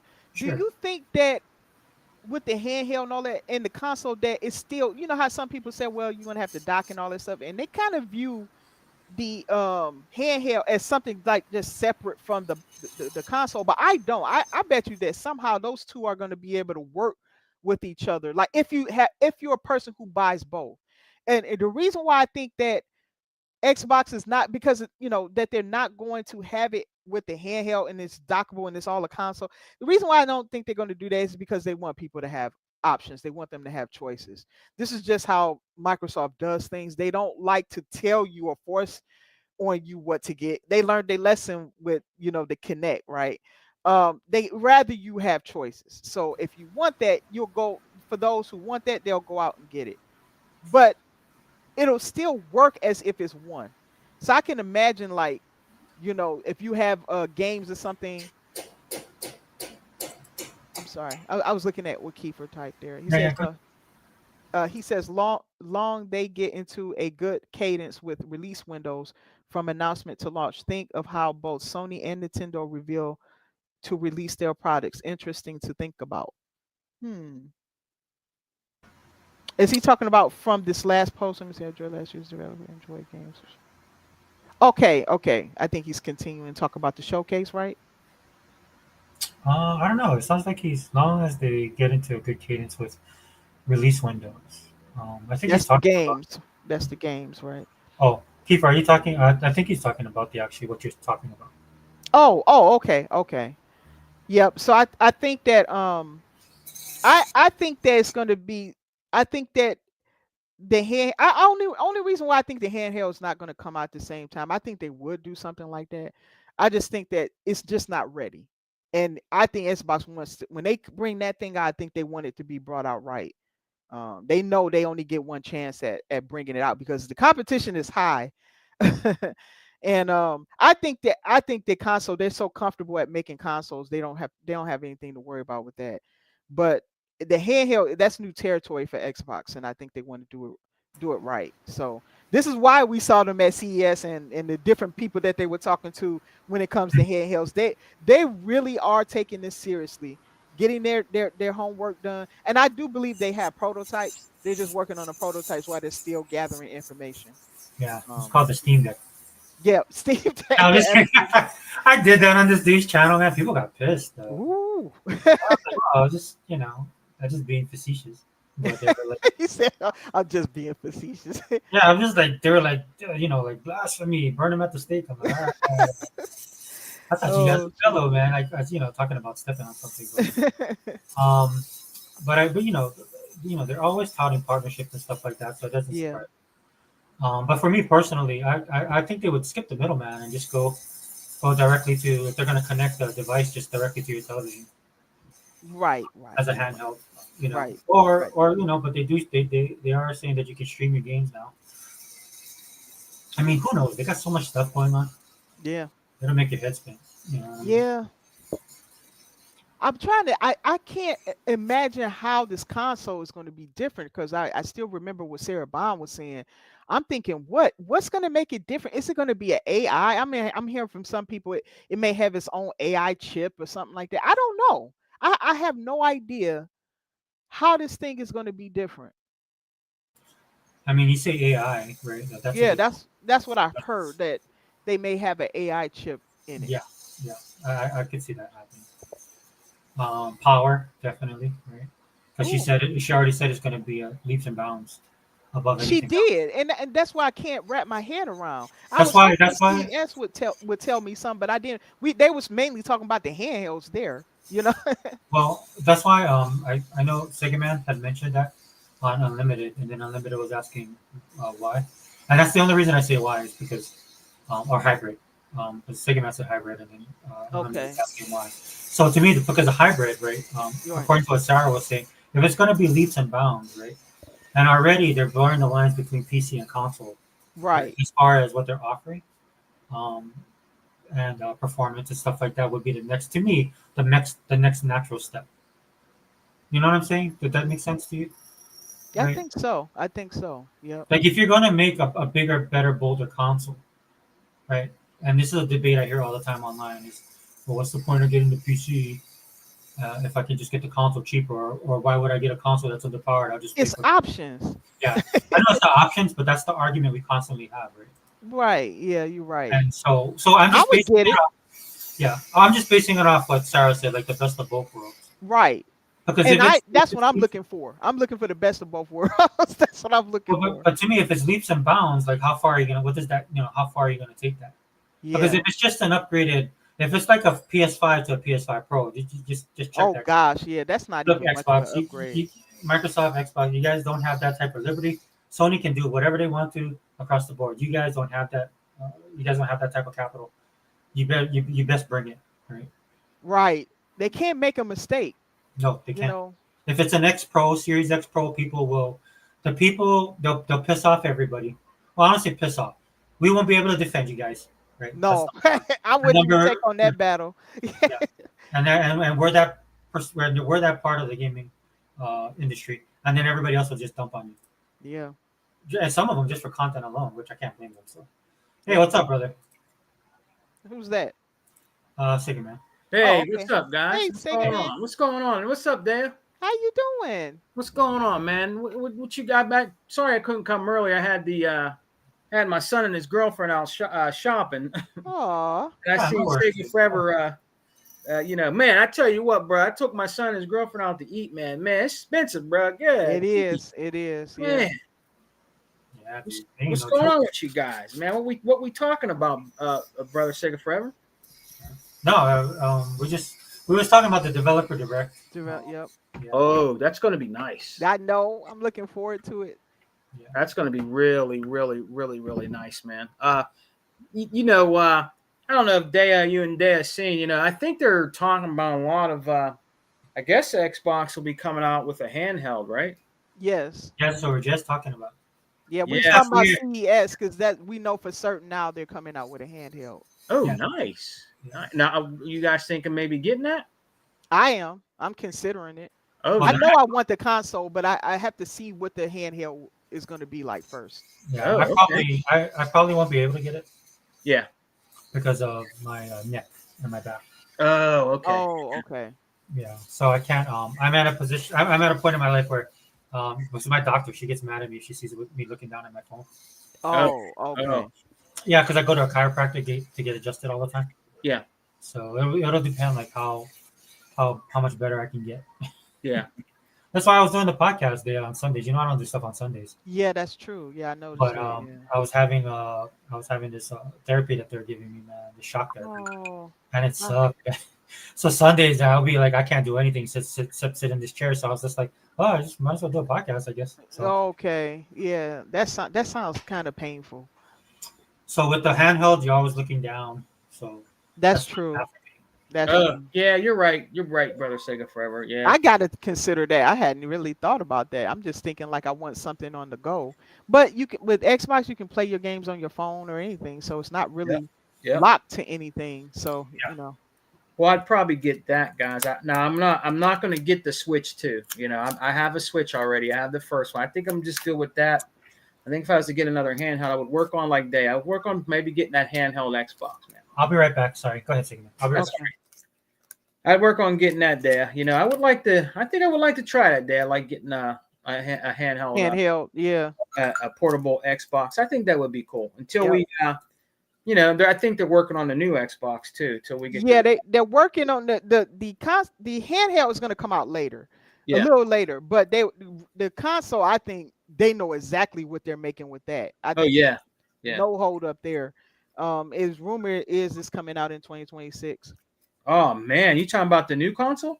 Yeah, that's the rumor. Yeah. Damn, that would be nice. Maybe the end of 2020. Well, That's we'll what see. I'm hearing, the end of 2026. Yeah. Yeah, no, that'll be nice. That'll be real nice, man. I still think, even though this PlayStation Pros, I think that's just a gimmick system to make more money. I really don't believe that thing is as powerful as they say it is. I think the Series X is still the most powerful console. I mean, it I might mean, be. What do you think? I mean, it might be able to do certain things. I'm not saying it. yeah, it probably can do if I don't know. It's right now that pisser technology is terrible. You got developers turning it off and everything. It's not Oh, good. oh, So really?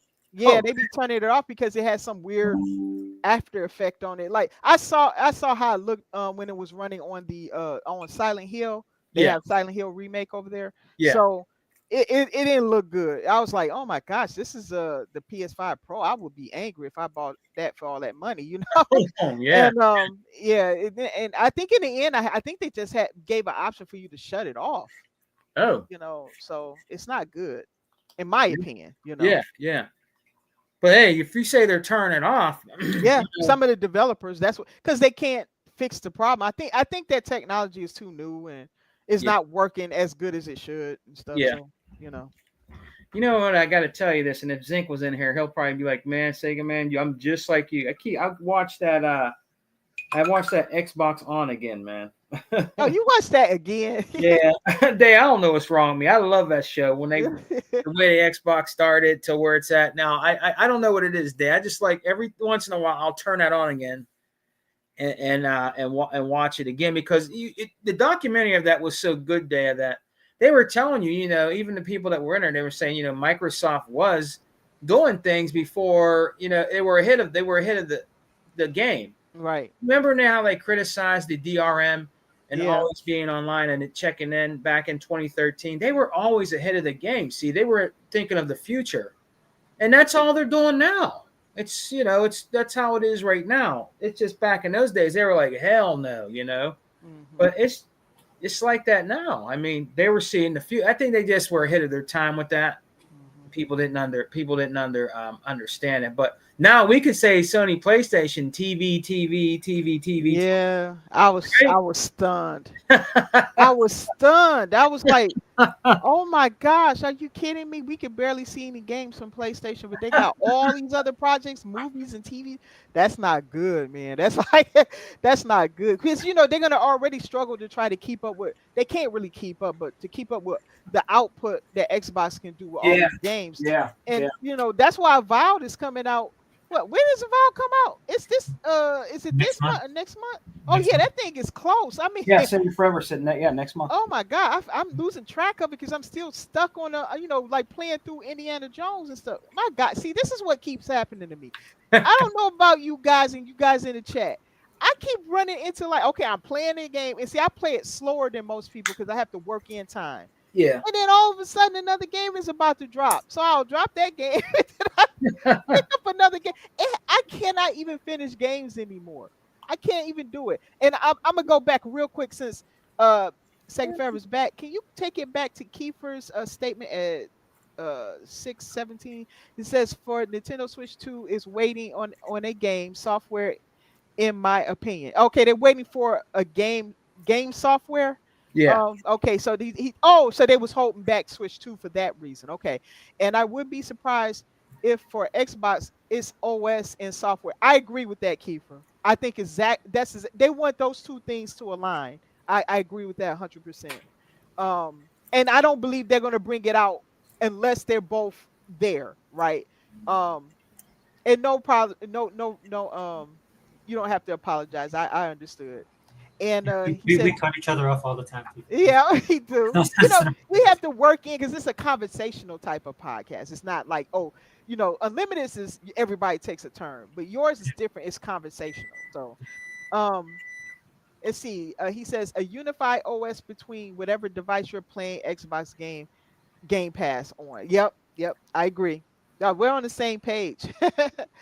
So I agree with him on that. We was talking about the console, why the handheld is coming out potentially later than the console. I think the console, is a lock whenever Yeah. they decide to drop it. I Yeah. just think the handheld is things they have to work out, and some things that, again, they want it to align so that when they release it, that thing is ready to go. Yeah. And Yeah. I agree with that. Yeah, that's cool. I would like to see that. I mean, I know it's not going to be cheap.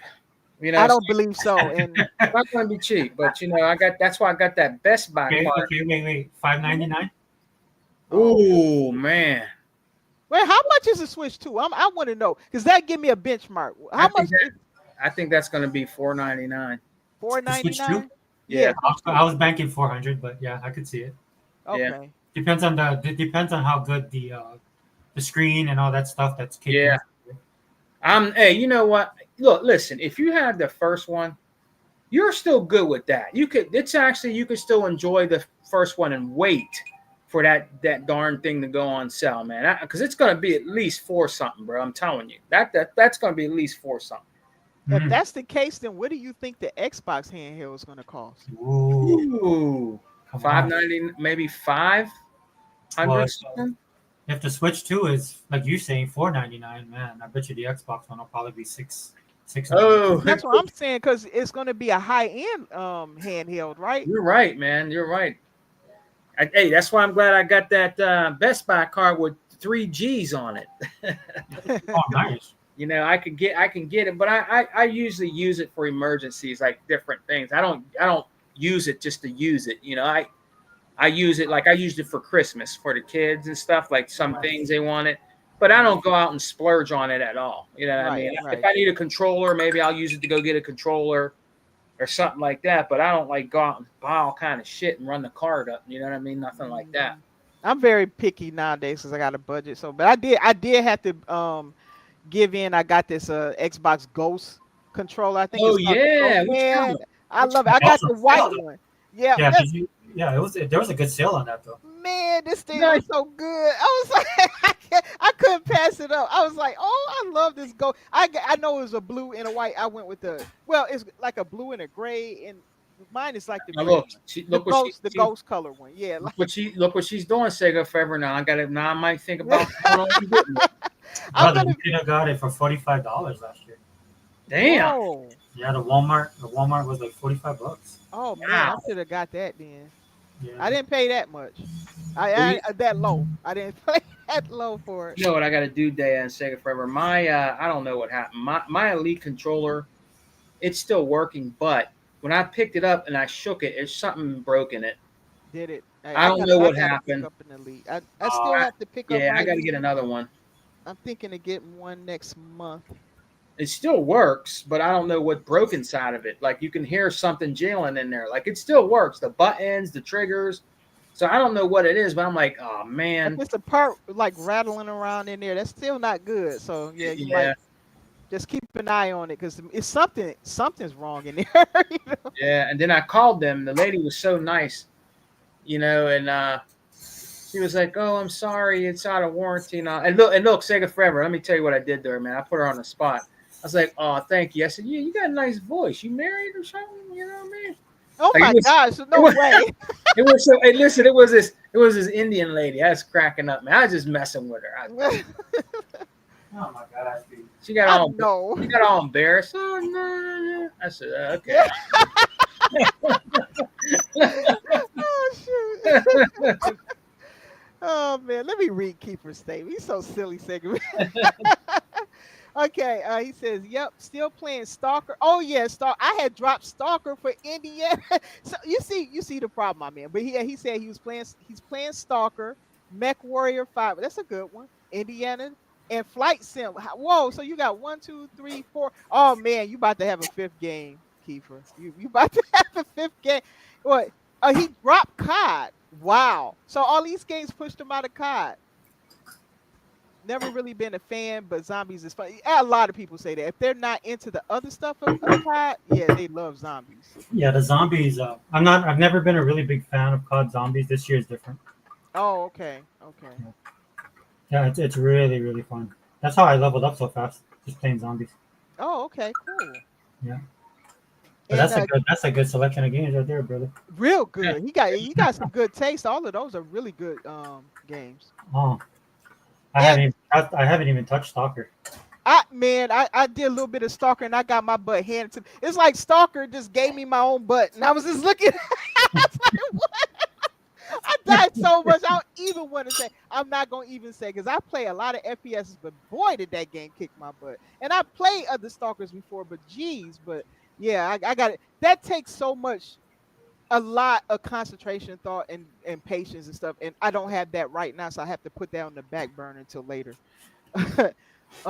He also says here the Ghost ones look dope. Actually, just replaced my Series 2 with a core. Oh, okay. With the core. Yeah, he was talking about the Elite series. Well, the first one, though. Yeah. Hey, Sega Forever and Dea. Now, if you do the design labs and you do an Elite controller design labs, is that more expensive if you personalize a Elite controller? Because I know you can do that, but I'm wondering, is it more expensive? Yeah, Yes. they charge you for that. Yeah. Okay. Because I personalize mine. Oh, I you mean, did? my Elite controllers are with the exception of the COD, which is you can work on that as well. But I wanted it to look exactly like it looked, so I just bought it straight up. Yeah. But for the ones I personalize, because I usually do Steelers, Yeah. so I do the black and gold. I mess around with the buttons a little bit, and then I have the numbers of the Hall of Famer, Steeler Hall of Yeah. Famer on the controller. So, You know, your boy Tuck. Now that dude is the master oh my god, master of Elite controllers. He got like maybe I think 4 or 5 of those special made. They so expensive like that. Yeah. How he affords that? Yeah, I think that day. I think he he has. worked at the VA. That's how. Huh? He worked for the VA. That's how. Oh, but no in Tuck. That's probably all he does. Yeah. His Xbox and of course Oh, his yeah. controller. Yeah. Yeah. They're on sale. If you go on the Microsoft store right now, the Elite controllers, Elite 2 cores, they're actually on sale. Okay. Okay. I'm looking to get one soon. I am. I've had to put them off, and I can't do it this month because this comes up or whatever. Yeah. But I really want to get it. I really want to get it soon. So Let me answer Kiefer real quick. okay. Thing happened to my OG Series 2. Yeah, that's one of the things about Microsoft. When people attack us as being bots, there's a lot of things I would not attack Microsoft on, but that Microsoft needs to address. This is one of them, by the way. When Heba was in here earlier, then we were talking about something else. That went down this whole rabbit hole. But there's definitely things I wish Microsoft would work on. This is one of them because I've had the first one that I bought, the Core. I had the problem with the drift. Yeah. Oh yeah, I heard people said that they have that problem with drift with it. Yeah. And again, this is your brand, and you're charging a premium price. And I think it's in the construction of it, right? Because I think Microsoft was one of those companies that, again, they're stepping in China. Yeah. Now the design and stuff was handling by the Surface team. That's why they look so sweet, you know. Right. Yeah. So Microsoft, just go ahead and start building these factories in Washington. Yeah, but Dea got nice stuff though. She got like the Starfield headphones and stuff like that. Yeah, I did get that. I bought everything. I just got to get the wrap. I still been dragging my feet on the wrap, but I got to go ahead. It's actually on sale. Is it? How I much? think it's on sale. How much? 30, I think 30 something or something like that. I think it's on sale day on the store, if I'm correct. I'm gonna have to check that out. Let me take a look. Yeah, I'm protesting Microsoft. Are you? You not getting anything like that? I would love to. What they do? Well, number one, they closed down their store that was here in Hawaii, which was very busy and did very well. Okay. And so whenever I needed something, right, I could just go down there and get it. So that's no longer an option. GameStop, for some reason, they're absolutely hopeless. They are. I don't think it's any hope for them. Yeah, and then Microsoft doesn't do anything to combat a lot of these issues with people, buying out the stock and then coming back and trying to charge you. That's true. They do buy it out, and that's some of the problem. I'm not overpaying for something. That's for sure. And for me, it's the principle, because I'm a Halo fan, so I should be able to go to any store and pick up the Halo gear. Right. Yeah. Right. And you can't sit in. I live in Hawaii, And I can tell you right now, this is not Xbox country by any stretch of the imagination. There's no reason why I can't get my hands on anything Xbox. Um, and so for me, it's just like because with the Halo, when Halo Infinite launched, I wanted it all. I did too, but I couldn't do it. And when I wanted to do it, it was already people bought it out, and they put it up on eBay, and it was like astronomical. Like I couldn't even get. I was like, just let me get the controller, and I couldn't get it. It sold out so quick. Like Yeah. that was ridiculous. That Halo stuff never last. Like any Halo stuff, it seems like that stuff disappears like that. That's why I wish they would just put it in the store and then give you a unique ID to purchase. I would do it. I'd do it at the drop of a dime because I love Halo. You know I love that franchise. But that's the sad part. None of us was able to get any of. I don't know Nope. anybody that was able to get a Call I of Duty. still regret that to this day that I never got my hands on that controller. I didn't even have an opportunity. That's what I'm saying. Like there was no shop for me to get it unless like I went the eBay route, and that's the thing of principle for me. I'm like, no, dude, I'm not paying your over ridiculous prices. Right. That's the only way. And then I'm like, Yeah. I was looking at that and I just say I can't do it. You Yeah. know, so And it's like right after the thing comes out. It's not Right. even like 2 years from now. you know? no, it's not days and nothing, weeks and nothing. It's right. Yeah. It's like they got a bot that buys everything out or something like that. Yeah, And that's then what they all were of a doing. sudden, because it's too quick. No human being can do that, you know. Look, I've done my stuff back in the day, like tracking, following tracking orders Right. for shipments. Right. But at this point in time, man, I mean, at least make these people work for it. Make them stand out there at midnight. You know what I'm saying? What's the solution though? Because I'm like, how do you stop them from buying all that stuff up? Because it's like you simply can't get it quick enough. I mean, one of the solutions could be that nobody buys it. Which Just doesn't always pre-order. no, nobody buys the overinflated stuff. Oh, I see what you're saying. Okay. That's one. The other one I was hoping Microsoft would do was like I wanted them to start making their own in-house stuff, right? And I know people are like, well, there's money involved with that. I was like, look, dude, all I know is they sell a bazillion controllers. They do more than any other console maker. They sell or anybody. You know, I don't know anybody who sell more controllers than they do. So I don't think it's outside of the realm of possibility. Yeah. Kiefer Mercer. Well, okay, I'll read this and then which one of you guys want to tackle it? But I wish they'd announced their mid-gen hardware refresh because for the rumored new controller, that's potentially better than PS5s. That new controller, if you're into that type, that thing look like that. It's gonna probably be like its version of an Elite. That's what it seems like. And is there a new one coming out? Huh? I'm sorry. Is there a new Xbox controller coming out? I'm not sure. Is that the next controller? Because I saw it. I saw a picture of the Yeah, that controller. prototype they showed. Yeah, what's that Is called? that an Elite? I don't know. That thing looks weird. It As far does look different. It's very different from the Xbox controllers we're used to. Yeah. That's Yeah. not an Elite 3, right? No, it's not. It's I like don't think so. It's it's gonna got come with the console, right? yeah. It's like it looks very different. I don't know what I saw a picture. I said, "Whoa, that looks real different." I'm not sure if that's just going to be another option or what. I don't know. I don't know. Huh. I forget. It's called something. I forget the name of it. It's called. It has a name, but I can't remember Is it. that black and white one? Yeah. Yep. Yeah, I know which one you're talking It about. looks like it has pants on. Yeah. Yeah. Yeah. I don't mean, like I can't talk too much about it because I defend the Xbox, the Sega Dreamcast controller. Oh God, you defended it. Sorry. Yeah. It Before was it good, came though. out. Yeah, it before was it came. good as far as the innovations on it, though. You know, I agree with you on that. Gee, that's weird. There's nothing showing this on the. I'm trying to look it up. And Yeah, trying trying share to it. see. Yeah, let me try to see if I can.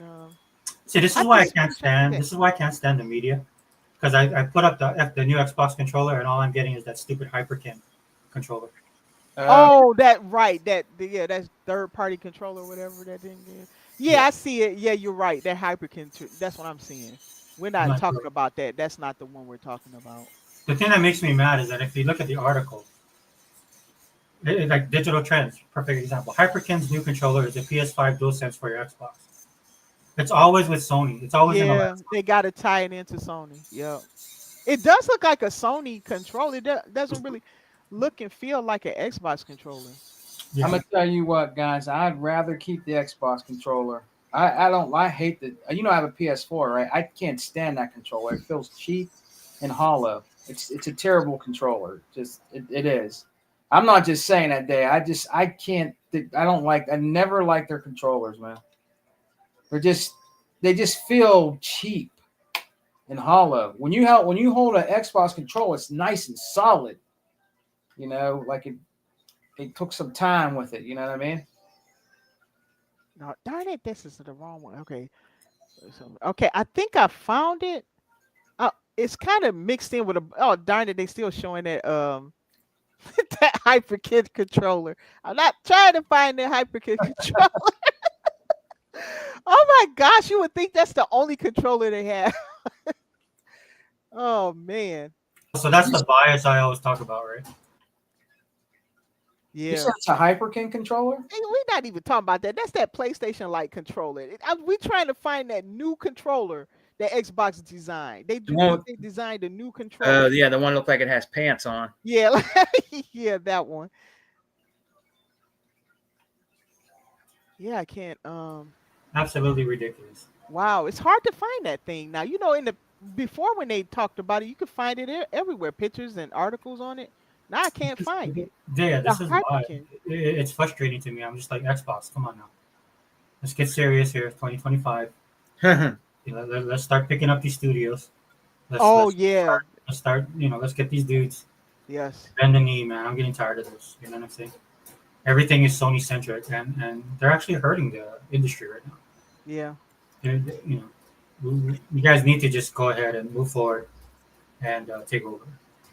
Kiefer says, I wish they'd announced their mid-gen hardware refresh because for the rumored new controller, that's potentially better than PS5s. I don't know. They said they weren't doing that, Kiefer. That's why I think they're gonna get the hybrid. But Microsoft really doesn't do that kind of stuff. It's I don't called think they do. I don't think they do. Huh? That's it. He got the name. It's called Project Sibyl. Let's type that in. I never heard that name. Okay, let me see. I think that's it because that sounds familiar. Xbox. Thank you. I was trying to find that. Let's see. Please show this thing. Do not show me no darn HyperKin. Oh my gosh, says the story is not available. What? Oh, I wonder if you pulled it. Yeah. Okay, hold up. I think I got it. Xbox's new Sibyl controller breaks cover. I'll share it. New I got patch. it. You got it. Okay, it's Windows Central. Yeah, my favorite. I know they cover a lot of Xbox though, so you'll always see them. Yeah, but it's my favorite guy. Are you guys seeing it? Yeah, that's what it looks like. That's the Sibyl. Okay, my bad. Wait, hold on. I'm in the Wait, I didn't see it. Let me see it. No, I messed up. Hold on. I'm not unlimited, you know. I think I seen Dave. Dave Chappelle there. He's not that bad. Oh shoot! All his props are unlimited, man. He got his stuff down. I'm struggling over here. Sorry, Kiefer. I'm gonna remove the comment real quick. I'll blow this up. Yeah, so that's what it looks like. Yep. Yeah. And they got. Hey, scroll down a little bit. Okay, hold on. Let me go. They're All gonna show. They're gonna show. Is this the same one? Let me see. More down. Yeah, it's like a what I'm looking at right here is like a breakdown of how they put the controller together. Okay. Oh, is that what it is, or is it? I thought it was showing the points of articulation. Yeah, just like you see how the inner workings a little bit of that. We're not seeing everything, of course, because it's like a drawing and stuff. But yeah, that's the Sibyl. That's what we was talking about. Because the bottom looks like that's turning. Those devices can turn. It does look like that. It's different. I don't think the current controllers are anything quite like that. I've never seen anything like this. On the surface, when you look at it, it just you know what I call this? I call this the Panda. Huh. That's Is the first that time I thought actually in development or no? Yeah, they're talking about that's like I think that's like the next controller, or I don't know if it's coming with the new consoles or not. I was saying, it said new controller breaks cover. That's possible. Yeah, because they patent that. They just patent that. That's possible now. Oh, it says direct to cloud connectivity, similar to Stadia. Oh, it's spelled Sabille with one L. Oh, okay, I spelled it wrong. They did. That's possible. Could be coming with the next system. It could. See, it probably has a lot. It's if it connects to cloud now, that definitely fits their model today with trying to connect everything. So it's probably Yeah. they probably want you to be able to do all. Like for instance, if you're a person who only plays on your tablet or something, that you can use that controller very easily. You know, Yeah. Yeah. although you can use, I think you can use the controllers now. I'm not sure. I've not tried the controllers with cloud. I've done touch stuff with it.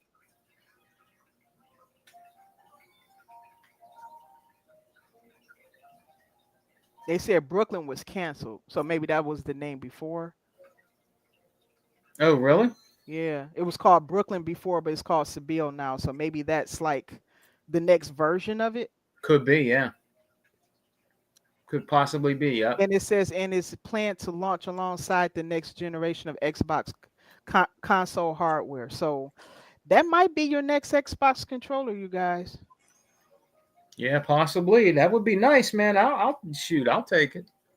That's unique. It still seemed like ergonomically, it looks like the classic Xbox controller to me. It Mhm. looks like the same thing, but it looks like when you look at this diagram, there's definitely some differences there. I would have to hold it. I Yeah. would have to hold it because it's hard for me to see what I don't even know everything it can do. It says another interesting aspect of Sabille is the fact it will borrow a feature from Stadia in that it will connect directly to cloud games over Wi-Fi. Players will be able to directly point the controller at different devices via an active device list of sorts, similar to how you can point Spotify to different devices you've connected your account to. Wow. Oh. So it bypasses Bluetooth. Oh. That's interesting. It should help eliminate a few additional milliseconds of latency when playing games in the cloud, which might not seem like much, but it makes an uncanny amount of difference and was a big contributor as to why Stadia often felt faster than competing solutions at the time. Interesting. So I it's mean, like they're kinda, it's a mini cloud, like mini Wi-Fi controller. That's interesting. yeah, it's just gonna shoot straight to the Yeah. connection. So no Bluetooth. It still will have Bluetooth, but it can bypass it. I gotta assume. I wonder how that would work on Starlink. That's interesting. That is. Yeah, I'm not gonna lie. I didn't read it because it's on Windows Central. So, Oh, but yeah, yeah, guys, I'm gonna have to wrap it up. okay, no problem. This Okay. was fun, and I'm glad you're doing the more positive, fun kind of stuff. That's what I've been looking forward to, and so Well, I thought it was an interesting topic. I saw it was online, and I was already thinking about that myself when I saw mhm. what the showcase was gonna look like, and they had that mystery box. Right. And so, of course, speculation's fun. So I thought Yeah, it'd it's fun, and I love your idea. Too bad we didn't get Sega Man's, but I love your idea for that mystery game.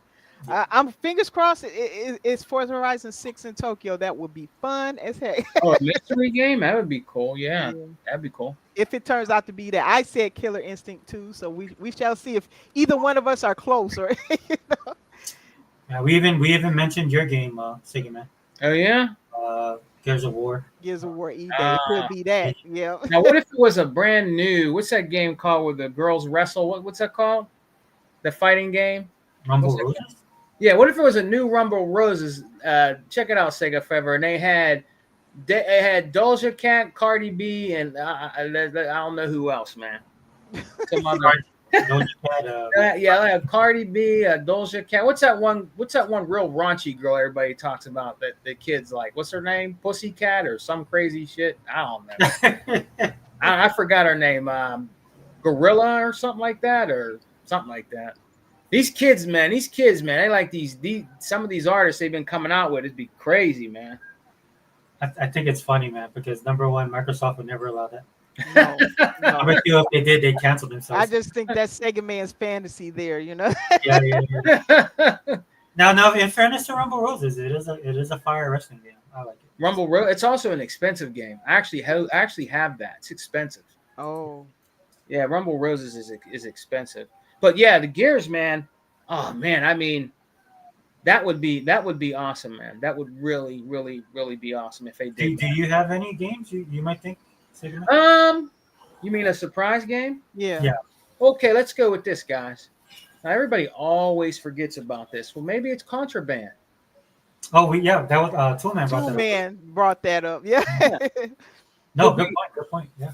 Could be. That's yeah. a very good point because nobody's seen that game since Yeah. that one little. It wasn't even a trailer. It was like a CG, you know, like little 10-second cut thing or something like that. That was it. It was gone. Hey, you know what, Dea and Sega Forever, you know what I really would like to see come back? I wish it would, and I always talk about it when I do. Sometimes when I do a video, I'll say, Phil, I hope you're listening. I would really like them to bring back from the OG Xbox days, one of my most favorite online games. I would like them to bring back the original MechAssault. I want that to come I heard back. a lot of people say that. Yeah. I really want that to come back, Dea, because I tell you what, That game. Was I had – what's that, brother Safer? No, that game was so fun. Go ahead. I'm sorry. That game was so fire, Dea. I mean, I was on for hours. I lost track of time. I didn't make That's a good game if you lost track of time. yeah, my wife got mad as hell because I'd be up like, till like 4 or 5 in the morning sometimes just playing online with that, because you got to remember when online was new for the OG Xbox, everybody was on there for hours and hours playing. And those no games. filters, bro. No filter. Nope, no filter. It was connected and you was in there. Yep. That's why I don't like hearing all these crocodile tears from these gamers now. Oh, Yeah, they got it good. I was like, bro, you could have never been in that Nope. online back in Xbox, the early Xbox days, bro. If they brought something back like that day, and let's say they put like today's graphics on there, or or gave it a nice polish or something for the Xbox Series X and made it online, it'd be a wrap. You know how many people would have that or have it in Game Pass Day? It'd be a wrap. I'd actually buy that game. Yeah. I would actually buy that because that was phenomenal game. Especially with today's tech, you know what I'm saying? Yeah. Yeah. Amazing. Or I want to see, would like to see near and dear to my heart. I'm really happy to see it come out with a trailer. I want to play the new Virtual Fighter 6. Oh, so Sega Man, sorry, just real quick. I already talked to Heba. I wanted to do the Sega podcast tomorrow if you guys can. Do you think you'll be available tomorrow? Yes. Whatever Because time. Yeah. Whatever time you want, brother. What now? You're in Hawaii, and I'm here. But yeah. Just let me know when, man. I'll be here. I don't not have nothing to do today. I took the kids out yesterday, so I think I'm just going to be chilling around the house, doing stuff around here. But yeah, I'll be available. Okay, so maybe I'll try and do it later. Yeah, Yeah, I'll tonight. definitely be available. And the reason why is I got that clip of the I got several clips we're gonna share. We're gonna talk about Sega in general. Oh, nice. Yeah. Nice. Yeah. So Always near and dear to my heart, man. I actually still have the Dreamcast hooked up. I have it hooked up to my 4K TV. Oh, nice, dude. The Dreamcast, yeah. You can buy the HDMI for it. I have the HDMI for the Sega Saturn, though. Where you go up to a 4K, make it play on a 4K. Oh, okay. That's Sega Saturn. It's actually pretty cool. It's actually not bad. It looks better. It looks better. It does make it look better. You can definitely tell the difference, Sega Forever, if you played the Saturn on a 4K TV with that HDMI port. It does look better. Colors pop. It looks better. You can actually tell it does. You know what I mean? Yeah, that's not surprising the way they built. Oh yeah. With the type of games they have. Yeah. I did think of something, guys. Sorry, real quick. Toys for Bob. Oh man, we forgot about that. They are developing a game for Toys for Xbox. Bob. Yeah. Yeah, they are. Even though they're not first party anymore, they got a contract with Oh, nice. Xbox. For a game, I don't know what it is though. Yeah, I know. For me, it would be Viva Pinata. That's always been my favorite. Oh, yeah. That would be a good game, and it'd be a great Game Pass addition Yeah. to one of those games. Yeah, Nice. and they're so good at what they do. So yeah, that would be great. Now, let me ask you, Sega Forever and Day. I don't know if they have played it, but you might have. Sega Forever. Back in the day, man, in 360, did you like the game Sega Forever called Cameo? Yeah. I did not play that game. You've heard of it though, right, Daya? I've heard of it. Yes. Yeah, I would. I wonder if Sega Forever. You think they would bring something like that back, man? Maybe that's the game. I mean, Toys for Bob could easily do that. Oh Sure yeah, could, it could sure be could. Cameo. It could be Cameo. You're right. A lot of people remember back in the day Sega Forever. There's a lot of people that liked the Cameo. Yeah, Cameo was it was such a unique game for its time. Yeah, The only problem Cameo had, it was just running against some really stiff competition. yeah, Because the platformers was, you know how like fighting games are having a resurgence and they're gonna blow up in 2025. yeah. That's what the platformers was back then. They were on that level, right? Because I was a huge platform gamer. Yeah. So across every single console had because I was multi-console back then. Oh, every yeah. single console had at least one amazing platform game. Man, Sega Forever. I'm gonna tell you what. You know, we had the back and pack come for the original OG, but I'm gonna be honest with you, man. I miss some of those OG IPs, man. Yeah. There's a lot that didn't come back and pat that were actually pretty good and people slept on. That came out for the original Xbox, man. Oh yeah, definitely. You know? Hey, what's up, Macaulay? Where's Zobi? Zobi got put in timeout. Oh. Zobi's part of Romper Room now. Zobi. I mean, when he comes back, he'll come back. I think we do more of the politics stuff though. And I already talked to him about it. I wanted to do more conspiracy stuff. Yeah. So that we can go down that Oh, rabbit. like those drones and stuff like that, things like that. Yeah. Like the alien sightings and. Oh, okay. Yeah, but any I mean, Zobi's out there, so Zobi can bring up. I seen one, but people think I'm crazy, so You saw one of the drones? no. I seen a UFO in 1991. Oh, okay. Oh yeah, I'm not opposed to doing the drones. The drones. I mean, there's all kind of stuff about the drones, like it's spreading. Like people that don't want to get the vaccinations. Yeah. And one of the things is that they're spreading vaccinations on people. Yeah. Oh my gosh! Wow, I haven't heard that one. There's like 4 or 5 stuff going out there. See, this is what happens when people like Disney can't make good movies. It forces us to find entertainment. That's true. Gosh, what's happening to our brains? I mean, Squid Game 2 only has 6 episodes. Oh So- boy. I got my fix, but I was like, that wasn't enough. So they made Indiana a sissy. Oh no, don't believe all the hype, bro. Yeah, calling it ain't. that. It's Yeah, not it even. ain't. It's Nope. none of that. It's a great game. Hey, you know what I wanted to say this to Brother Sega Forever. I was listening to your Hangouts the other day. Yeah. Now that dude, sick. Okay, I know he's all right, but that guy got to stop, man. You're not going to see the Halo Master Chief Collection on PlayStation, man. Oh, who was saying that? It was one of the Hangouts you had. Probably Cygnus. He said, "Yeah, it's going to be no, dude. You're not going to see the Halo Master Chief Collection on the Hey, PlayStation. Now, if he was just clowning around, that's cool, but you're not going to see that on. I know people wish that Halo would come out on PlayStation, but it's not, guys. It's not going to be on PlayStation. It's just not. God of War is not going to be on Xbox, so you're not going to see the Master Chief Collection, I believe, on the PlayStation. I don't see that happening at all. I really don't see that happening. Well, don't read the chat from earlier because him and Gogo was going back and forth. Oh, were they going back and forth? In the chat. All right, we better wrap it up because I got to be the conscience for Sega Forever. I have to do this so his family don't attack him. I don't want that. Yeah, my daughter just came home, so we'll I wrap it. figured, yeah. I was like, I'm gonna have to be her conscience for tonight. Go ahead and shout yourselves out, guys. Okay. I'm Dia4568, First Lady of Chat, and Xbox, and I'm glad that you guys joined us here today. And I hope I can say this. I think Unlimited is doing something for the what is that? The Developer Direct. So I'm not sure about the day yet. So you guys just stay tuned, and I hope you guys nice. join us for that. Awesome. Go ahead, Sega Man. All right, man. Well, I'm sorry that I got here a little late, but I still had to be with my brother Sega Forever and the First Lady of Chat, day of 4568. And I'm excited, man. I'm excited. There's just a lot of great things that's going to be going on for Xbox, man. You know, in 2025, and I can't wait to see. We got more games coming in Game Pass, man. Right around the corner, Evolved, all that. I just can't wait. But it was a great show, brother Sega Forever, and yeah, I will definitely be available tomorrow, brother. So when you're ready to do that, and talk about the Sega stuff, I'll be here. Just hit me up.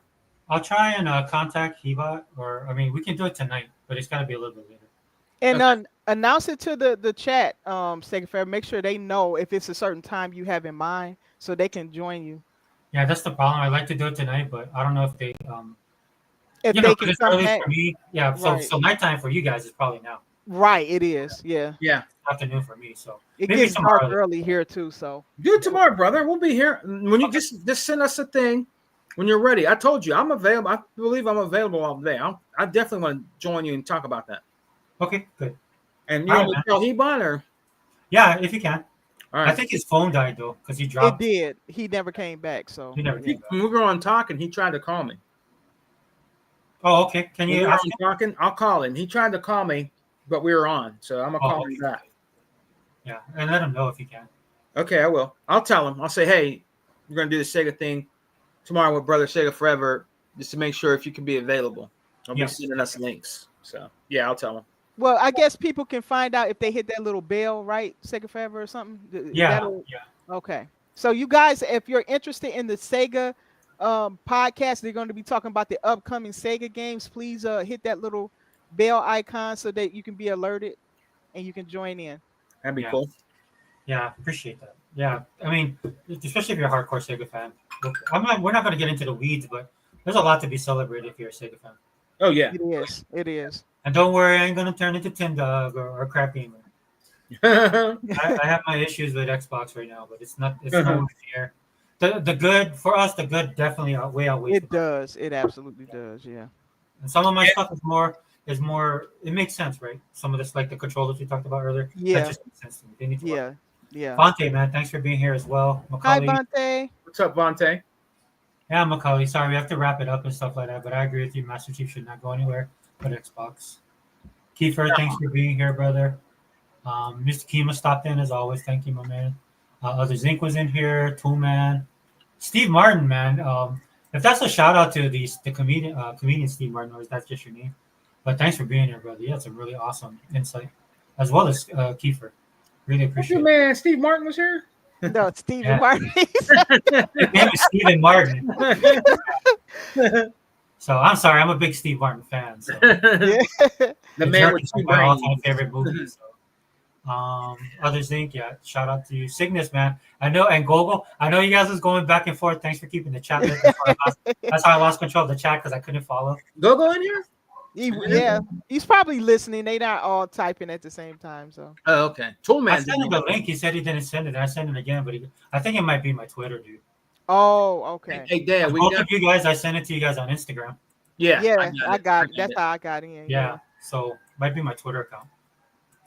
I wonder if I'm in timeout. They've been banning counts lately. They've been Really? what? They've been what? Yeah. There's been a lot of what do they call that? Bots. Stuff? Oh, it's bots flooding it. Oh yeah. Are you serious, brother? Yeah, they don't play with that. Yeah, they do mass. They get rid of, try to flush those bot accounts. out. Oh, And damn, sometimes dude. innocent people can get caught up in that. Oh, big time! A lot of innocent people. I Yeah. might be one of them because my stuff wasn't loading at all. Why is there so no. many bots? I don't know. That messes up it's not good because they got to control the platform, so they have to flush them things out. Hey, big B money, man. I know that you're on Unlimited. I saw you on Unlimited, man. Welcome, brother. Appreciate you being here. And I think I caught everybody. I think Let me that just make was sure. everybody. Yeah. You said Mr. Kima? I think he was on Yeah, I earlier. just say Mr. Kimo. Okay. Shout out to Xbox All In. Uh, Oh yeah, T man. What's up, T? I'm gonna catch you this year, man. Did you guys? I did a video where I showed my stats, dude. I was 1,000 hours. Yeah. I was like, good. That's how it should be. Daniel Barry, man. Thanks for being here as well, and my boy Anthony Chipmunk. Cheers. Anthony. Okay. All right, guys. Thanks for being there. Now I get to go watch my Steelers lose. Oh man. They're gonna be playing the Ravens, bro. Yeah, man. I'm Yeah. so mad, dude. I was like, you guys should have had a bye, bro. Yeah, bro. But I was telling all these guys, man. I was like, look, dude, we're not as strong as you guys think we are. Yeah, man. And I just mean that as a hardcore Steeler fan, dude.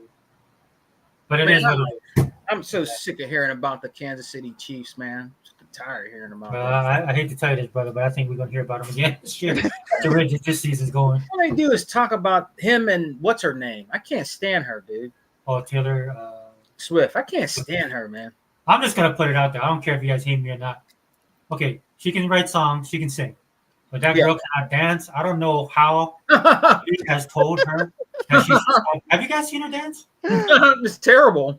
Yeah, so I guess this is this new thing she did. I haven't heard her stuff for years, right? Yeah. Mostly when my kids were younger, right? That's like her, Justin Bieber, all these people, right? And so, but then I saw recently her on the tour because they were so big and they were talking about it all the time. Mm-hmm. And I looked at one of the clips and she was dancing. I was like laughing. I was like, oh, is that a joke? But no, that's how she dances. Nah. Have you seen her dancing? I seen it one time. It's terrible, man. She's trying to be like Beyonce with Cowboy Carter. Like, right now. And like they were talking about doing a Beyonce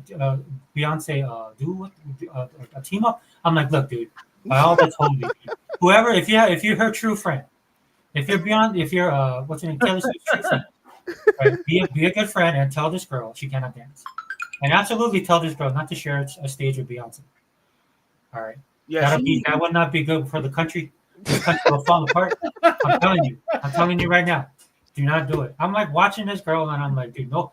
It's like who was it? Like what was I watching? And like if you had that one friend, like like when people go on American Idol and they think they can sing. And I didn't get mad at the guy. I got mad at like who his boys were or who his friends was or his family. Look, dude, my family's Hawaiian, dude. I can't sing, and I know I can't sing because they tell me right. You know what I'm saying? When I'm karaoke, that mic goes right by me. I get to pick a few songs, and my sisters them singing. You know what I'm saying? That's how bad I am. Right? There is no. So anyway, I'm sorry. She can't. It's been 5 hours. I'm losing my mind. But Taylor Swift can't dance. But hey, what's her name came on, man? She was crying, man, because of that stuff in LA. Because she lives in LA. Candace Cameron Bure, she was like crying because she's like, oh, I want to help my friends, and them fires is terrible there, bro. Oh yeah. I've seen a couple of the celebrities because it's not more. It's more than just the money, right? It's all their memories, man. It's everything they built. Yeah, man. Plus, I was listening to what's that guy named, man? He's on the Man Show. Adam Carolla was talking about. It was more of a political bit. We won't get into that, but he was saying that it's hard to get a permit there. So even if you have money, the odds of you getting to be able to build your house back, because some of those houses are old enough where those regulations didn't apply. Yeah. And one example he used was if you put a pool there now, it's got to be double holed, so that doesn't leak into the soil. All kind of crap. But yeah, my heart goes out to everybody. You know what I'm saying? But, yeah, bro. Like just with Maui, the same thing happened, man. It's that fire, the wind kicked in, and it just swooped right through. Yeah. And our emergency services wasn't prepared. They was telling people to stay put. Oh wow. Yeah, they was telling people to stay put, and people died. And the only people that a lot of the people that made it out was the people that didn't listen. Right. Yeah. Because they were telling, like, they showed the cops trying to turn people away, and then these dudes, most of us, like, rural areas especially, we got like lifted Toyotas, right, trucks, right. So they just was going over the dirt in the mountain, the hill, and just going over and ignoring the cops. So anyway, sorry, I keep on rambling. But, yep, Xbox All In channel. Thank you guys for being here, and we out. Bye. Bye, guys.